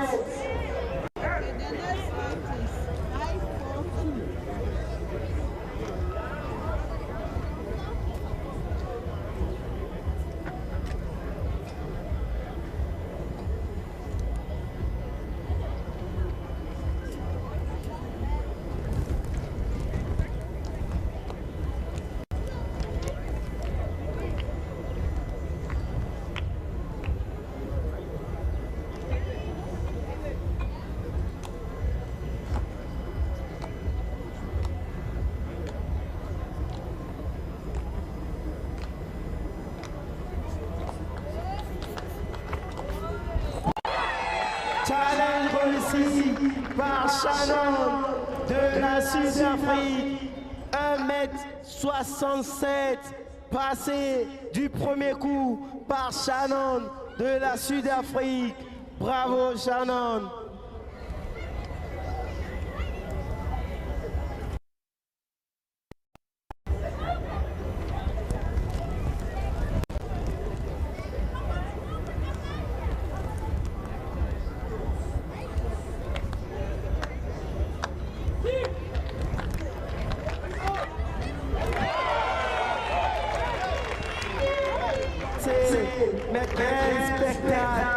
Les athlètes ont tous passé du premier coup la hauteur des 1,67 m. Bravo, bravo à toutes ces athlètes.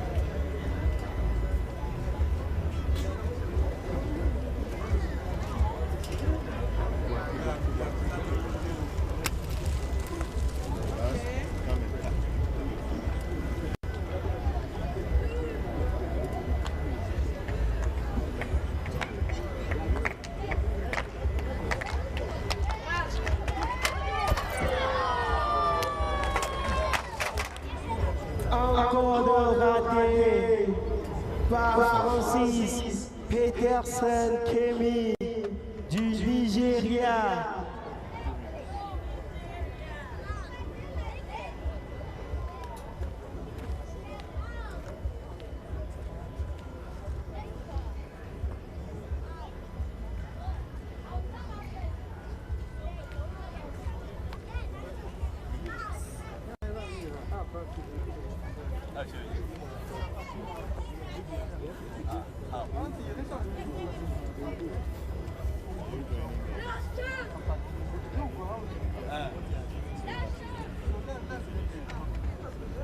Francis Peterson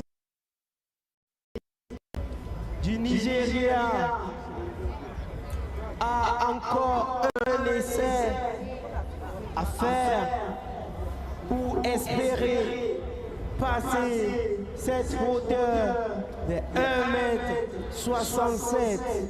Bonne chance à Kemi.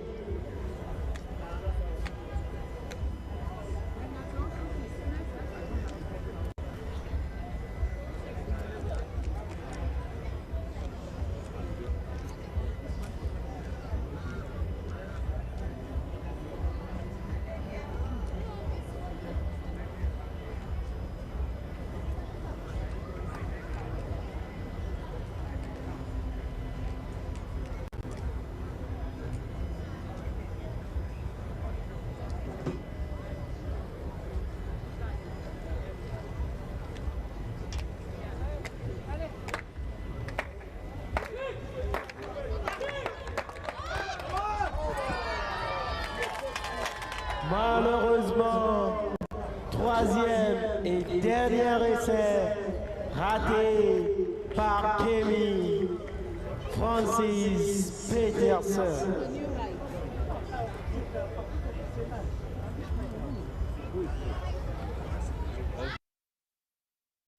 Mesdames et messieurs, vous êtes en direct sur le campus, le terrain du campus de l'Université du Ghana. À suivre les épreuves athlétiques comptant pour le 13e Jeux africains Accra 2023. Nous sommes en direct avec le heptathlon dames des sauts en hauteur. Nos chers athlètes vont maintenant passer la hauteur de 1,70 m. Nous souhaitons à toutes ces athlètes bonne chance.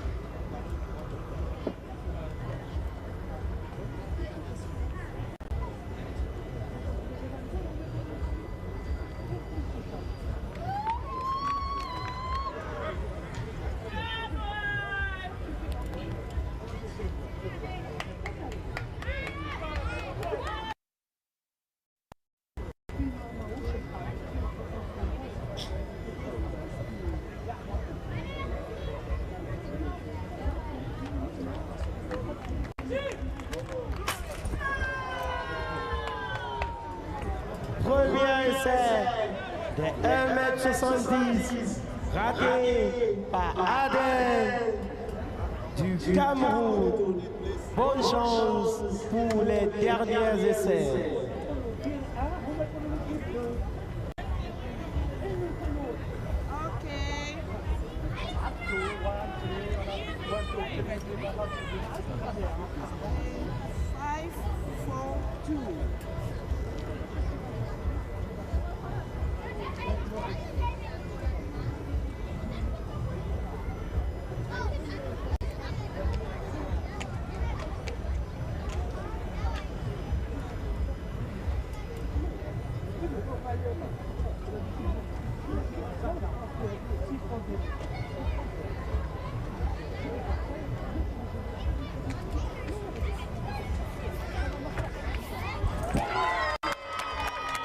Shannon Vestes de la Sud-Afrique qui ne cesse de nous régaler avec des sauts majestueux. Mais quel saut! Elle vient de passer du premier coup. Bravo Shannon!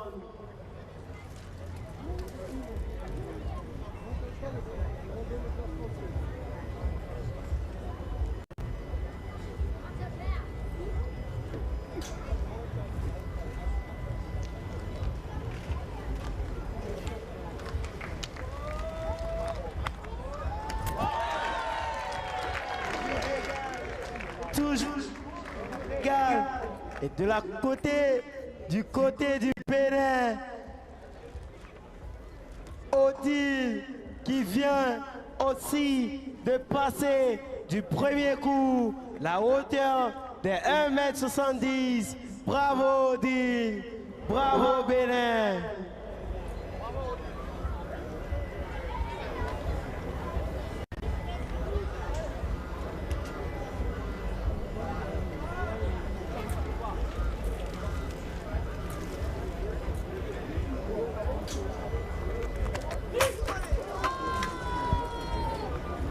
Malheureusement, du côté du Cameroun, deuxième essai raté.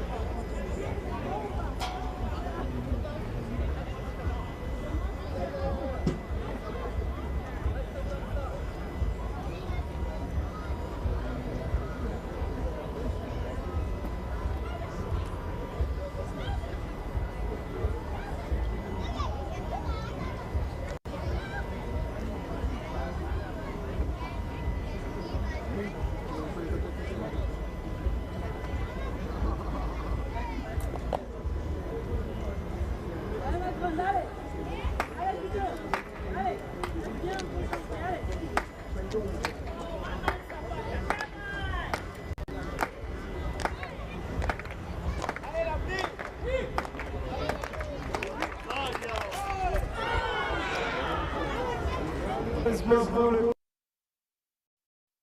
Gantenke, Adèle vient de terminer son élan. 1,70 m. Troisième essai raté pour Adèle.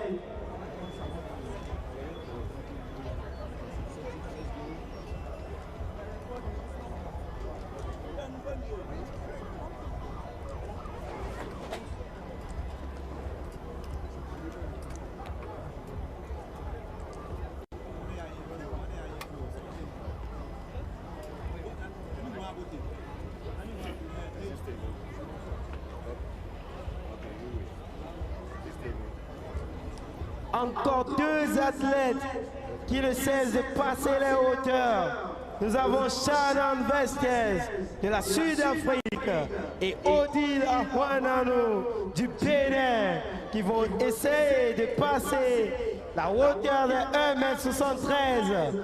Bonne chance à nos deux athlètes restantes.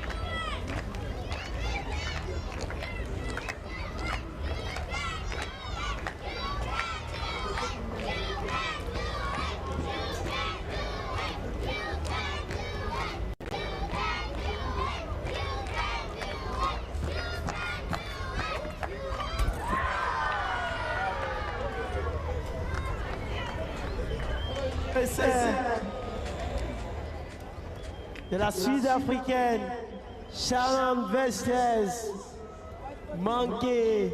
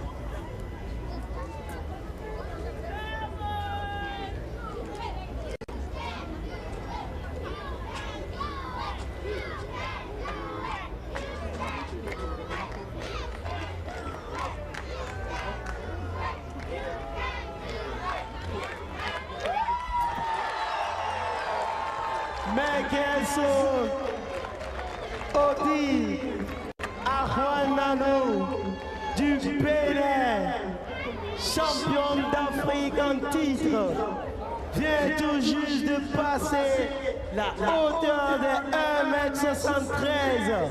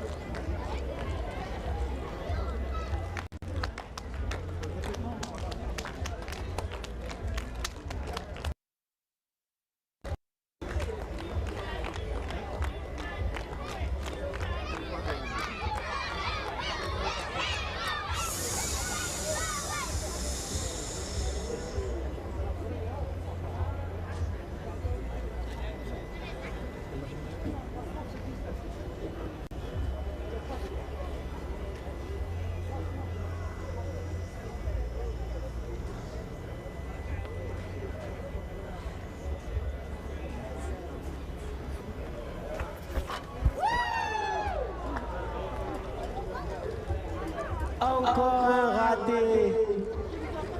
Deuxième essai.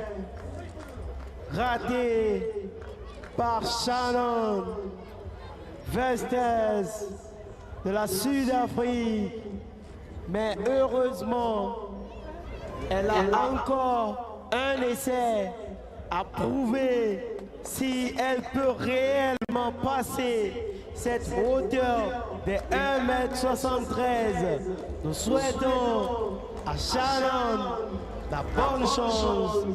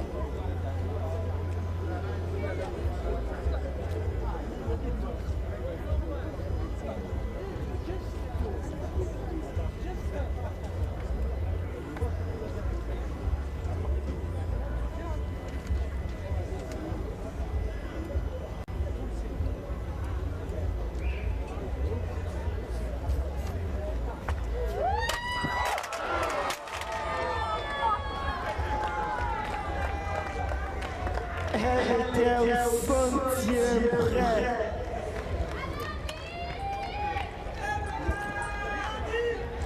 Malheureusement, Shannon Vestes de la Sud-Afrique n'a pas pu passer la hauteur des 1,73 m.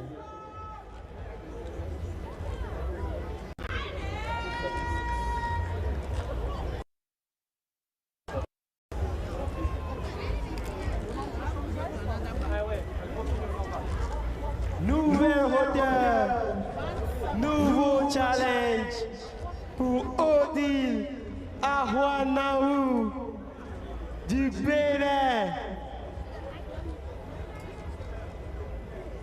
Odile qui tentera maintenant de passer la hauteur des 1,76 m. Okay, let's go. Let's go.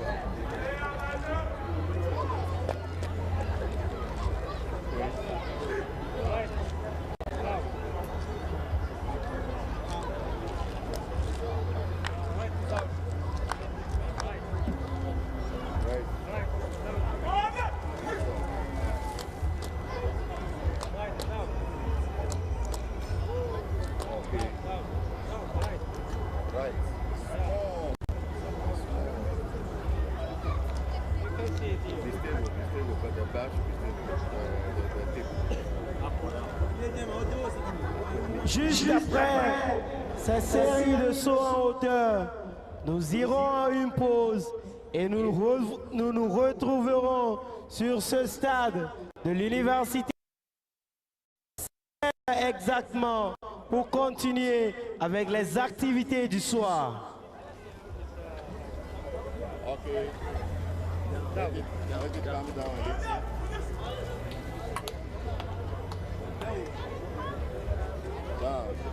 Down. Okay. Check the middle again. Middle again.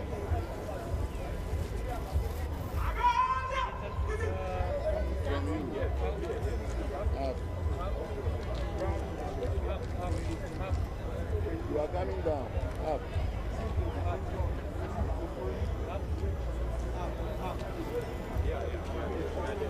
Something small.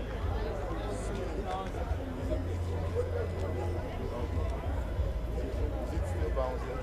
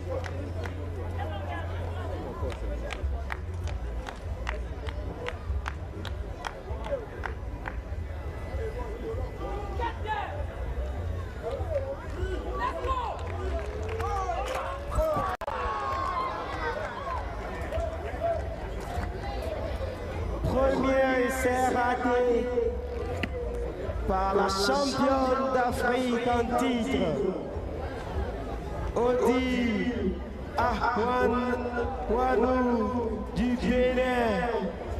Nous souhaitons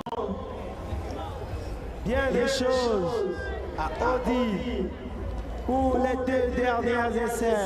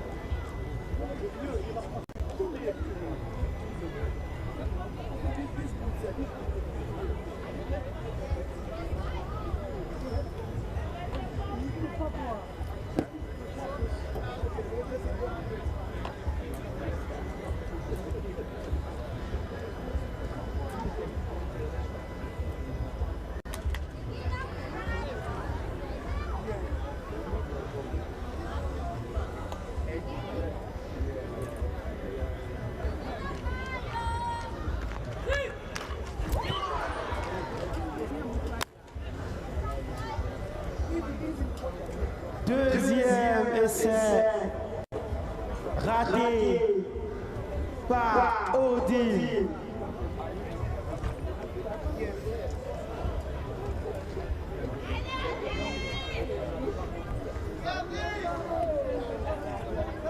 Encore un essai restant.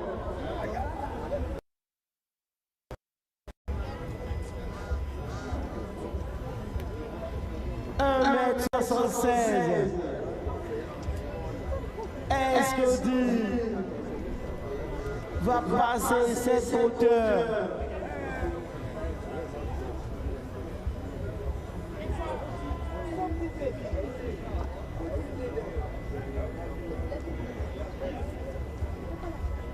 Juste pour rappel, après cette série de sauts en hauteur, nous irons pour une pause et nous nous retrouverons sur le stade de l'Université du Ghana pour continuer avec les épreuves de l'après-midi, exactement à 16h.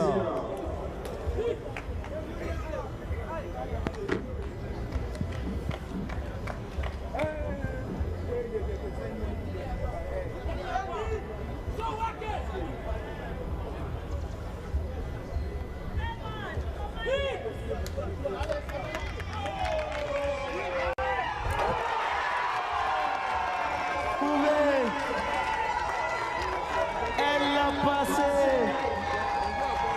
1m76, passé par Audi, championne d'Afrique en titre de heptathlon dames. Elle l'a passé. Nouveau challenge, 1m79. Passera-t-elle encore cette hauteur? 1m79. Est-ce qu'Audi Arouaouanou du Bénin, championne d'Afrique en titre, va passer ces hauteurs de 1m79? Nouveau challenge pour Audi. Nous ne tarderons pas de les découvrir.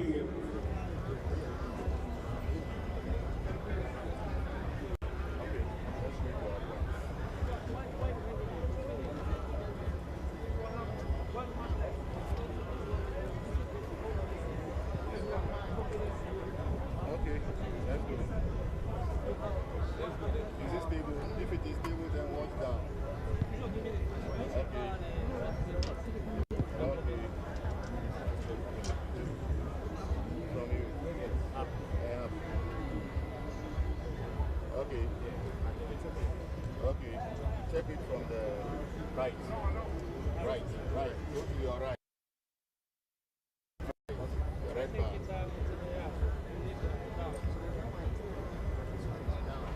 Down a little. Down until the bar flashes. Down.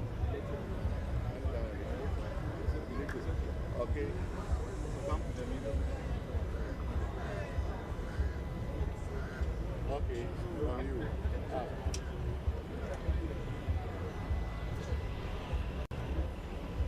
Up. Yeah. Thank you. Attention, please. If Mr. Mohammed Zakaria is here, kindly meet me at the TCAG office.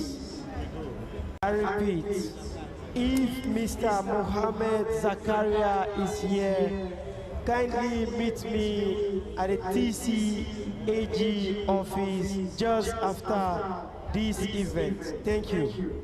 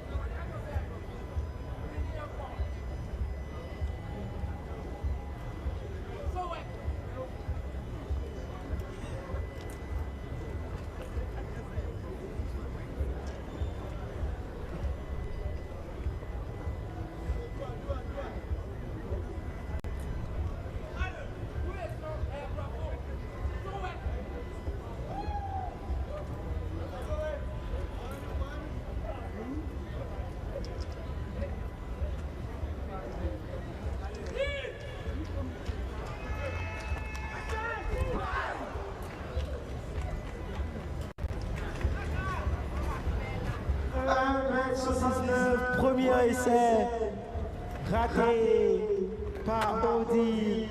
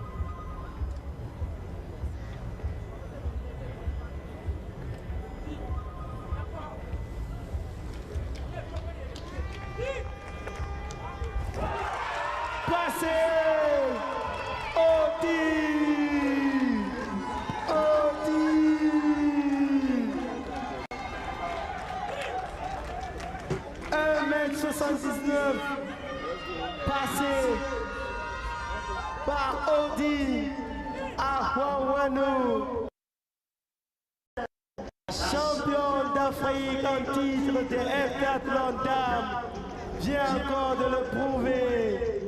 Elle vient juste de passer la hauteur de 1,79 m.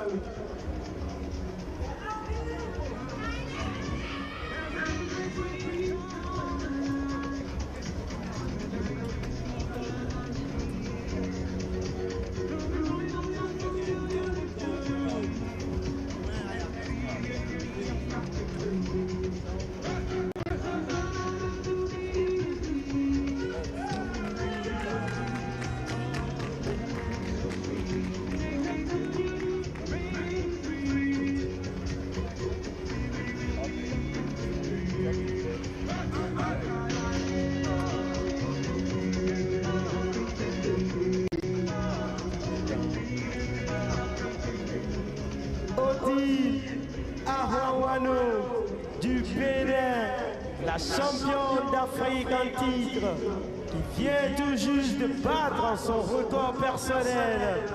Son ancien record était de 1m78. Maintenant, elle vient de le battre. 1m79. Bravo, Odile. Bravo. Maintenant, nouveau challenge. Son nouveau record, 1m82.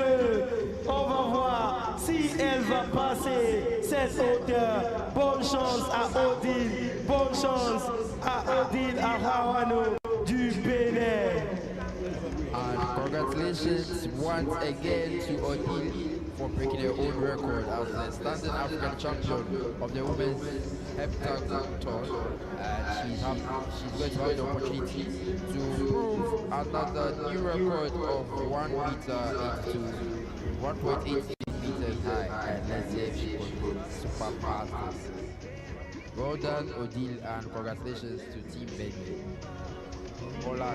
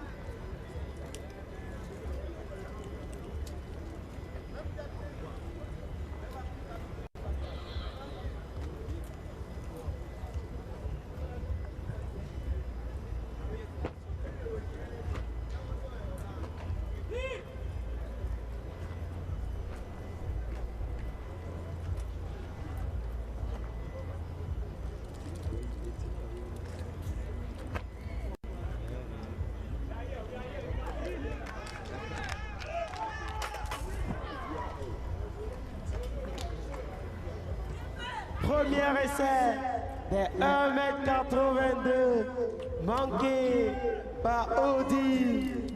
Néanmoins, nous souhaitons à Odile bonne chance pour les 2 derniers essais. And that's the very first try for you couldn't make it this time. Let's see if she could make it up for the rest of the chances she has. 1.82 meters, yes.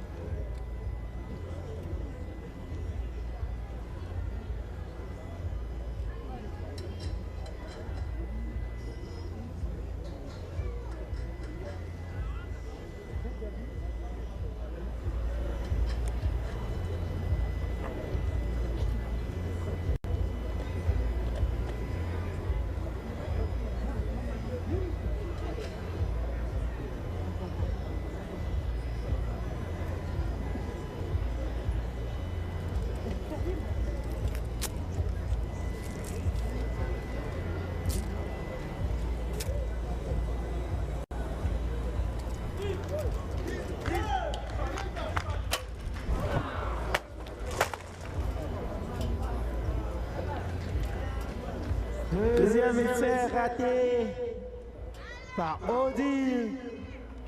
Heureusement, nous avons encore un essai. Elle a encore un essai à prouver qu'elle peut passer. Voyons si Odile pourra passer ces hauteurs. Mais je pense que Elle les a donnés. Bravo quand même, Odile. Bravo.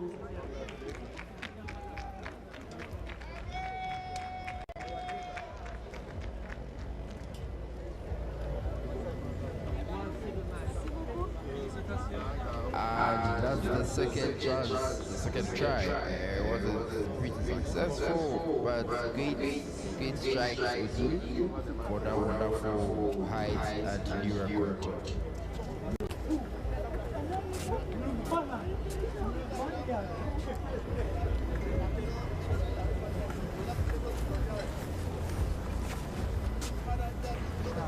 And that's it for the morning session of athletics.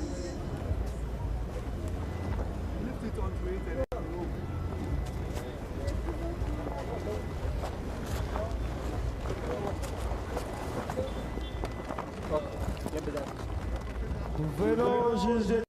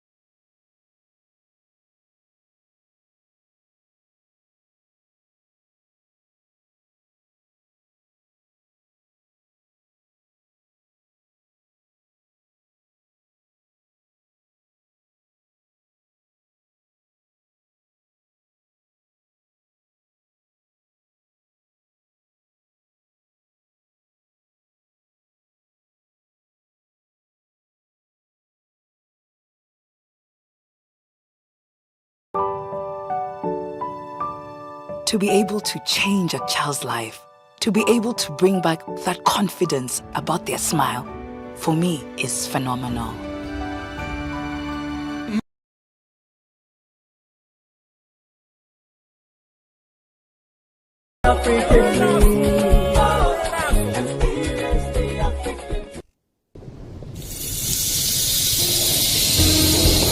This is the first medal ceremony for Accra 2023.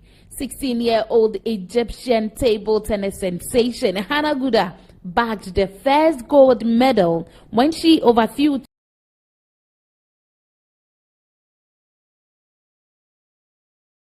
2019 African Games table battle among the Egyptian queens, Gouda won 4-2. Edem Ofiong of Nigeria and Algeria's Lucy Mubarak settled for bronze. Kadri was overpowered by Egypt's Omar Assar, while Ibrahima Diaw of Senegal and Egypt's Mohamed Belal won bronze. The Egyptians were once again ready for the battle against Nigerians in the team's events finals as they won gold in both the men's and women's events. As a result, Algeria and Tunisia had to settle for bronze in the men's event as Tunisia and South Africa walked away with bronze in the women's event. One medal ceremony down, more to go.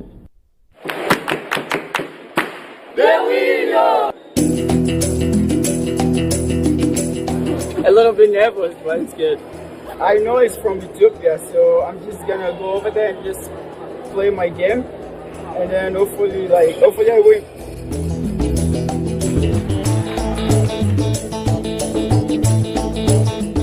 In a riveting showdown at the African Games, Ethiopian tennis athlete Selassie Getachew showed off against Ghanaian competitor Isaac Nolte in a match that captured the attention of fans and spectators alike.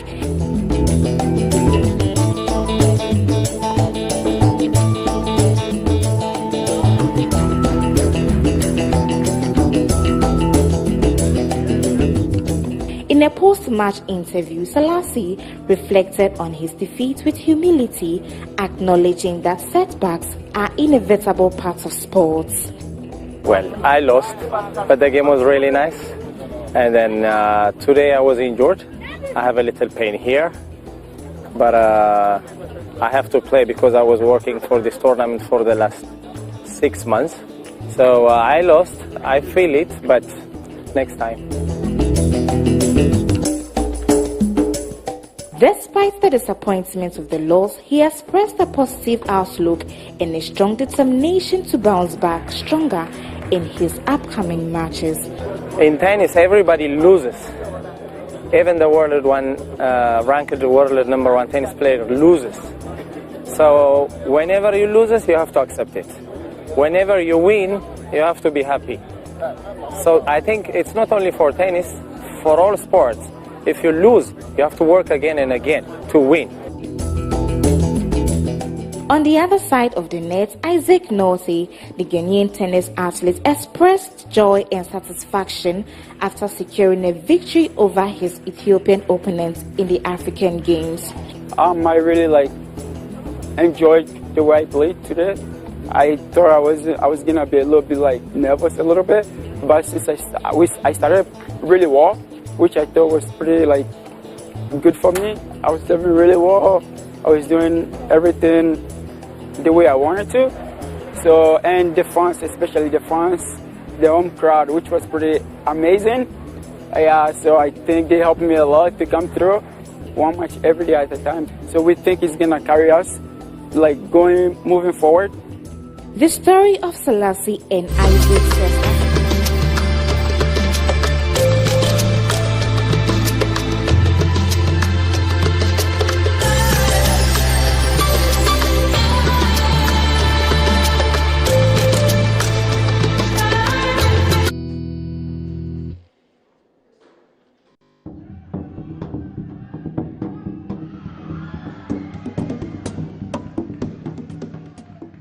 Born in Senegal, but dreams and aspirations to put his country on the global map sent him to Paris.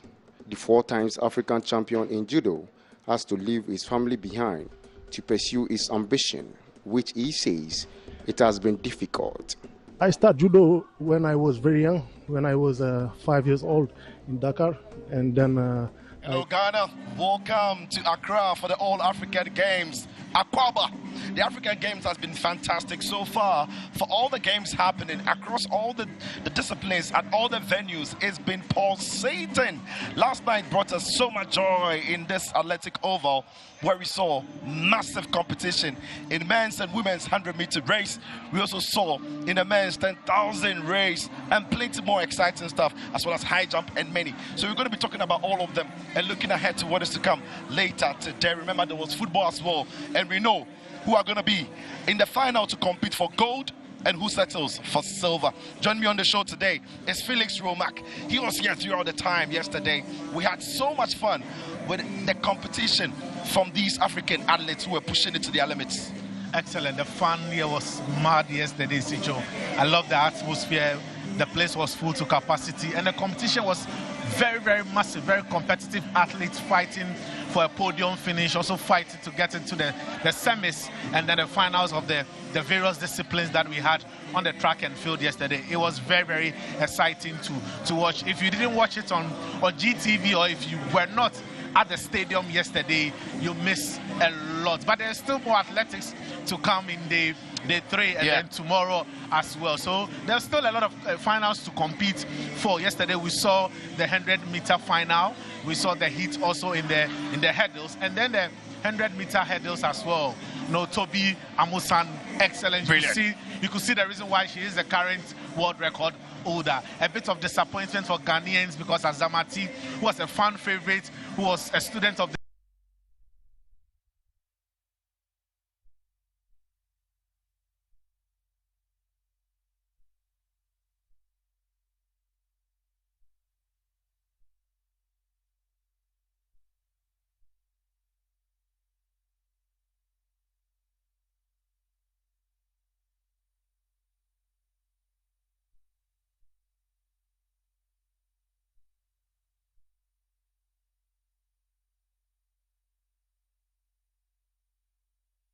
performance I put up today.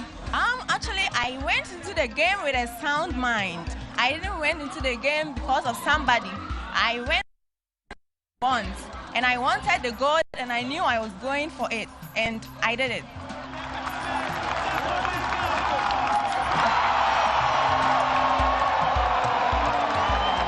I feel good. So this is an opportunity, and it's such a pleasure for the country. Actually, it's because of the motivation I got from the audience and supervisors. Like, their motivation was superb. Like, most of the competition I've went to, I can say this is the best motivation that I've ever had. When your name is called, you just go and stand there and go straight to jump. No, think about what you are going to do when you are jumping. Being in the takeoff, being in the approach, you have to think about it first before you go into the competition or go into it to jump. It's not that many people, you don't have to copy what others are doing. Like, you know what you want for yourself, and me being myself, I knew what I was going to do. So I set myself very well, and I made it.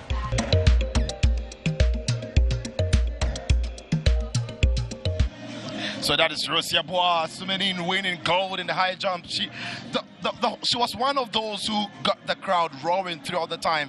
It wasn't only about Ghanaians, but everybody who was here, all of Africa, the Nigerians, people from Benin, Egypt, everybody was applauding her for her efforts. Well, am I right to say rose to the occasion?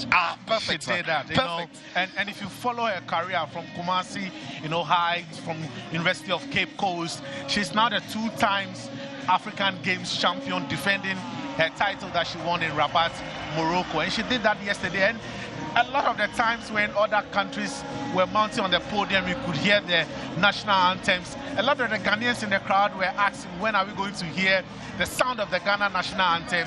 And when Rose won that gold, you could see the ambience when the national anthem was played. And this is the atmosphere that a lot of the Ghanaians here wanted to see, but she deserved it. I was a bit disappointed that she couldn't make the mark for the Olympic, height. That's the downside, isn't it? But then again, she has the opportunity of getting that when the African Championship comes off in Cameroon later in the year. But we are hoping that she get the opportunity to make it to Paris 2024, because as African champion from the African Games, you want to see a representation in that particular discipline at the Olympic Games. Absolutely. So we are looking to see a lot of African athletes compete at the world level, at the Olympic stage, and many more stages where they can clinch titles to make Africa proud. And so then, the men's 10,000 meters. What a race that was. I mean, you should have been here to say it. It was tight for about 6 of the athletes for 22 laps of the race, even 24 laps of the race. It was incredible, but in the end, it was Ethiopia's Nebet Bogali who came home with gold. Fascinating. It wasn't surprising, you know. Yeah. They had their technique, they know their moves when it comes to the long distance. And so it needs a lot of energy. And trust me, a lot of these guys are also in Ramadan period, so they don't have that enough energy in them in terms of fuel to go into such a distance. But you saw how they managed the game. When it comes to long distance, the 5,000, the 10,000, they are so good at it. So I don't think it was surprising to see them, you know, win this particular. And one thing that fascinates me the most is whenever they are even done with the race, they try and go around the track. Where did they get that energy from? I don't know where they get it. I don't know, maybe they reserve that for the celebration part of it, but they deserve it. They were solid on the track, and then they deserve to win it. But I'm also happy for William Amponsah. Yeah, Ghana's William Amponsah. Yeah, he didn't win it though, but but he broke his the national record that he set. You know, some few years ago, took some few seconds off. Sometimes it's not just about the podium finish, like I always say. You always target your personal best. You always target your national record. And yesterday, he got a cash of 2,000 cedis from a former athlete of the University of Ghana, and that itself is a huge motivation for him. The side attractions. Of course. But I'm sure that he'll be very happy that on a personal level, he's been able to break the national record that he set some few years ago. Okay, and so that was men's 10,000 meters there. It was won by Bogali from Ethiopia. Then in the 100 meters, women, again, a very close race. One that brought so much excitement and noise into this stadium. It was Mariam Bus who in the end clinched gold. She was quick. Very fast, and no wonder she's an Olympian. You could see from the experience, was very, very fast. Needed to finish out because there were a lot of athletes chasing there, but kudos to the Gambian. She did quite well, started it, was off the tracks as early as possible, and that was a powerful finish to that short distance. Yeah. And she deserved it. And no wonder she is an Olympian. Absolutely. So I like the fact that it wasn't the most comfortable race for her. It was still close.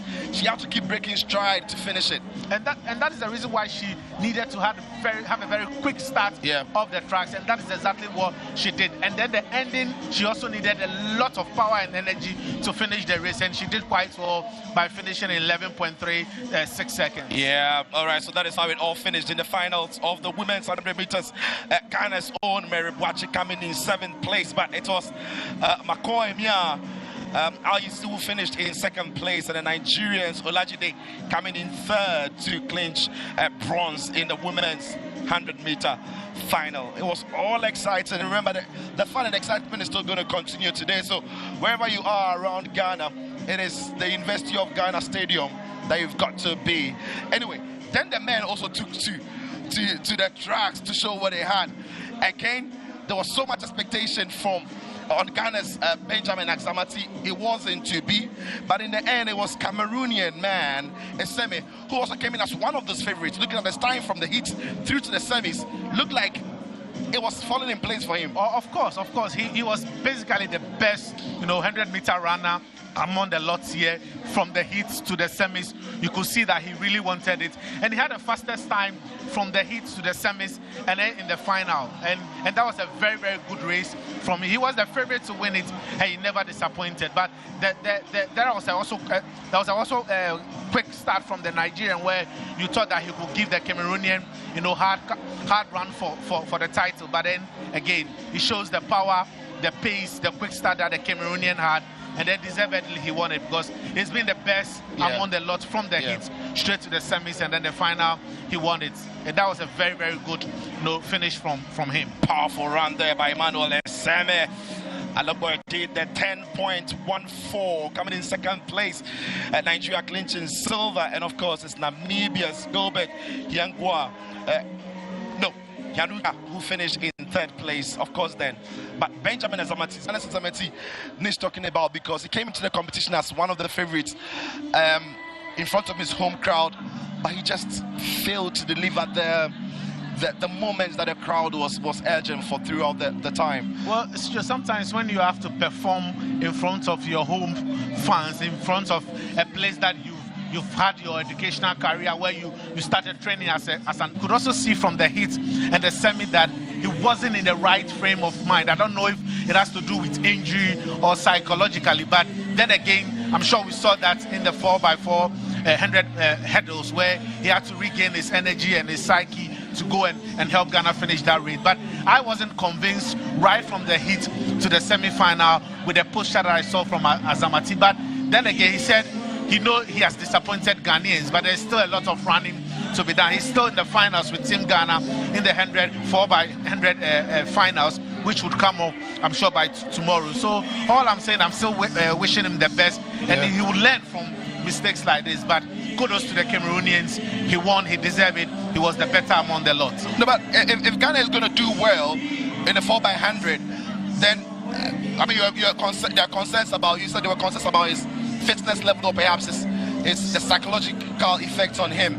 If Ghana is going to go on and do all in the 4x100, then he's going to step up. But even before we talk about that, this is the women 4x100 meters relay. It was the heat. We saw Ghana also then charging to win in their hits and qualifying into the final. So excited the way it all went. That was a very, very good finish from the Ghanaians.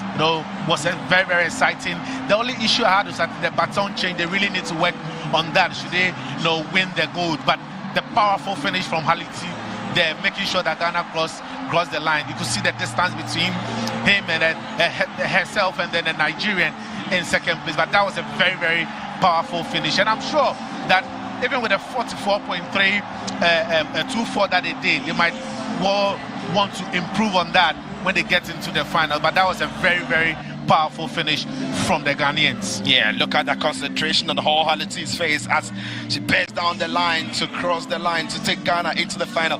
That was just the qualifiers into the final, but it gives a sense of what to expect from Team Ghana as we see the countries that qualify from that Liberia, Nigeria, Ghana, South Africa, Ethiopia, and Namibia all progressing into the. Like I was saying, that was just the qualifiers into the final, but that gives a sense of what to expect come the final. Of course, and if you are not among the best time finishers in the qualifiers, you have to look at what Nigeria and Liberia did in the qualifiers and try to improve on that, because Ghana's time was the third best in qualifier. It means that for them to get gold, they need to improve on their time, and I'm sure that is one thing that they want to do. And then for the Liberians, they also look around and say Ghana and Nigeria came close, but we also need to improve to make sure that we pick up the gold medal or finish on the podium. Who's your favorite to win women's 4x100 relay?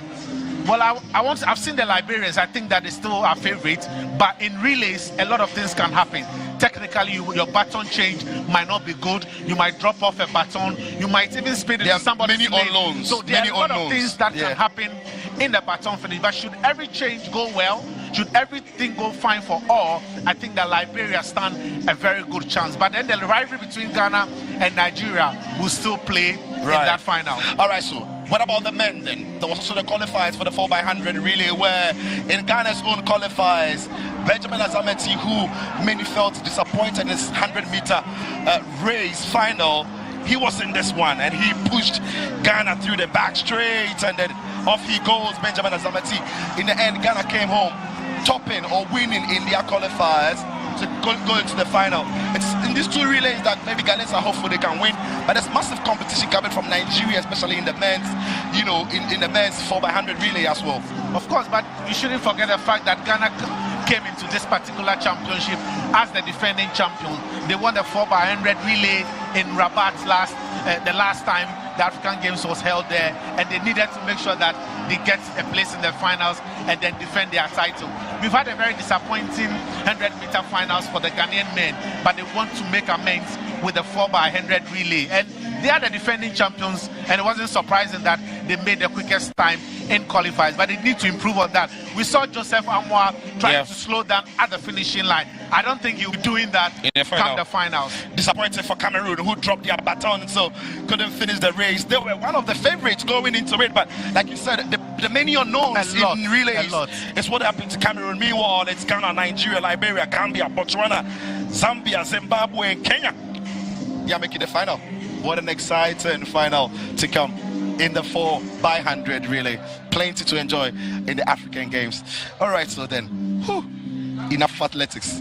Let's do something else. There's plenty happening around the African Games. So let's talk some boxing now, shall we? Because in the ring of boxing, we saw Mohamed Amadou also come up against Congo's Francois Koyanzili in the 54 kg. It was the Ghanaian who won against the Congolese. And then again, showing on the continent, Ghanaian boxing is still on the rise. Of course, and especially when the home of boxing or the community called Bukum are hosting, the boxing for the All-African Games.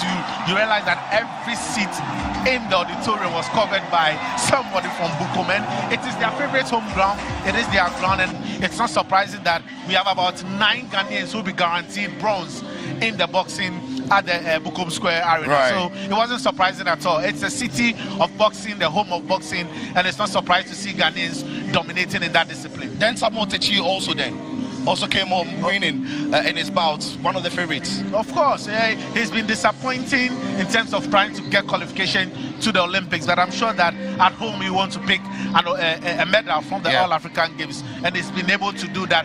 Into the semi-final, he's guaranteed a bronze, but he can go further and change the color of the medal to maybe silver or gold, but I'm hoping that he pick up the gold medal. All right, so then, and then Masamba John Paul of South Africa also going through from his quarterfinal in the 63.5 kg. It was immense in his bout. There was a knockout for him. Southern Africans will be happy because that was a very good bout for him against the Burkinabe. Of course, if you look at the continent, South Africans are doing quite well when it comes to boxing, and it wasn't surprising that Masamba won that particular quarterfinal for South Africa. It is a discipline that you don't expect them to pick a lot of medals, but whoever they get to represent always try to go into the medal zone, and it's not surprising that he's qualified to the semi-finals. Masamba of South Africa progressing into the semi-final, into the medal places. So we see how far they can go. Can he make the final though? Is the question that many are asking. We'll keep tabs on that one. Meanwhile, let's take a look at how the medal table is looking and how all these athletes are competing for it. Right there, you see it, Egypt, all on their own with 92 gold medals, sitting pretty comfortably at the very top with 165 to the total. Coming in second place now is Nigeria, in third is South Africa, Algeria coming fourth, Tunisia following closely in fifth place. But it's Ghana who have climbed into the top 10 and have since remained there with 10 gold medals in sixth. Mauritius in seventh, Eritrea have come in sixth place, Morocco in ninth, Ethiopia jumping into 10th. All right, so that is how the medal table is looking like now. It doesn't look like there's anybody catching Egypt. Okay, so there was also rugby, which was very exciting because in yesterday's men's rugby, there was a pulsating rugby game between Kenya and Zimbabwe. In the end, Zimbabwe won by 27-22. So close, so close. Very, very close, very, very close. And I think it's one of the disciplines that has been very, very competitive. The normal suspects who you always think will be favorites when it comes to rugby, but this was a game that I wasn't expecting it to be that huge like the other results. Kenya and Zimbabwe, it is one of the games that they normally are good at, especially the Southern Africans. So it wasn't surprising. Kenya, you look at Kenya, Zimbabwe, aside cricket, they do well also in rugby. So it was not surprising to see how close the score was in this particular game. Well, so then Kenya there losing to Zimbabwe, but the rugby didn't leave the women out. They are very much part of it, and that's the beauty of the African Games, where all disciplines, men are competing, women are competing, and it was Ghana who saw off Nigeria 12-5 in women's rugby. Exciting news because the African president of rugby is Ghanaian, and he was very enthusiastic about bringing, having the rugby as part of the African Games, and it's been brilliant to see how it's been competed for. I think that kudos to Herbert Mensah. He's done quite well for Rugby Africa and also for Ghana as well. You could see how competitive rugby has been on the continent for some time now, and you can see it at the games this year. And I love the fact that even minnows that have not even tried rugby before have decided that it is a field they want to give it a try. Yeah. So I'm not sure that the results will be of importance to them. The participation and exposure will be very, very good to them. They want to build on that. Come next 4 years in the All-African Games, they will be very, very prepared to go to Egypt and make a mark. But I'm not surprised that Egypt, Kenya, Zimbabwe, and even Ghana are getting far with rugby. And that's something that we really want to see. Then there was football. Now we know who are going to go into the final and compete for gold, and one settling for silver. There's also, we know, the fixture that is going to set up for the bronze game. So we saw Uganda take on Congo, but this game was breathtaking because of the comeback. So it was Congo who took a 2-goal lead. By halftime, they are taking a 2-goal lead. At full time, it was Uganda who had progressed into the final by winning by 4 goals to 2. What a story for Uganda from start to this point. Of course, it's been very, very impressive. If you look at the Ugandans, they've been quite well. They find themselves in a group with Nigeria and Senegal, but they managed to top that group. That tells you how good, they've been, getting wins over those two West African giants and coming into the semis. They were favorites. They were 2-0 down with 31 minutes to go, and they never gave up, coming back to win 3-2 in this particular game.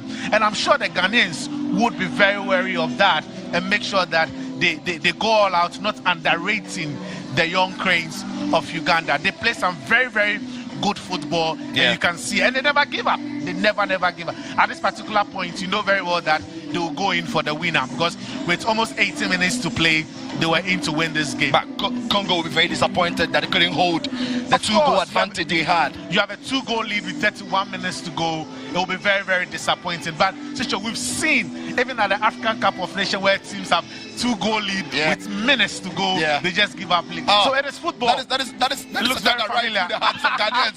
you just have to drop that dagger into the hearts of Ghanaians. No, but that's the power of football. You don't stop playing when the whistle hasn't gone for the end of the game. And Uganda over there gave us the reason why you shouldn't give up in football games. And it's going to be a very entertaining final when they come up against the Black Meteors of Ghana. And Ghana also then took on Senegal in the second semi-final. Ghana won by a goal to 0 to book a place in the final. So it is 2 finals in the 2 football disciplines. We see Ghana in the final for women's football, Ghana in the final for men's football. And it was yesterday in Accra where the young boys of Ghana qualified, beating Senegal by a goal to 0 into the final. It's a huge one for Ghana. Huge. 2 potential gold medals staring at them. Of course. I really enjoyed the game yesterday against Senegal. It was a bit West African, very physical, but you look at the quality of play that was exhibited by the 2 teams. Very, very impressive. Senegal, you know what they are doing with youth football. They are conquering Africa and the world when it comes to under 17 and under 20 level. Ghana playing some quite delightful football as well. That was a very good goal from the Samatex young star Michael Efson to give Ghana an opportunity to fight for gold or silver in the final. It is going to be a very entertaining final against a good football team like Uganda. We've seen how good the Ugandans have been in this competition. I don't think Ghana will go in there and underrate them. Uganda have already beaten Senegal in this competition, and Ghana will know very well that it's going to be a very tough game when they come up in the final against Uganda. It's all set. It's all set. Ghana taking on Uganda in the final of the African Games. Remember that game inside Accra Sports Stadium. What a game that would be. It's a chance to win gold for the country of Ghana or for the country of Uganda. Where is it going to be? The games will tell. Anyway, let's take a look at how the day is going to be unfolding. What does the program of the day look like? Just so you know where to be. Today comes up. So we've got the football that perhaps you didn't see between Uganda and Congo. We're going to show you how good Uganda were right after the show. So stay on and enjoy it. Then at 1400 GMT across Africa, boxing comes your way. We are back here at the University of Ghana Stadium for the track and field event. There's plenty today, so don't stay home if you're in Accra. Get around the stadium and enjoy. There's also basketball 3x3 to enjoy. then we'll come back here at 19:30 GMT to give you a wrap of everything that you perhaps might have missed right on this show with me, Philip Sichope. We go back and enjoy some basketball on 3x3. Felix, plenty to come today. A lot. Yeah. There is athletics here. There's basketball. Where are you going to be? I would want to go and watch the basketball, and then I come back in the afternoon for the athletics. All right. So that is what it's going to be. I'm going to go around and enjoy as many games as I can enjoy. It is the African Games. Experience the African dream. Thank you very much, Felix, for your time today. Lovely show with you. And for all of you watching across Africa, enjoy the African Games. Have fun with it. And let's Africa unite. Experience the dream.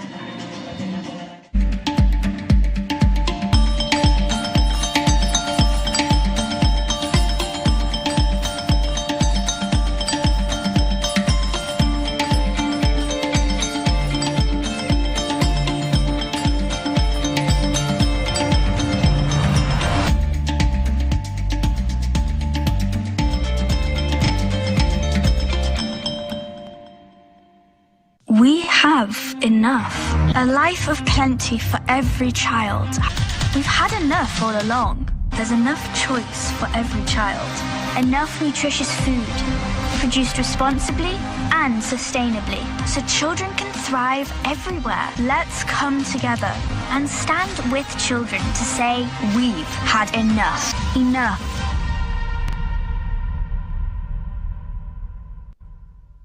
Coca-Cola Zero Sugar. With a new and improved taste. It's delicious and refreshing. Coca-Cola Zero Sugar. You need to try it first. This advert is FDA approved. Every child is so unique. You like no other. Outstanding in every way. It's me like no other. So anytime you walk and play. You like no other. You are special like Indomie. It's me like no other. Did you know that every child on the planet has their own unique fingerprint like no other? You like no other. I'm talented. Me like no other. I can sing. I can dance. You like no other. As well as their own unique talents and abilities. I can cook. I can paint. You like no other. Indomie. You like no other. So every day, in whatever you do, remember you are special in your own way, like no other. Thank you, Mom, for letting me know I'm special and for making me my special Indomie. Thank you, Mommy. I love my Indomie. This advert is FDA approved.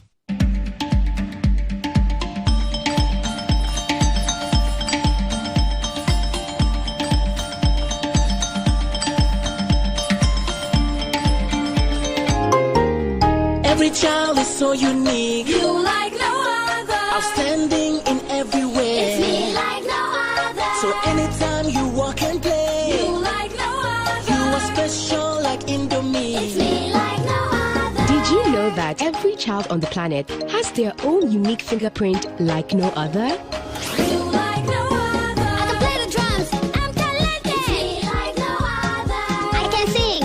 I can dance. You like no other. As well as their own unique talents and abilities. I can cook. I can paint. You like no other. Indomie. You like no other. So every day, in whatever you do, remember you are special in your own way, like no other. Thank you, Mom, for letting me know I'm special and for making me my special Indomie. Thank you, Mommy. I love my Indomie. This advert is FDA approved.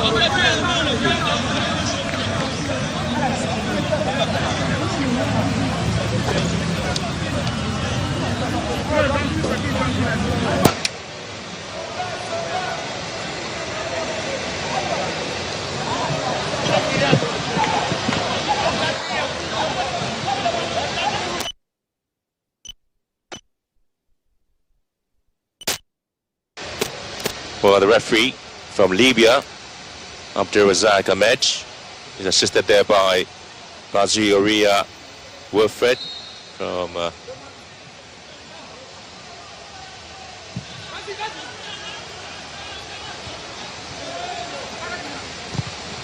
was sent in again to the Congolese half, and of course the Hippos of Uganda in the attack was sent in again. It's been blocked to the near post. Skis are there with a chance for him. Usama has got a brilliant goal against Nigeria. Usama here, that's another ball just blocked there by Ngachogo. Well, the Congolese really love every bit of the runs there from defense, because they know they can do something. That's a corner kick there to the Hippos of Uganda. That's taking short there. Again, it's been pushed away. Ori Watsu has actually had the last touch on the ball there. It gets applauded there for the fans for their stellar performance.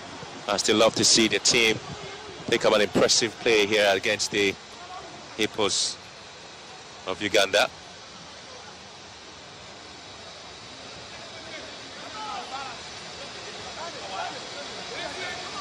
You know, the Hippos are well aware of the challenge that they awaits there in Congo.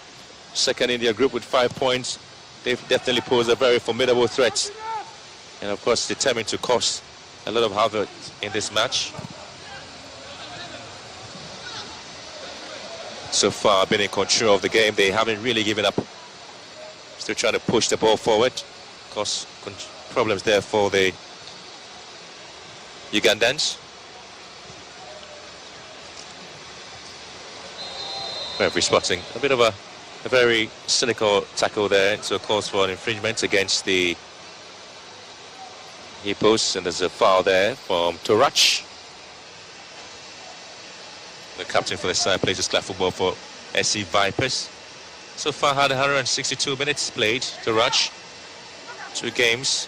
He's making his 3rd appearance for the side. Free kick to Congo.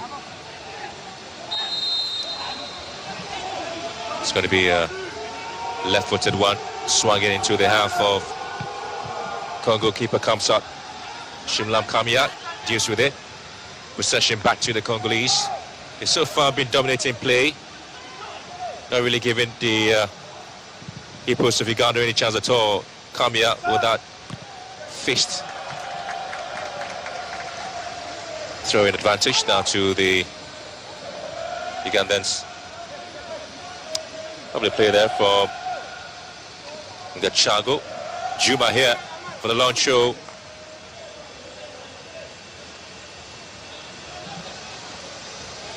Always looking for the balls into the half of the Congolese. Referee spotting a little bit of a push there against Bruno Buyanga.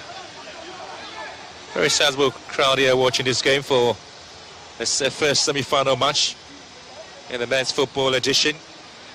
I was seeing the display there from the Ghanaians, the Black Princesses, having qualified to the finals after a 3-1 win against Senegal at the Cape Coast Stadium. Now the men are having their take today, and the very first match is between Congo and Uganda. Just after this match, the home team, the Ghanaians, will come up against Senegal. Another very interesting, exciting match awaiting us here at the Accra Sports Stadium.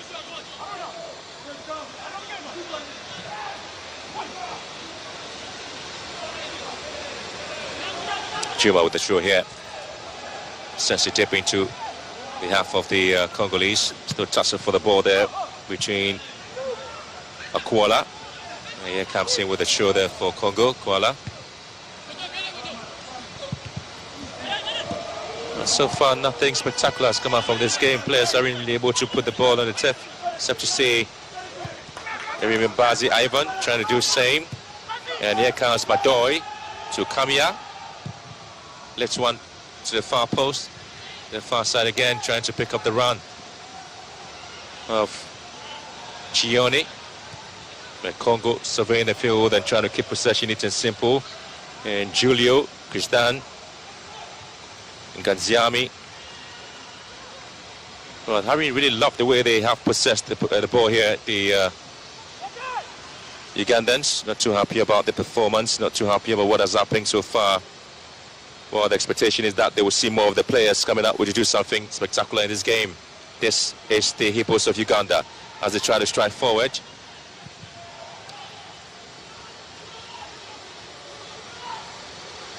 Good display there from Ngandiami as the Congolese race further on the right-hand side, and that's a very cynical tackle there. Madoy should be lucky.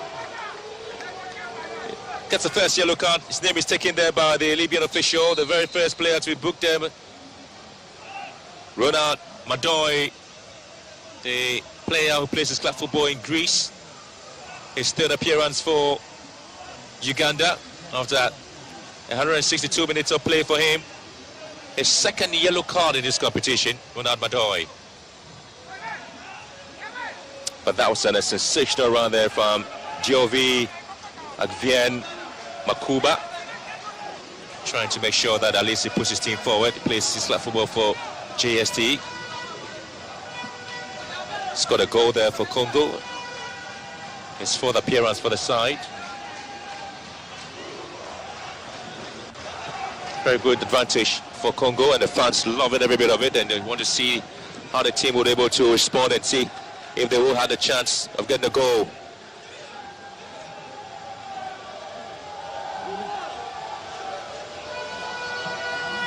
Congo indicated early on.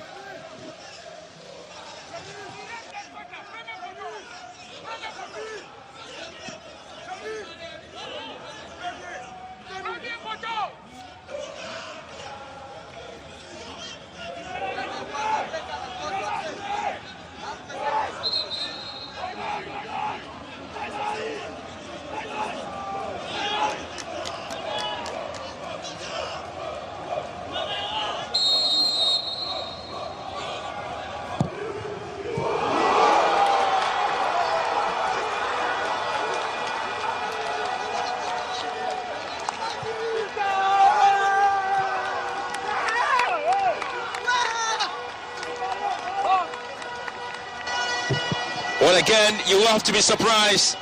It was a very, very harmful free kick there, but again, it is something that has gone in and hit the back of the net. It is Congo who now have the lead here. What a kick there. Keeper was completely beating. Lovely play and a great free kick. At near post, Kamia is beaten by Servio Amo Akwala. And this certainly celebrates the performance of this team that I did describe them as being a banana peel. His second appearance for Congo, just 90 minutes he so far played, and his very first goal for Congo in this competition. And this is going to be the response there from Oriwa. What a goal. What a set piece there from Congo. Servio Akwala plays his club football for JST in Congo, and he is giving them the lead here at the Accra Sports Stadium.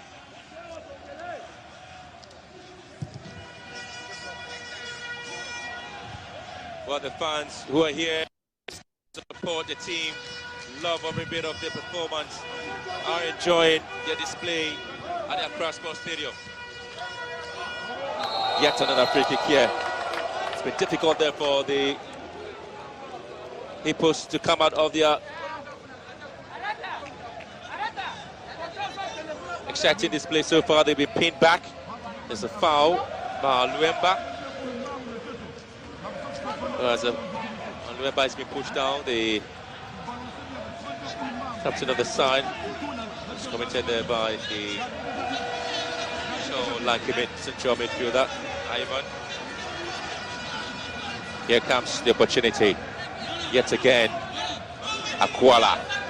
He's been given a chance to see if he can whip in any ball here for DR Congo. Well, Congo, I should say, Congo Brazzaville, not DR Congo.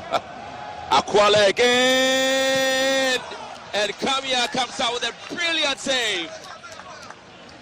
This man is becoming a keepy in terms of his display. Creepy crawler, I should say, there for Congo. Akwala.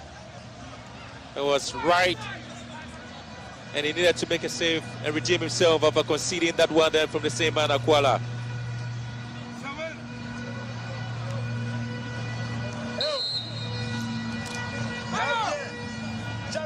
Goalkeeper picking up an injury there, Shimlan Kamia. Third appearance once again for Congo.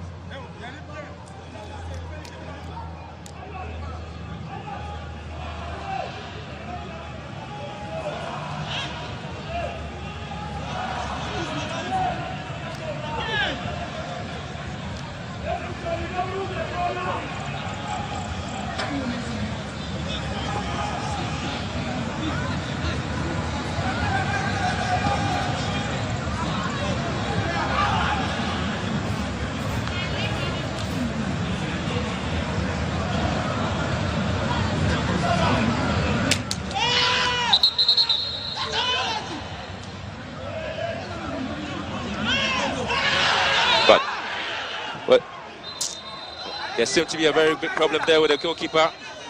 He needs a serious medical attention. This is not turning out to be something good at all. This is not turning out to be something good.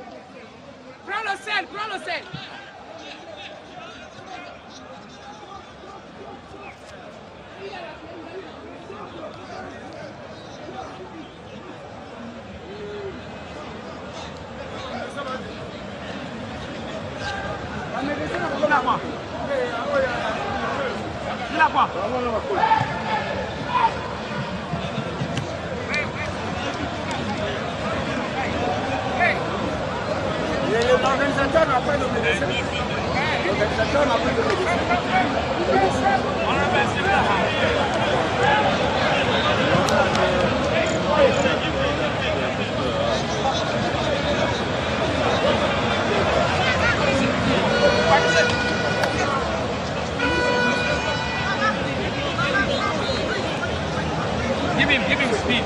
Give him speed. Jimmy!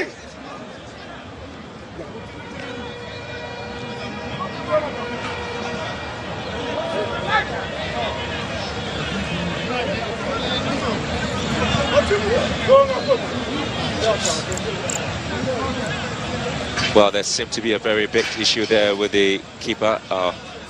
He appears to be okay now.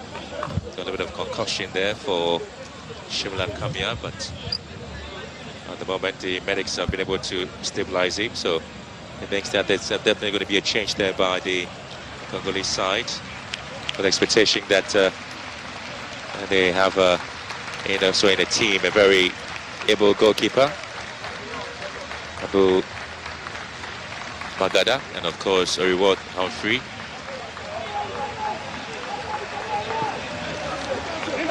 Well, that was a very scary moment there for the Hippos of Uganda. Already down by a goal to nil, and now have to lose a goalkeeper.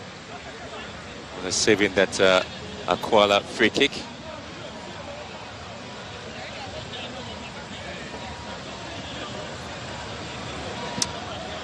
So this is the situation here at the Accra Sports Stadium. The team with the unblemished record there, the Hippos of Uganda, now they have been paid back by the Congolese, certainly giving them a lot of thinking to do, and they have to find a way to also deal with the loss of their goalkeeper, who has been substituted and heading straight to the ambulance to be taken out for proper assessment. And so the Libyan official would ensure that he's pretty much okay to continue with this game. This is a competition that has seen the Hippos of Uganda playing some exciting football, but again, the most difficult aspect of that is that this Congolese team came up with something that had perhaps paced them a little bit, and so that's the confirmation of substitution up to Magada. Played the first match in this game here against Nigeria, plays club football for Gaddafi FC. His second play or second appearance there for Uganda in this competition, with 90 minutes so far played after the very first game.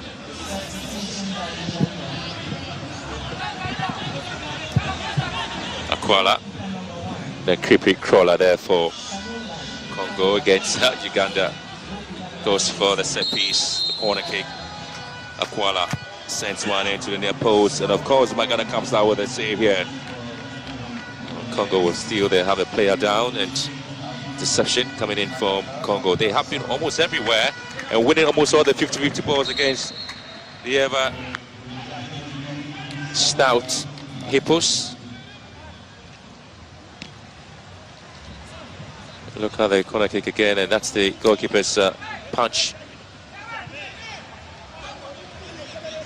Well, I felt that he was pushed back there by Ivan.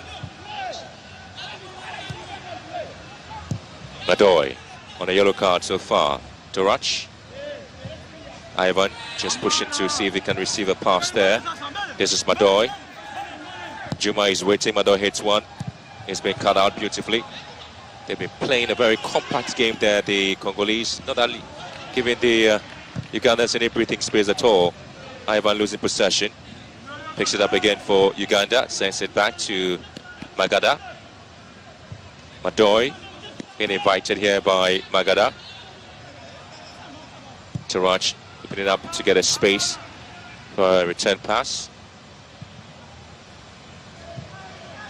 But safe to say that the three-back being played there by the head coach of Congo. The very first time he's adopted that tactical play. I'm sure he's looking at the physicality of the Congolese.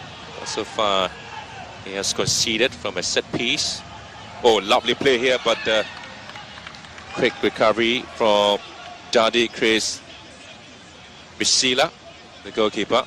Again, it's a cross-coupled pass there. I'm trying to pick up the run there from Abbas Chioni. Bisila, club for Club Sportif Multidisciplinaire in Congo. It's four the players there for Congo in this competition. 270 minutes. He's only conceded once, and that's against Gambia in a 2-1 win. It's Madoy here. Madoy sends one deep into the Congolese half. It's been cut out for a throw-in.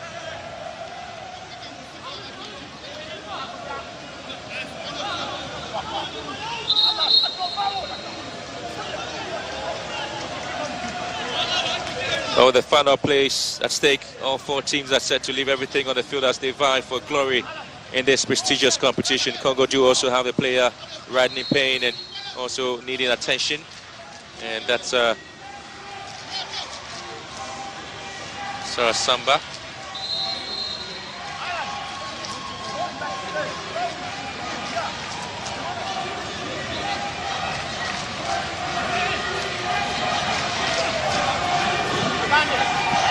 Prior to the game, we did have some bit of rains in the morning here in Ghana. But the field is really calm, great weather condition. I've seen a toll there for the two teams to have a display. Well, that's a slip there from him, and that's when he went to ground, and I think that extra attention. Juma with a throw here into the box. Chioni wins it back. Juma wants to recycle the ball into the box. He's been cut out beautifully by Congo. And here comes the captain for the side. Luemba, who hits it deep into the Ugandan half. It's Madoy, who controls it beautifully to Magada. At the back here for the Hippos of Uganda.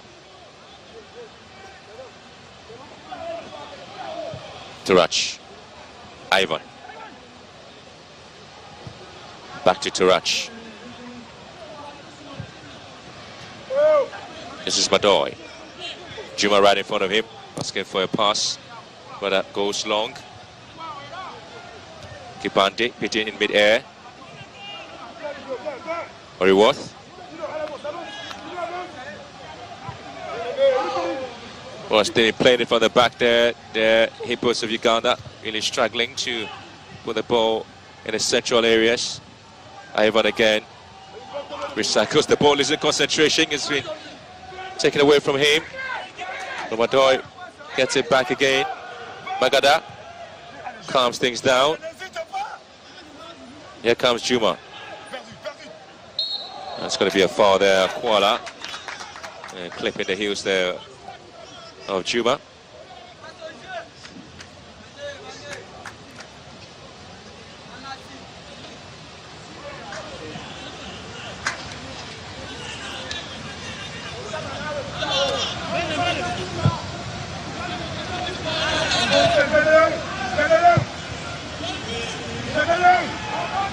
For 8 changes, I did mention, and the position for the head coach of the side, who definitely, Moses Bayakwasu, and the match against South Sudan, the neighbors, it was Apollo Kagwe who scored the lone goal coming in mid through the second half. And of course, the right back who plays his club football for Wakiso.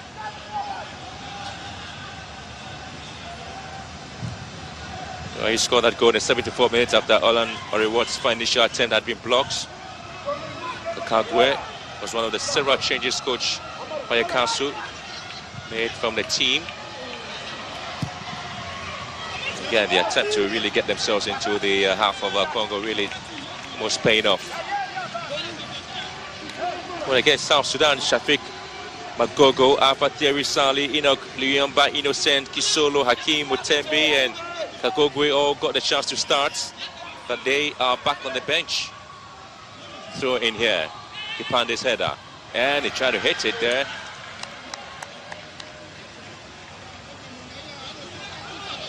Usama, Kipande have been kept at bay in this competition so far, especially in this game. Kipande trying almost everything in a very tight space. Now volley. Again, it's well collected there by Bisala. Oh, the man who got the free kick, Dioli Makwaba. He got the free kick, and of course Akwala was able to deal with it. Half an hour gone here at the Accra Sports Stadium. Uganda in the semi-final, the very first semi-final match in the men's competition so far. Uganda 0, it's Congo 1.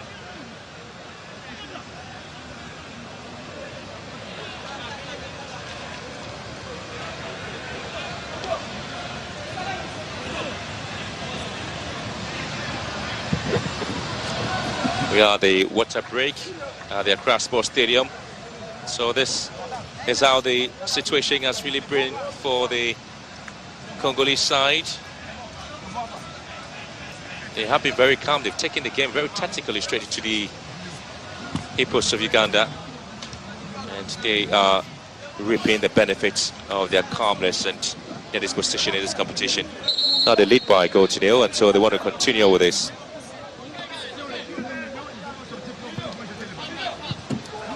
Well, Uganda's best performances in football at the African Games was back in 1999 when the team reached the semi-finals.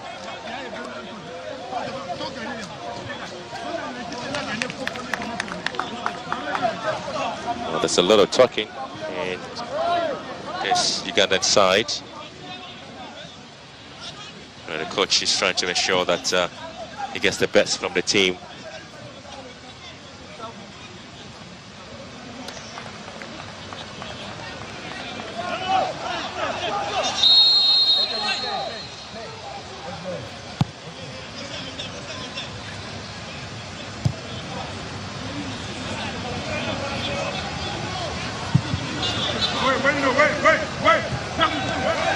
But again, it's a chance, and they still have to find a way there.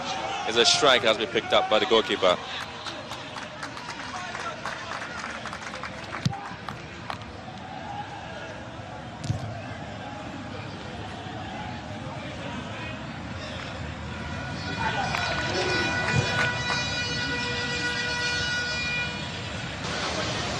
Here they come again.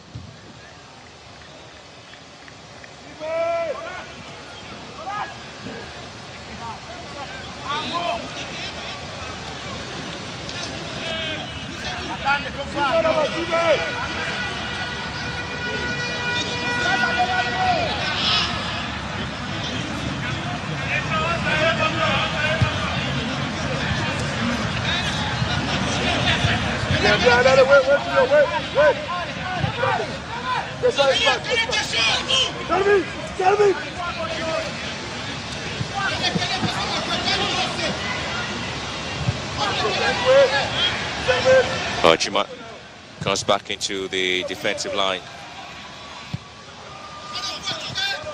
And so it's good play there, Kipande. It's been fouled. The referee says he wants to continue with the play there. Ikande. Here comes Juma. Juma wants to send the ball in there. Bisala comes and defends beautifully there for Congo. They haven't been overawed by the attempts there by the side to ensure that they're able to get a win.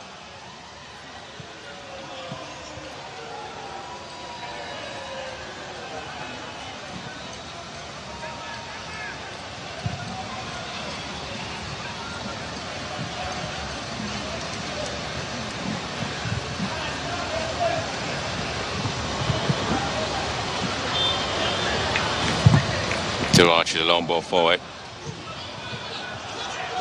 And Congo again struggling to find a way out. Juma. Turns beautifully, Juma. And here comes Storach.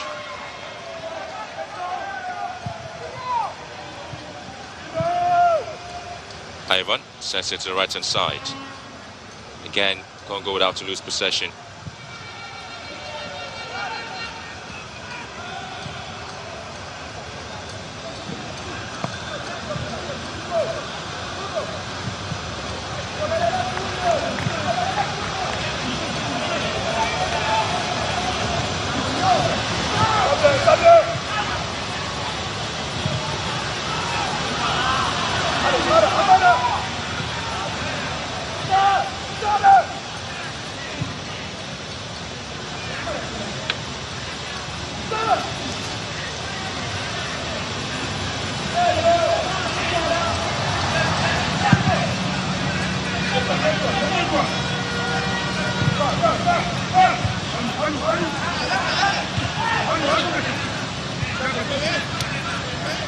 Ivan beaten in midfield, and here comes the Congolese as they stride forward here.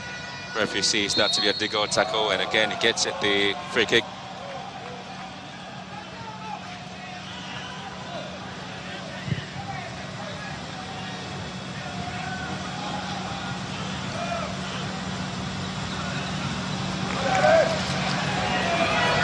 Oh, lovely. Flag is up on offside. 10 minutes to go. The end of the first half.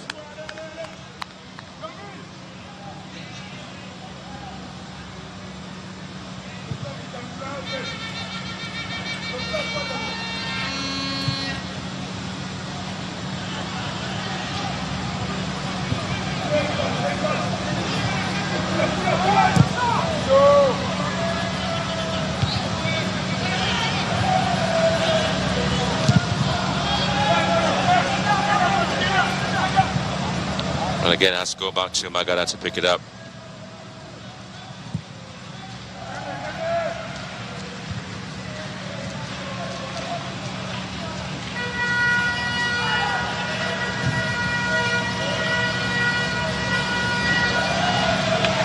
So here we go. The Congolese striding straight into the finals, hoping at least they can hold on to the slim lead here.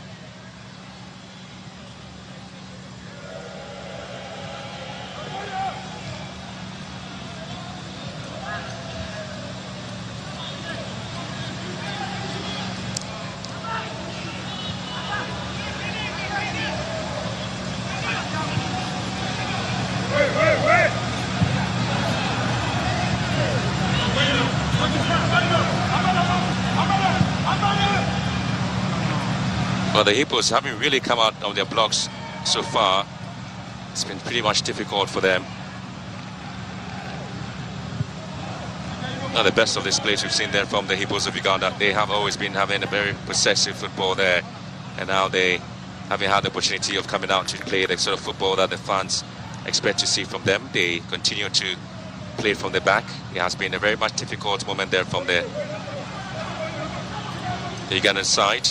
Again, difficult moment in controlling and weaving pretty patterns together, but Juma picks this one up here, striding forward, and he finds space. Here comes Kikande, trying to protect the ball, but Akwala, the goal scorer, shields him from taking advantage of that, and comes off the body of Usama, one of the few players in the side who's been kept at bay by the Congolese side. Here comes Shuma.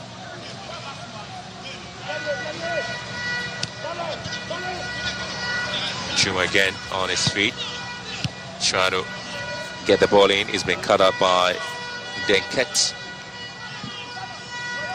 The man who currently has the goal and who is putting smiles on the faces of the Congolese side. Really excited about it. Juma, he always goes for the long throw into the box there. And Ivan said that goes nowhere.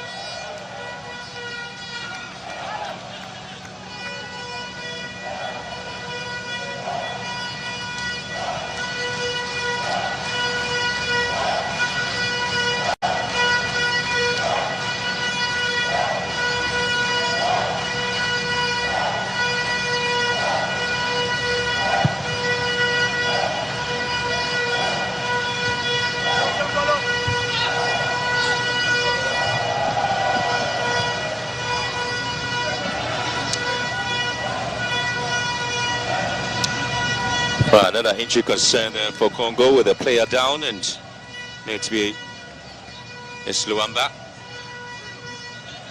That's a concern at the moment, Luamba.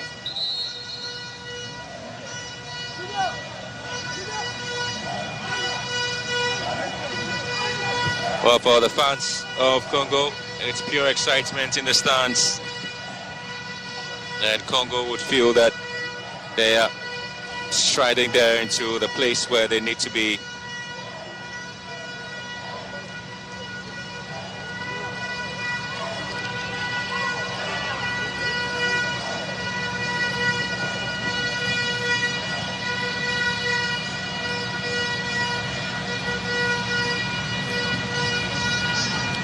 So this is where the talking point will be about this performance and how the two teams have played so far in this competition. It's been Congo who just hanging on to the slim lead they have against the Hippos of Uganda. Ball sent in again, it's been cleared away. He comes back into Ivan, struggling to keep his balance. Almost getting through to the first 45 minutes.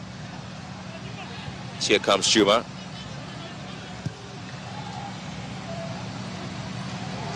Tarach. Well, the 15-minute goal score there by Akwala for Congo is what is separating the two sides here at the Craft Sports Stadium. Here comes Oriworth, trying to pick up a pass for 11-shirted Kikande.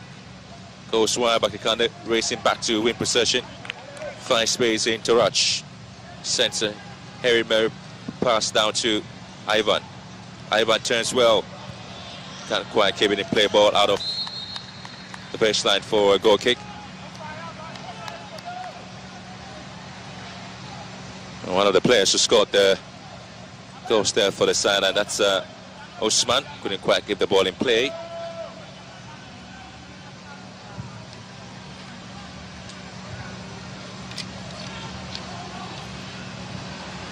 Osman, Arafat and Ivan. Hirim Bazi, he scored against Nigeria. Alan Oriworth with a penalty against Senegal. And Apollo Kakagwe scored against South Sudan. They have scored Uganda's 4 goals at the tournament so far. There's a decision against the striker for the Hippos of Uganda. Bunyanga.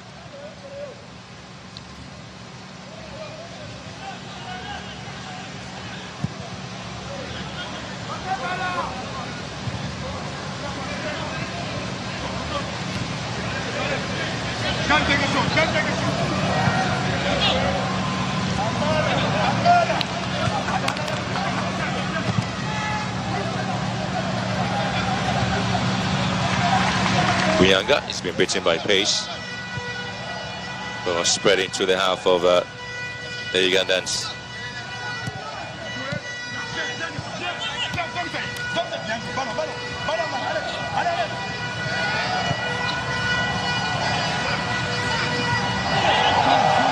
Well, just to get the attention of the referee, but he would have none of that. Musavu. But the main attempts there will come from Congo. And that's the man who has worked very hard to give them a set piece that led to a goal. Makuaba.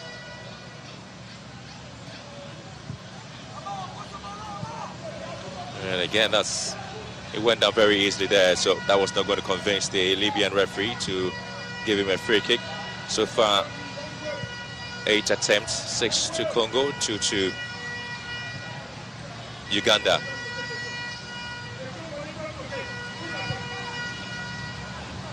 Madoi. Oh, the player Mukambo, who just went to ground and was hoping the Libyan official would come to his rescue. Mukambo scored 1 goal there for Congo and playing his 4th game there for the side. And there they go again with Savu. Oh, lovely play here from Dekan Musavu, who plays his club football for Interclub. His 4th game for Congo in a nice shirt. Right, Dekan Musavu plays for AC Leopards.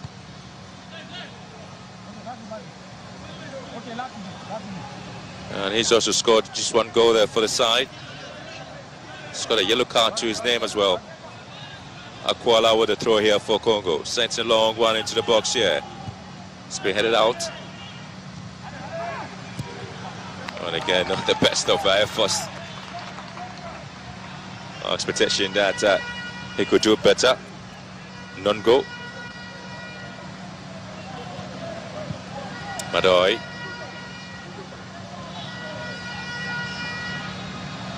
We're 25 minutes of extra time in the first half. Or so far it's been the Congolese who have displayed some huge prowess and secured a goal to their name, and that is what they're keeping in this particular encounter.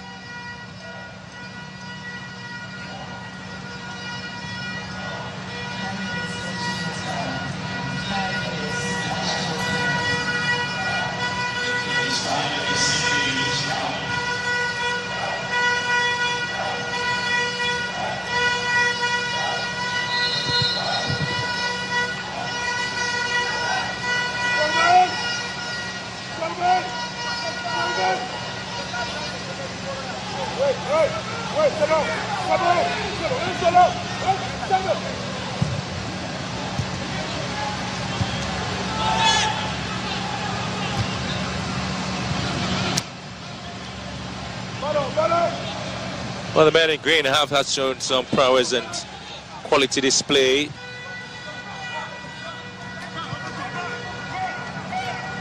Savu, and he gets a free kick. It's going to be a bookable offense. Yeah, it is. And it is Ibrahim Chuma, the CD Leganés player who plays in Spain. His first yellow card of the tournament. Ibrahim Chuma, product of the under-17 competition in Uganda. He's got 224 minutes prior to this game to his name, and he's got his name taken as well. So 2 yellow cards so far to Uganda in this match. While they're down by a goal to nil, the first yellow card came and was a set piece that led to the goal.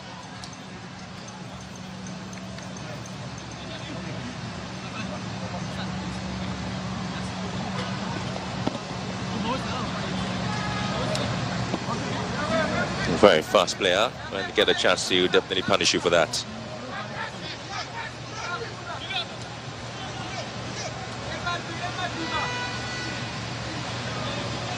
Tendu, Servette, balle de match. Balle de match.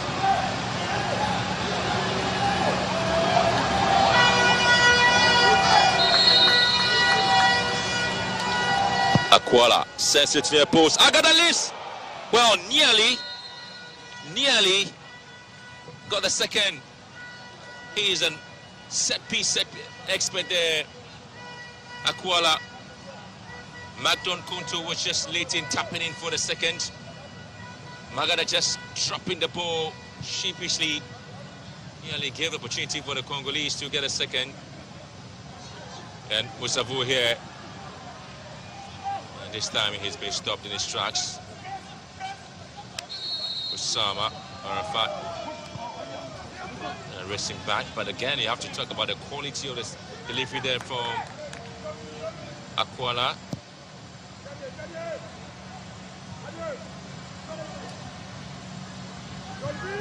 They have been crowded, swarmed almost everywhere, the Ugandans. Not being given a chance to play their brand of football. Well, there's an opportunity now for Congo to make it 2, and there they go!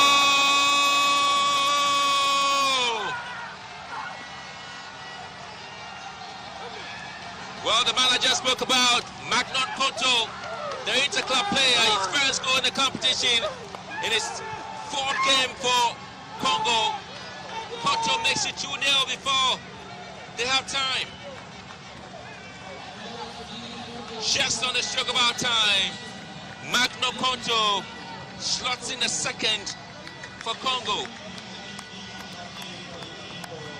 It was a very painful slip there from Adore, and palm, that's it for Magnon Konto. First goal was conceded by Shamlan Kamya, who's been taken off. Second is been conceded there by his replacement, Abu Magada. 2 goalkeepers, 2 goals, and he simply can afford to smile here.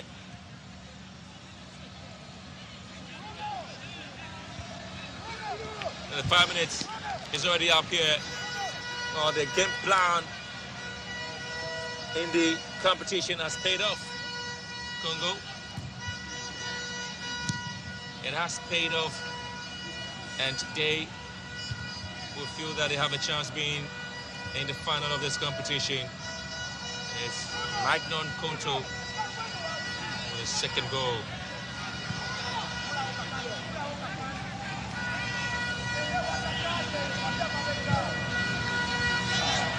Good pass, the far side, well whipped in, and this time it is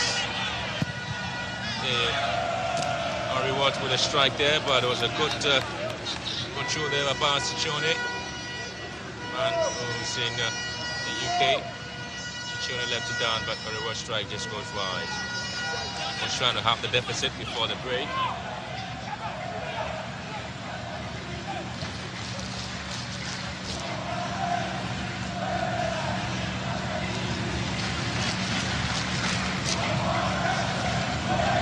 Well, so the first 45 minutes certainly has been the half for Congo.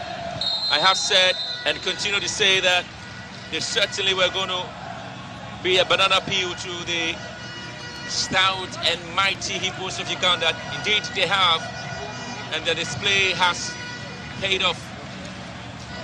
They've kept their own. Aquala, 15 minutes with a goal there, just on the stroke of half-time. Magnon Konto makes it 2-0. At half-time, it is Uganda 0, Congo 2.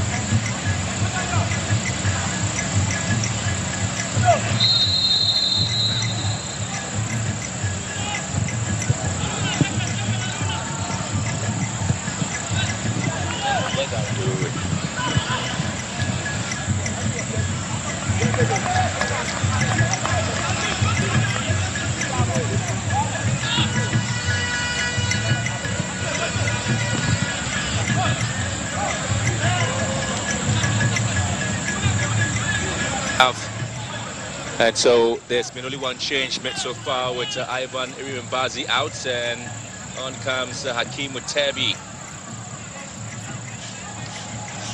For the player who's just been introduced into the game, Hakeem Mutebi, plays his club football for SC Villa. His 4th game for the team, and of course there's a lovely chase for the ball here by Kiza Usama, and he's able to get a corner kick for the side. And Senegal have really come in and start taking in instead for where the two teams left off for set into the 12-yard area. And again, it's Congo trying to ding this one in, but the goalkeeper comes out to make a save.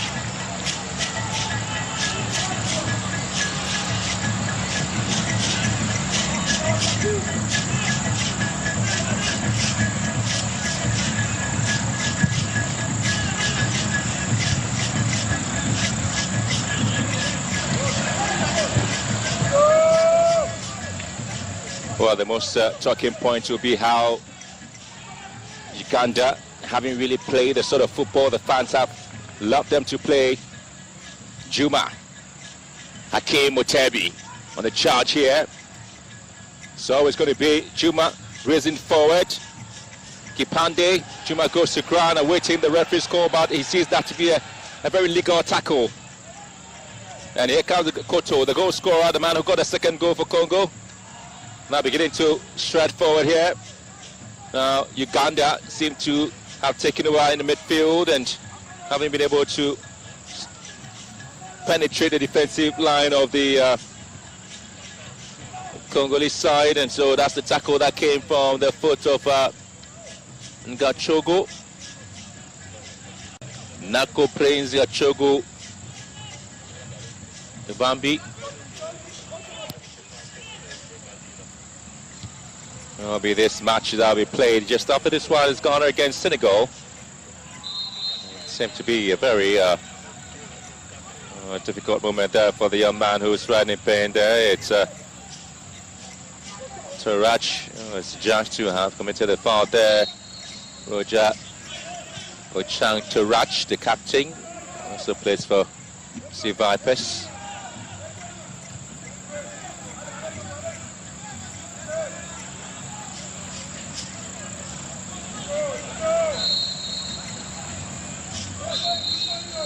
They talk about the strength of this Hippos of Uganda.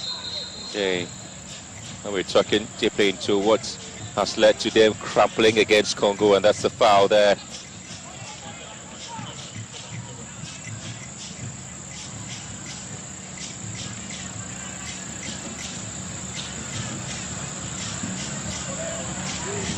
Kipande. And again, it's the best of control there from Kiza. Kipande very busy in the 2nd half. And 10-shirted Kiza Arafat. Ismail again, there's a try here. And chance across the face of goal, not the best of connection, but a good opportunity for reward. And hits wide. Well, that's very close that they've come. A reward tried from a long range to the first side, didn't work out. Quality strike.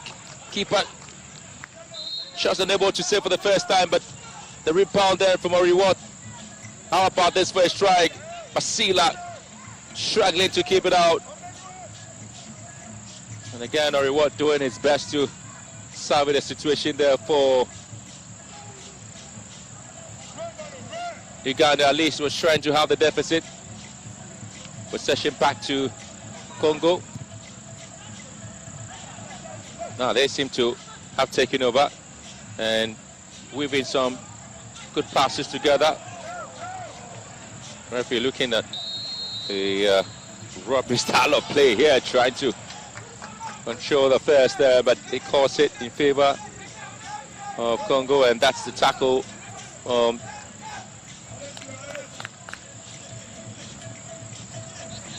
The man is in the 6th shirt. Julio Christian Nganziama Bandesi. Here comes the long ball from Indenket. Juma controls. Madoy hits one into the midfield area. Well controlled again. Another best from Bruno Bunyenga. Has been fouled by Nongo. And again, it was Nongo who gets the advantage here. Here comes Nongo again for Congo. Switching play to the left.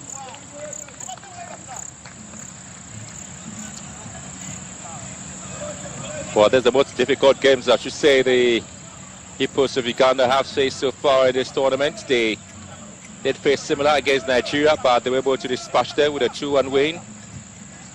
Well, the talking point after that was that the difficult game for them was going to be against the other Senegal, but again they were able to dispatch them with a win.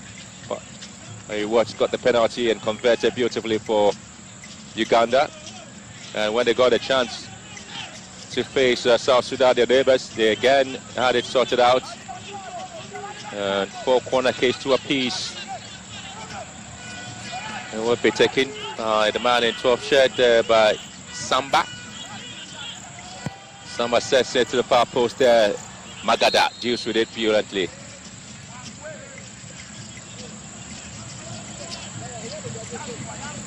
Oh, the ball here from Samba, who also plays for Interclub Football Club.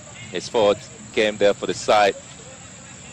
Scored a yellow card already. 270 minutes is played for Congo in the men's edition of the football competition in the Africa Games. Sambasa just playing as the left foot back in the game there, but 2 teams going with a 3-back line and trying to go with a wing back formation. Good play here. Good turn there by Hakim Mutebe. And now it's going to be Kipande. And a little bit of a slip there. And Basila was able to collect that. Well, it's a Buyanga. Let's also trying as he can to see if he can get a goal there. It is Bruno Buyanga, Ura FC player. His 4th game and he has yet to score there for the side. Here comes Koto for Congo. Got a brilliant goal, the stroke of half time. Koto here trying to dink one and curl it over Bagada. Well, one of the, I would say they played one of the best games so far in this competition, this Congolese side. They had almost everything well covered as the rush push forward. And Lukwago, who's coming in to starting in the right back position. Haruna Lukwago.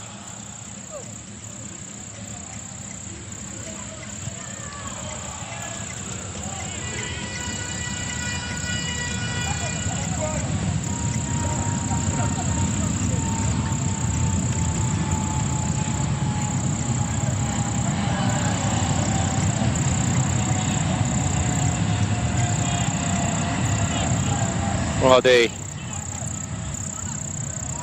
main talking and the main decision there for Congo in the competition, really seeing them win the 1st edition of the football category back in 1965 when they hosted. Well, they had a chance of being 4th in 2015 as a host nation, and their 5th appearance is the tournament here in Ghana. You know, they drew goalless against Ghana and Benin, but then they had to come back very strong against Gambia to finish 2nd in that group A.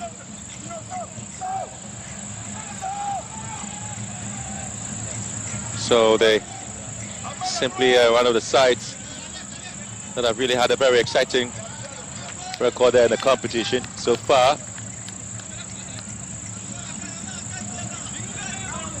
there'll be those who will be expecting to see lovely performances there from these two teams.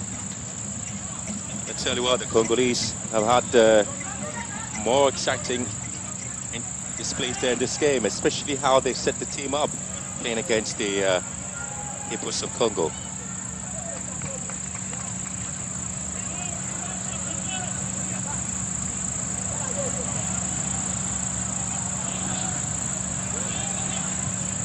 Time they try to hit the ball, seeing they always look for Koto up front with Safu, and here comes Kipande. He's always got some lovely footwork there. Kipande again, not to be able to get the final destination. Lukwago here. Usama, that's the return of the ball here. Good play, Usama on the left foot. Oh! That's just wide it goes. Wide Chione. Again, it's a 1-2 play there. Chione trying to kill the ball at the top there, but Chione's ball goes wide. Oh, that's a lovely display there for Basi Chione, who also plays for SC Villa. He's got a chance to make his one appearance with 224 minutes played. And the referee spotting that bit of a push there. Just talking about this Congolese side, and they came into this competition and so far played. The only side who seemed to be shattering the record there from Congo, from Uganda I should say, is this Congolese side, Luemba, and his team in the kets now to effect his free kick.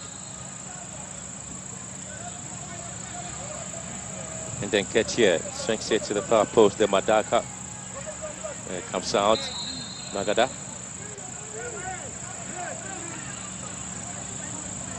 Yeah, nobody there to pick this ball there from, and then Ket.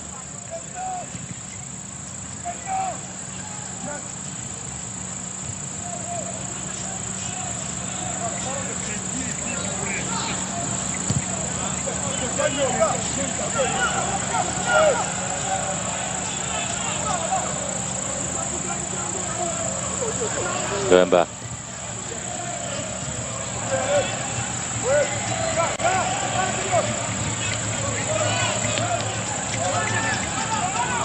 Kipande, oh, lovely play here. And too early. Just found a way to get the ball straight to his man that was just racing down, and that was Chione. Again, he was able to go around the cat again. He was just too wide and wasn't able to get to Kipande.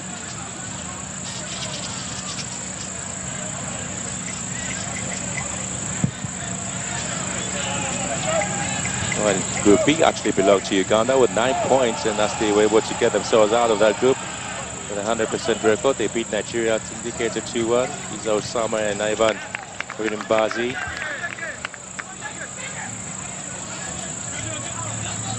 One of the winners in the matches there. What's a foot high tackle there, but the watchers got away with that. Able to get the ball first. And Tarach again.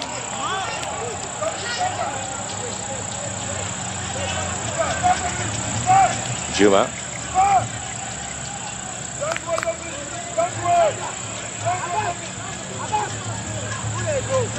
Tarach.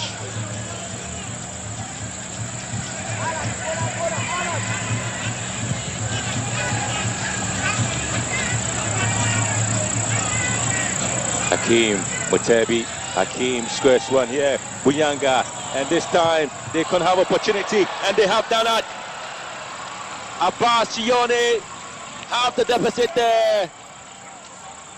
They have been calling for that in the second half. The SC Villa player who gets to get his first goal in the competition. Abbas Chione. But again, it was an intricate passing movement there from this side. Buyanga to Abbas Chione. Wham, and that's it. Just going past goalkeeper Basila. On his left foot, he's stretched, trying to see if he can stop the ball there. Again, there was so much power in there. and Abashione. It's game on here at the Accra Sports Stadium. With a cooling break, Abashione, the graduates of the under 17 tournament in Fufa in Uganda. And now he's able to get them going there. So they're back in the game, aren't they? It's Uganda 1, Congo 2.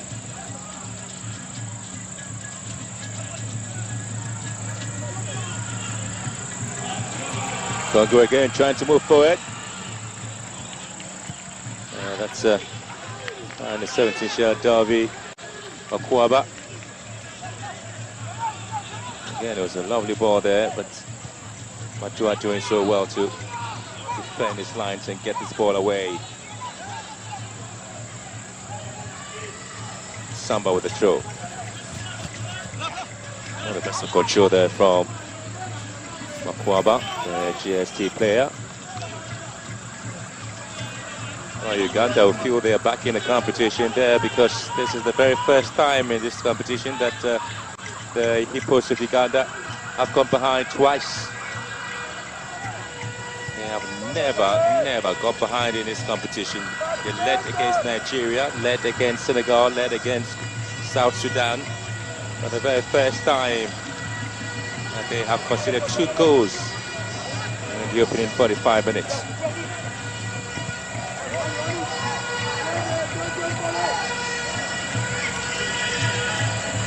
Very well here.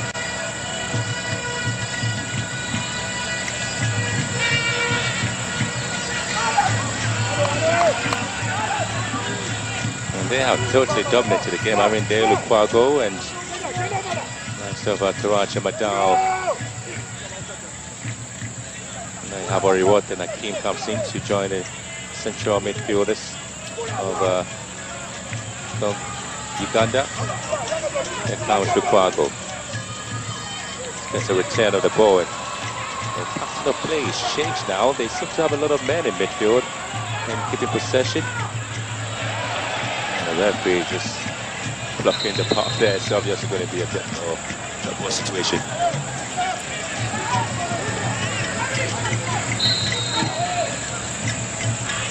As the ball sent in again, it's been well delivered into the box.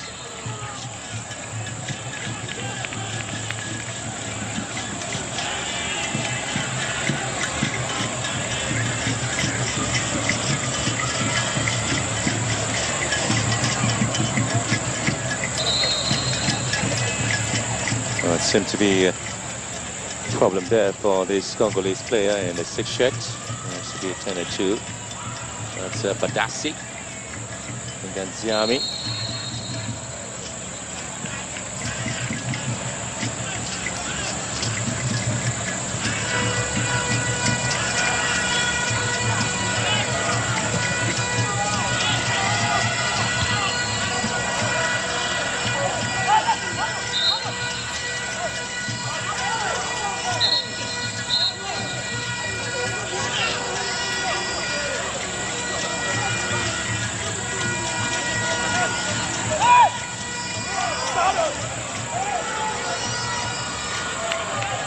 So they still are pushing here. Well, that's going to be a foul. That's obviously going to be a bookable offense in the foul here. Kiza Usma.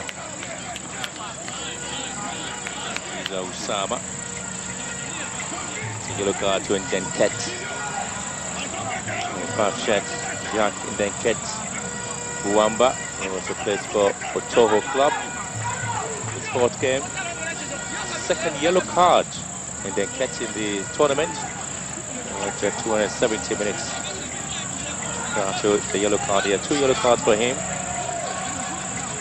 He do qualify. Likely he might be looking forward to having a chance to play in the final as well.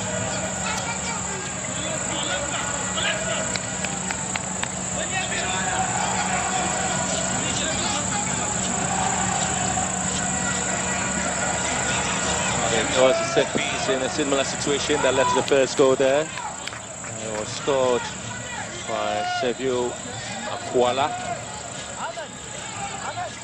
Now there's going to be a turn over the Hippos of Uganda, who also have a set piece in a similar position there. Can they take advantage of that? Can they? And again, it's been put down, and airports have been taken away, and another strike comes out.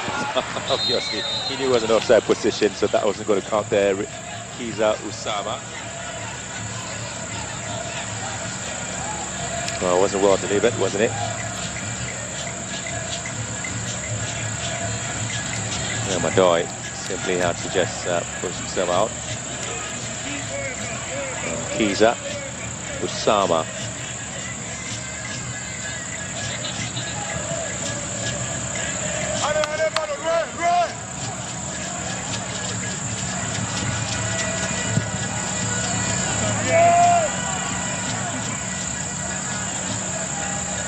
Confirmation of the scoreline there. Right. It's the very first time that the Hippos of Uganda have had to concede 2 goals in the opening 45 minutes, and having to come back from behind.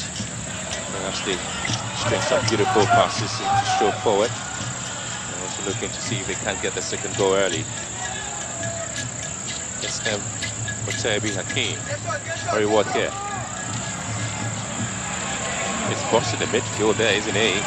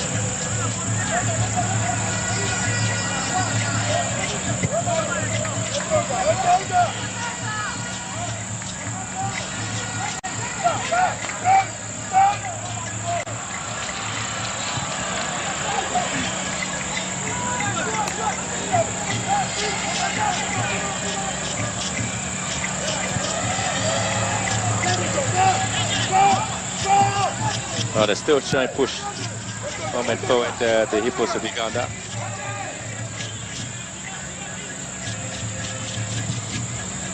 A different display there from the side on what we did see in the first 45 minutes. The Hippos, they were a little bit lethargic and aggressive. So they're not bossing things in midfield. Hakim Mutebi here, spreading play to left-hand side. Ekan Juma. Buyanga here for the Hippos of Uganda. Buyanga. He's got pace, he's got power. Buyanga still keeping possession. Buyanga. And then trying to get the sympathy of the referee there, but the Libyan official will have none of that. See, now will take his time to effect the goal kick here. Buyanga. He had a Kuala to contend with, and want to have the better of him there.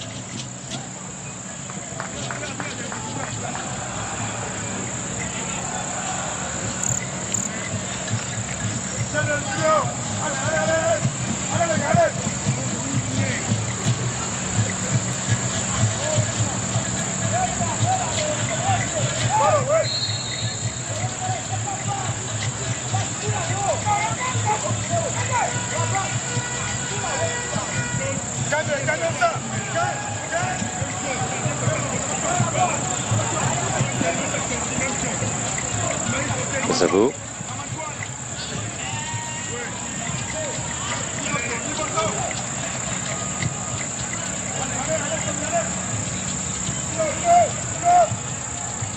Oh, we've seen the Congo Sidos leaving Mukwaba up front as the Lone Ranger.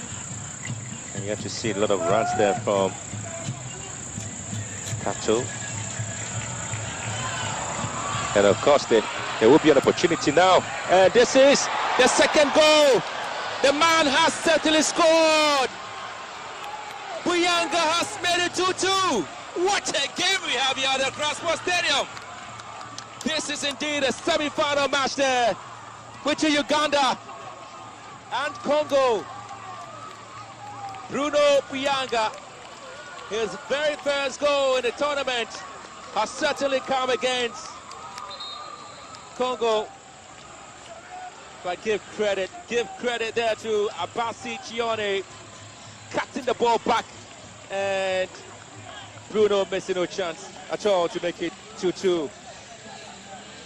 Indeed, we have a game. We do have a game here. They have gone into a certain mood here. The Hippos. Twice they went behind, twice they've come back. And the scoreline is certainly reflecting the performance in the second half. Uganda 2, Congo 2, and 20 or 19 more minutes for us to see what happens there.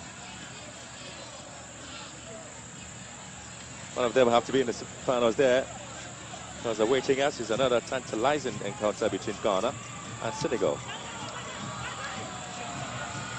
And again, I have to talk about the Ugandan side. Abasi Chione here, switching play, sends one in and nobody there to pick it up, and again it's Akwala who was able to get it down, and Basila really not happy at all because he thought that there was communication was not the best.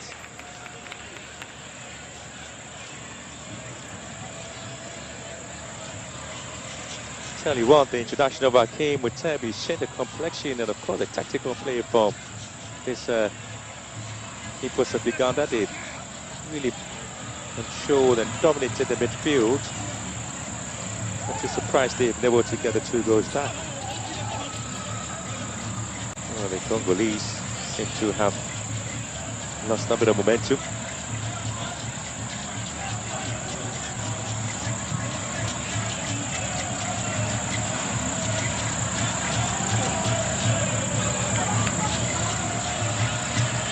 And they've been winning possession almost at any level at all. They haven't given up yet.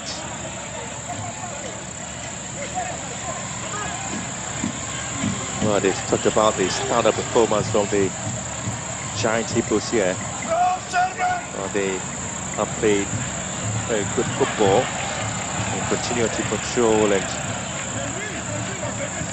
keep things going the way they want it. Kande. Now it is the Hippos.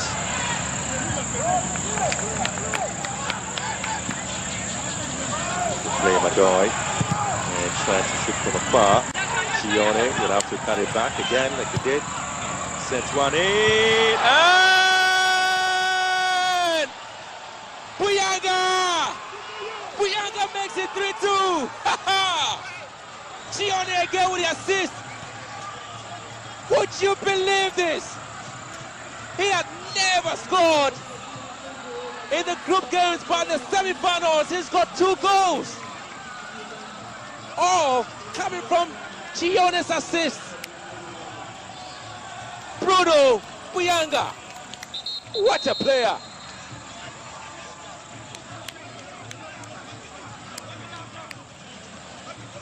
They have come from behind to lead for the very first time in this tournament.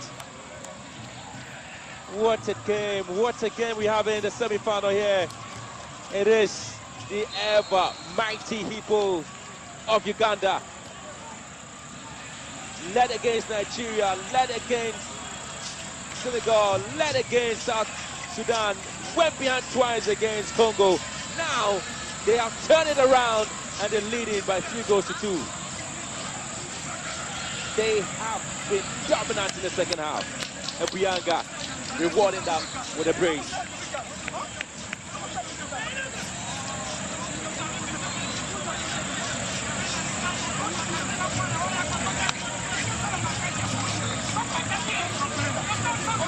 It's not been worked by Country to the players at half time. They have said a lot to his boys. They have really motivated them.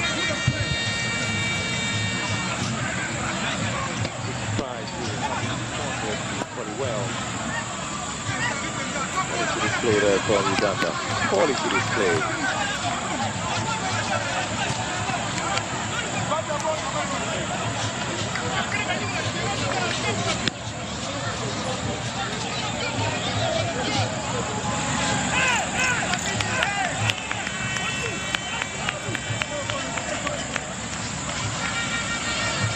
Sophie, here to talk about the super team and the president, Mrs. Magogo, has been doing in Uganda. And a very impressive performance of this team in every competition, especially when it comes to the African game. 1999 when the team reached the semi-final of the country, the performance really was. We have coach Kwasi. We did better perform reaching the semi-finals and other things in the finals.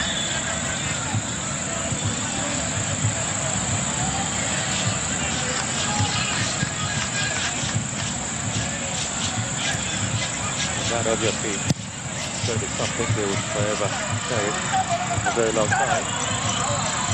Because, you know, they have come into this competition just to get something going.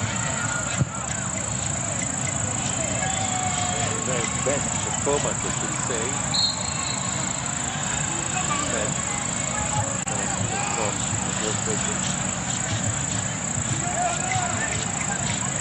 Congo, still 15 for the Congolese side. Uganda, they continue to look back into 1919 and what they were able to do, but Kwasi has changed that narrative. It's motivational talk to the players. Isn't that awesome? Very much awesome this game. It's game over.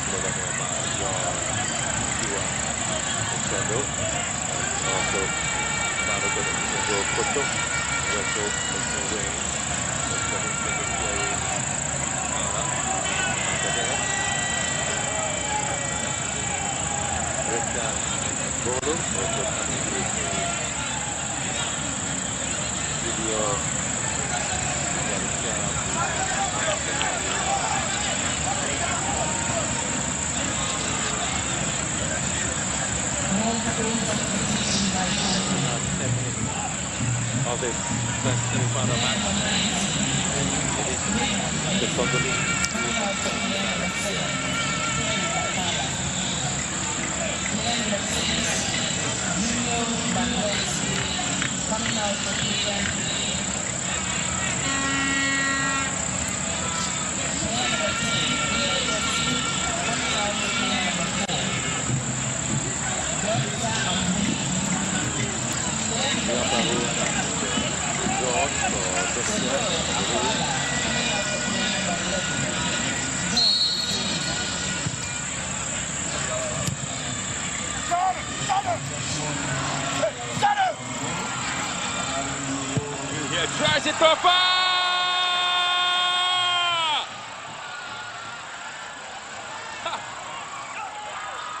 The substitute has made it 4.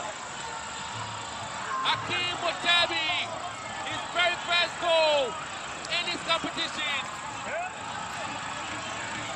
There's a player out of nothing, out of nowhere. He gets the 4th goal. His 4th game in this competition there for Uganda. His very first goal from long range, and goalkeeper was just falling there. They are certainly in the final. How did that happen? How did Congo just crumble?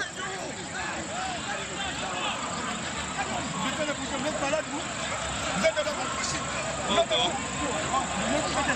seem to be out of steam in the second half. They have been out of steam. They have been really threatening Uganda. Absorbing Uganda all through the second half. And this is their response.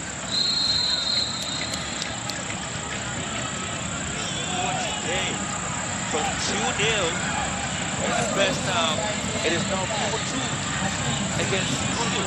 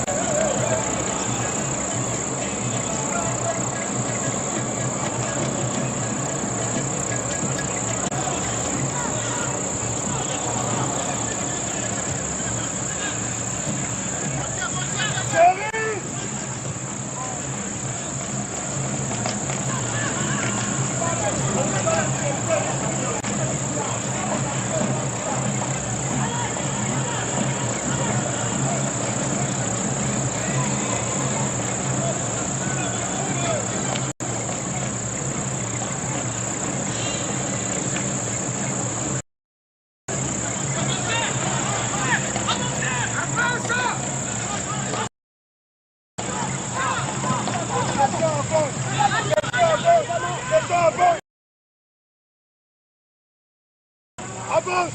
Attention, avance! Avance!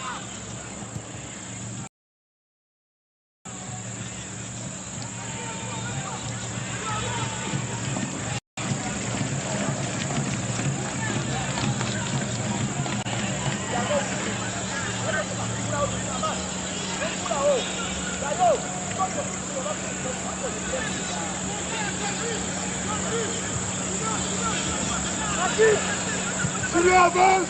Avance!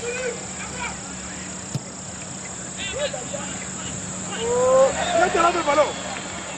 Viens te le ballon!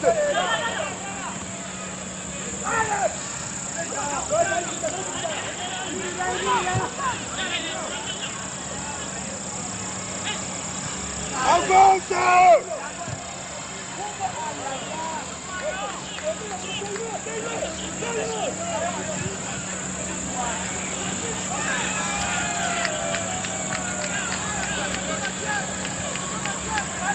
Attention, avance! Avance! Mais ça va!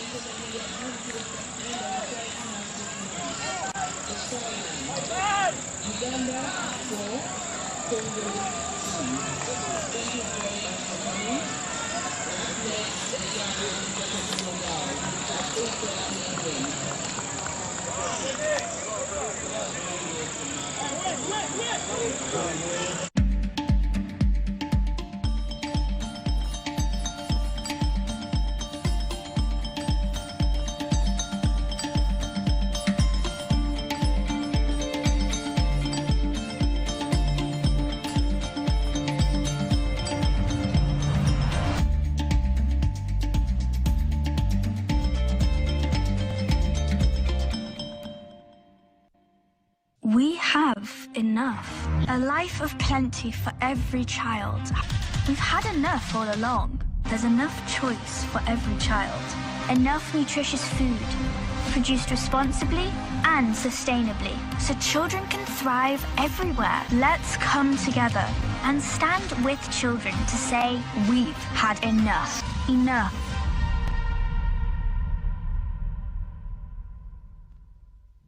What happened to snacking? Delicious is being denied. Munching has become mindless. To that we say, not on our watch. Messy munchers, play dirty. Busy fighters, take a moment and intensify. Because when snacking is under attack, we'll be there to fight back. Snack in the name of play. Every child is so unique. You like no other. Outstanding in every way. It's me like no other. So anytime you walk and play. You like no other. You are special like Indomie. It's me like no other. Did you know that every child on the planet has their own unique fingerprint like no other? You like no other. I'm talented. Me like no other. I can sing. I can dance. You like no other. As well as their own unique talents and abilities. I can cook. I can paint. You like no other. Indomie. You like no other. So every day, in whatever you do, remember you are special in your own way, like no other. Thank you, Mom, for letting me know I'm special and for making me my special Indomie. Thank you, Mommy. I love my Indomie. This advert is FDA approved.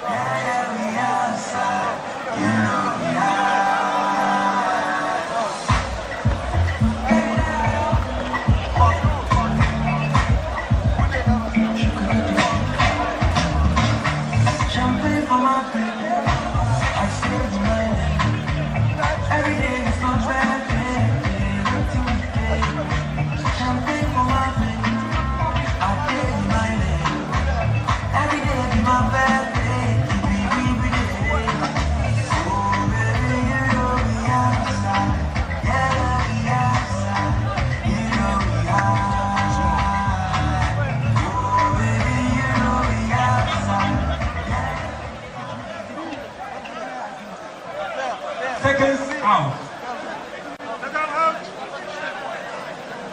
Round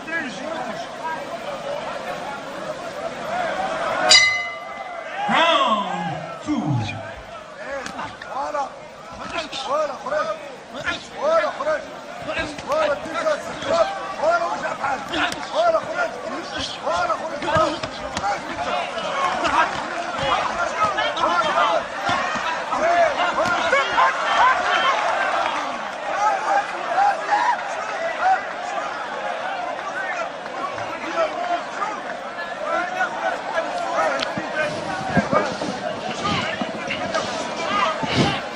Quarterfinals 2. That was a very good point from the Moroccan. A nice defense.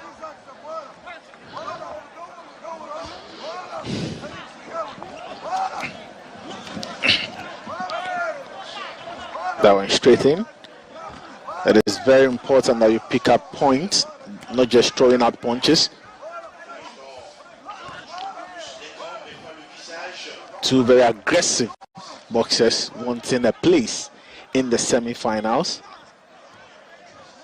A place in the semi-finals guarantees you at least a medal, which is bronze, and then when you get through into the semi-finals, straight into the final, you fight for the gold medal.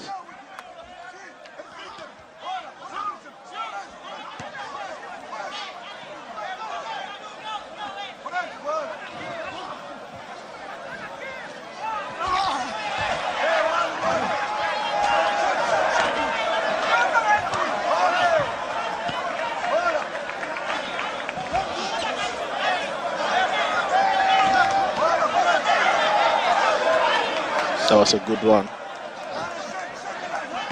from Moata.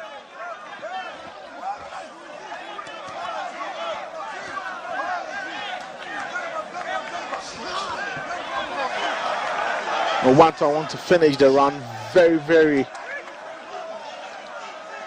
fast as the most aggressive boxer. 43 seconds more to end the second round.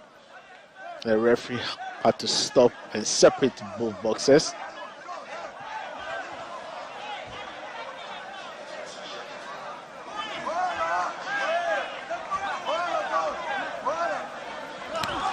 That's a very good one.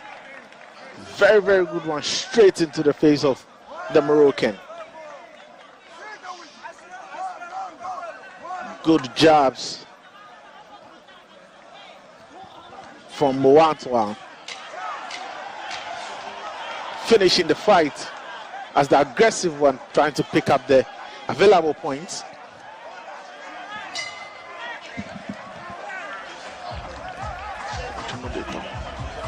And that is the end of the second round. I won't be surprised if the point goes to the blue corner.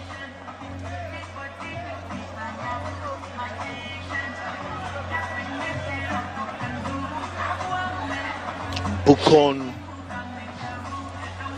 Square Arena, which is hosting the boxing competition, is known to produce a lot of the fine boxers that have come out from Ghana.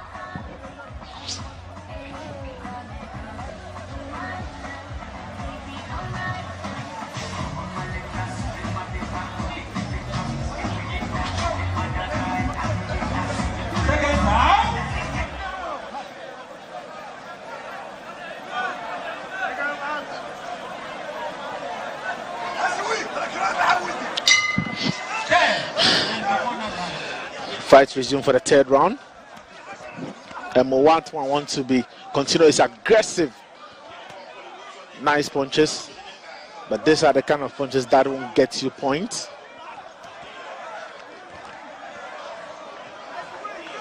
He's been consistent with how aggressive he's been throughout the first 2 rounds. And if you are joining us, is that a knockout? It is. Oh, it is not.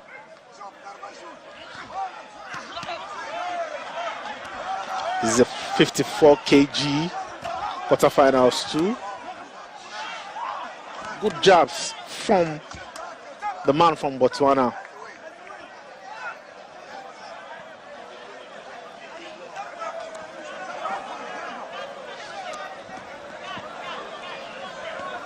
He's been on the attack since the start of the fight. A place in the semi-final is at stake.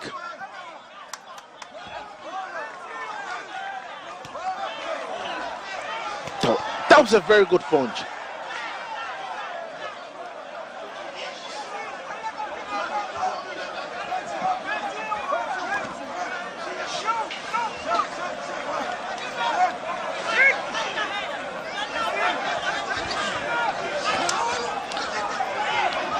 One minute 30 seconds more to end the third round.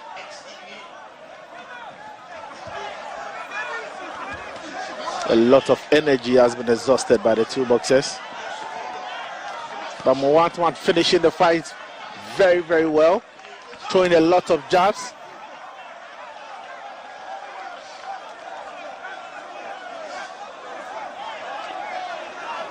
There's a countdown for the Moroccan. He doesn't look all right. At a sit count, 7 is back.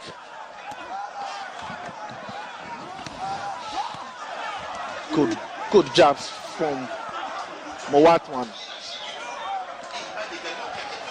He's threw some aggressive, very hard punches in this particular bout.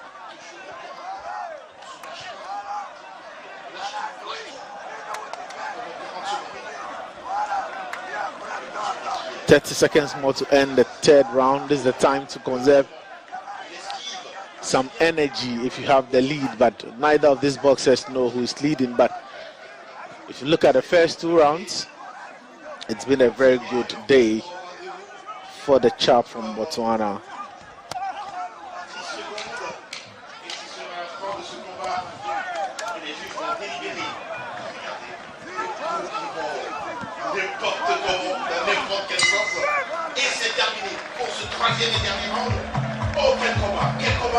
And that is the end of the quarterfinals 2 in the 54 kg.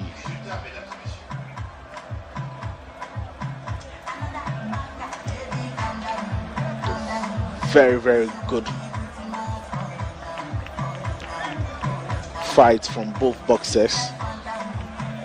And I'll wait for the judges to declare who has won the quarterfinal 2 of the 54 kg boxing from the Bukom Square Arena.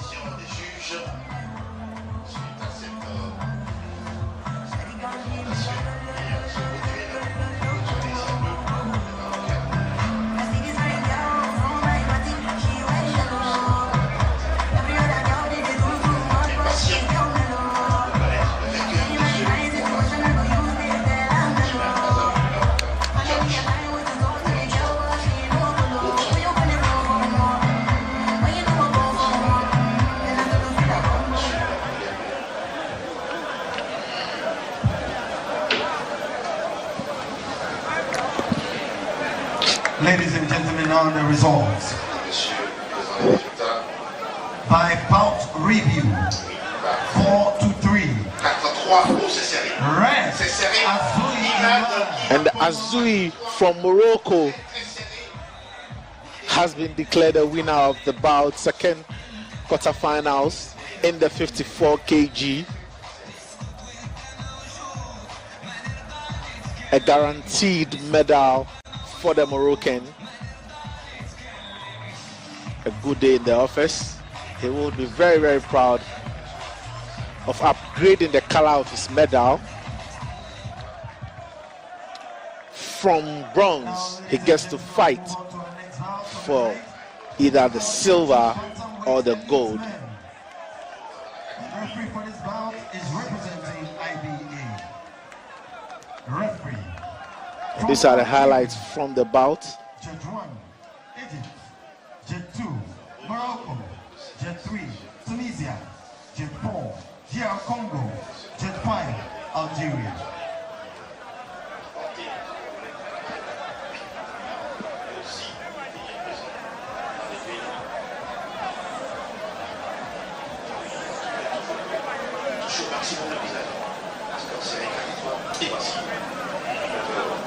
Now please, let's welcome the boxer fighting out of the ring. Well, we're going to see a lot more live action from the Bukum Boxing Arena as our coverage of the 13th African Games. This is boxing coming your way from the BBA or the Bukum Boxing Arena here in Accra. Earlier on, we just saw a bout involving two boxers in the men's 54 kg, Imara Zawi from Morocco and Mwatla George from Botswana. We're going to see the next bout also in the 54 kg division. We will see Selululu Matthew and Mwale Mwengo from Zambia. And that's also going to be in the 54 kg. The winners of the 4 54 kg bouts would advance to the semi-final stage of the competition. And of course, when you do get there, a medal is guaranteed. At least a minimum of a bronze medal. The coach of the boxer from Lesotho offering 1 or 2 final words before the bout that starts. This will see Mwengo Mwale from Zambia fighting against Matialira Zakaria Selululu, who would wait for the confirmation of the start by the Egyptian boxing ref. Fighting from the red corner is the boxer from Lesotho, and then fighting from the blue corner is the boxer from Zambia. Awaiting the signal of the bout from the match official as he calls the two boxers. Final words. The rules being explained to the two boxers. Get back to your corner. So we're only going to be having 3 rounds of 3 minutes each. The winners get to qualify for the next stage of the competition. You have only 9 minutes to prove yourself in this bout. There's a sport that is very familiar with the fans who come here on a regular basis to come cheer their fellow friends who are in the sport. Of course, this is the home of boxing. This is the home of boxing here in Ghana. So when it comes to boxing, we love it here. But at this point, we would focus on the boxer from Zambia, and also focus on the boxer from Lesotho. Mwale Mwengo from Zambia fighting in the blue corner. Selululu from Lesotho fighting in the red corner. Both boxers looking to pick up some points early in this first round.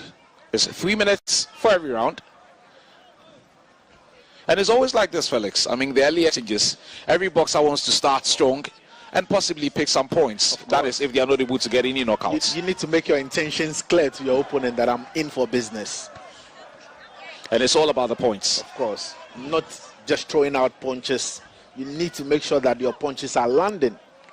And that's the most important thing. A lot of times when you engage people who watch a boxing bout, there's always a tendency to think that the more punches you throw, then there's a possibility of winning the bout. But the punches have to land. Yes, or the most aggressive boxer should be winning the bout. And we saw it in the earlier bout. The chap from Botswana was the most aggressive, but the Moroccan had to pick in the ticket in the second quarterfinal bout.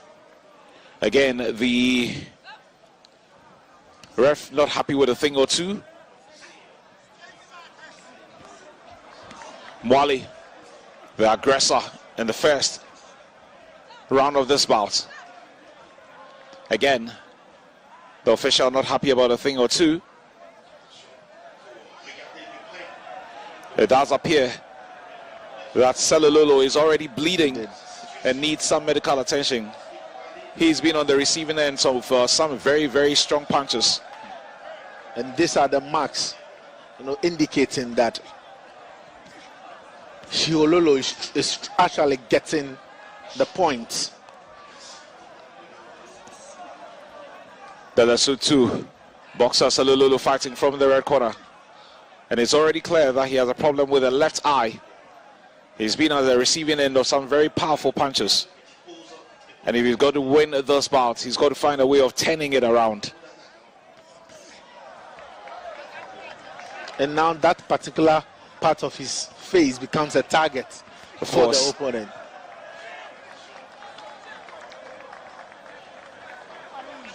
Again, I honestly have doubt if this fight will travel the distance. Well, it's all about what these two boxers will do in the ring. It does appear that Selulolo is struggling, and yes, you can already see a swelling left eye. He's been at the receiving end of some very, very strong punches, Felix. He's managed to survive, the first round. Would he be able to survive all 3 rounds? Yes, he has 6 minutes more to prove that. But Kwame, it's impressive, looking at the crowd at the Bukom Square Arena. Very, very impressive crowd there. Highlights of the first round.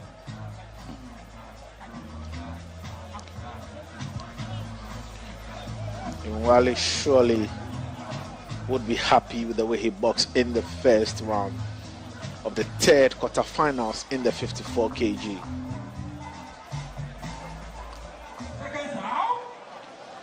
Seconds out.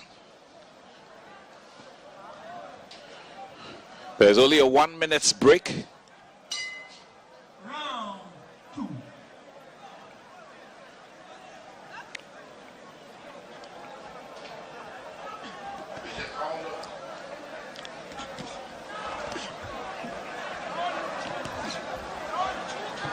Quick, fast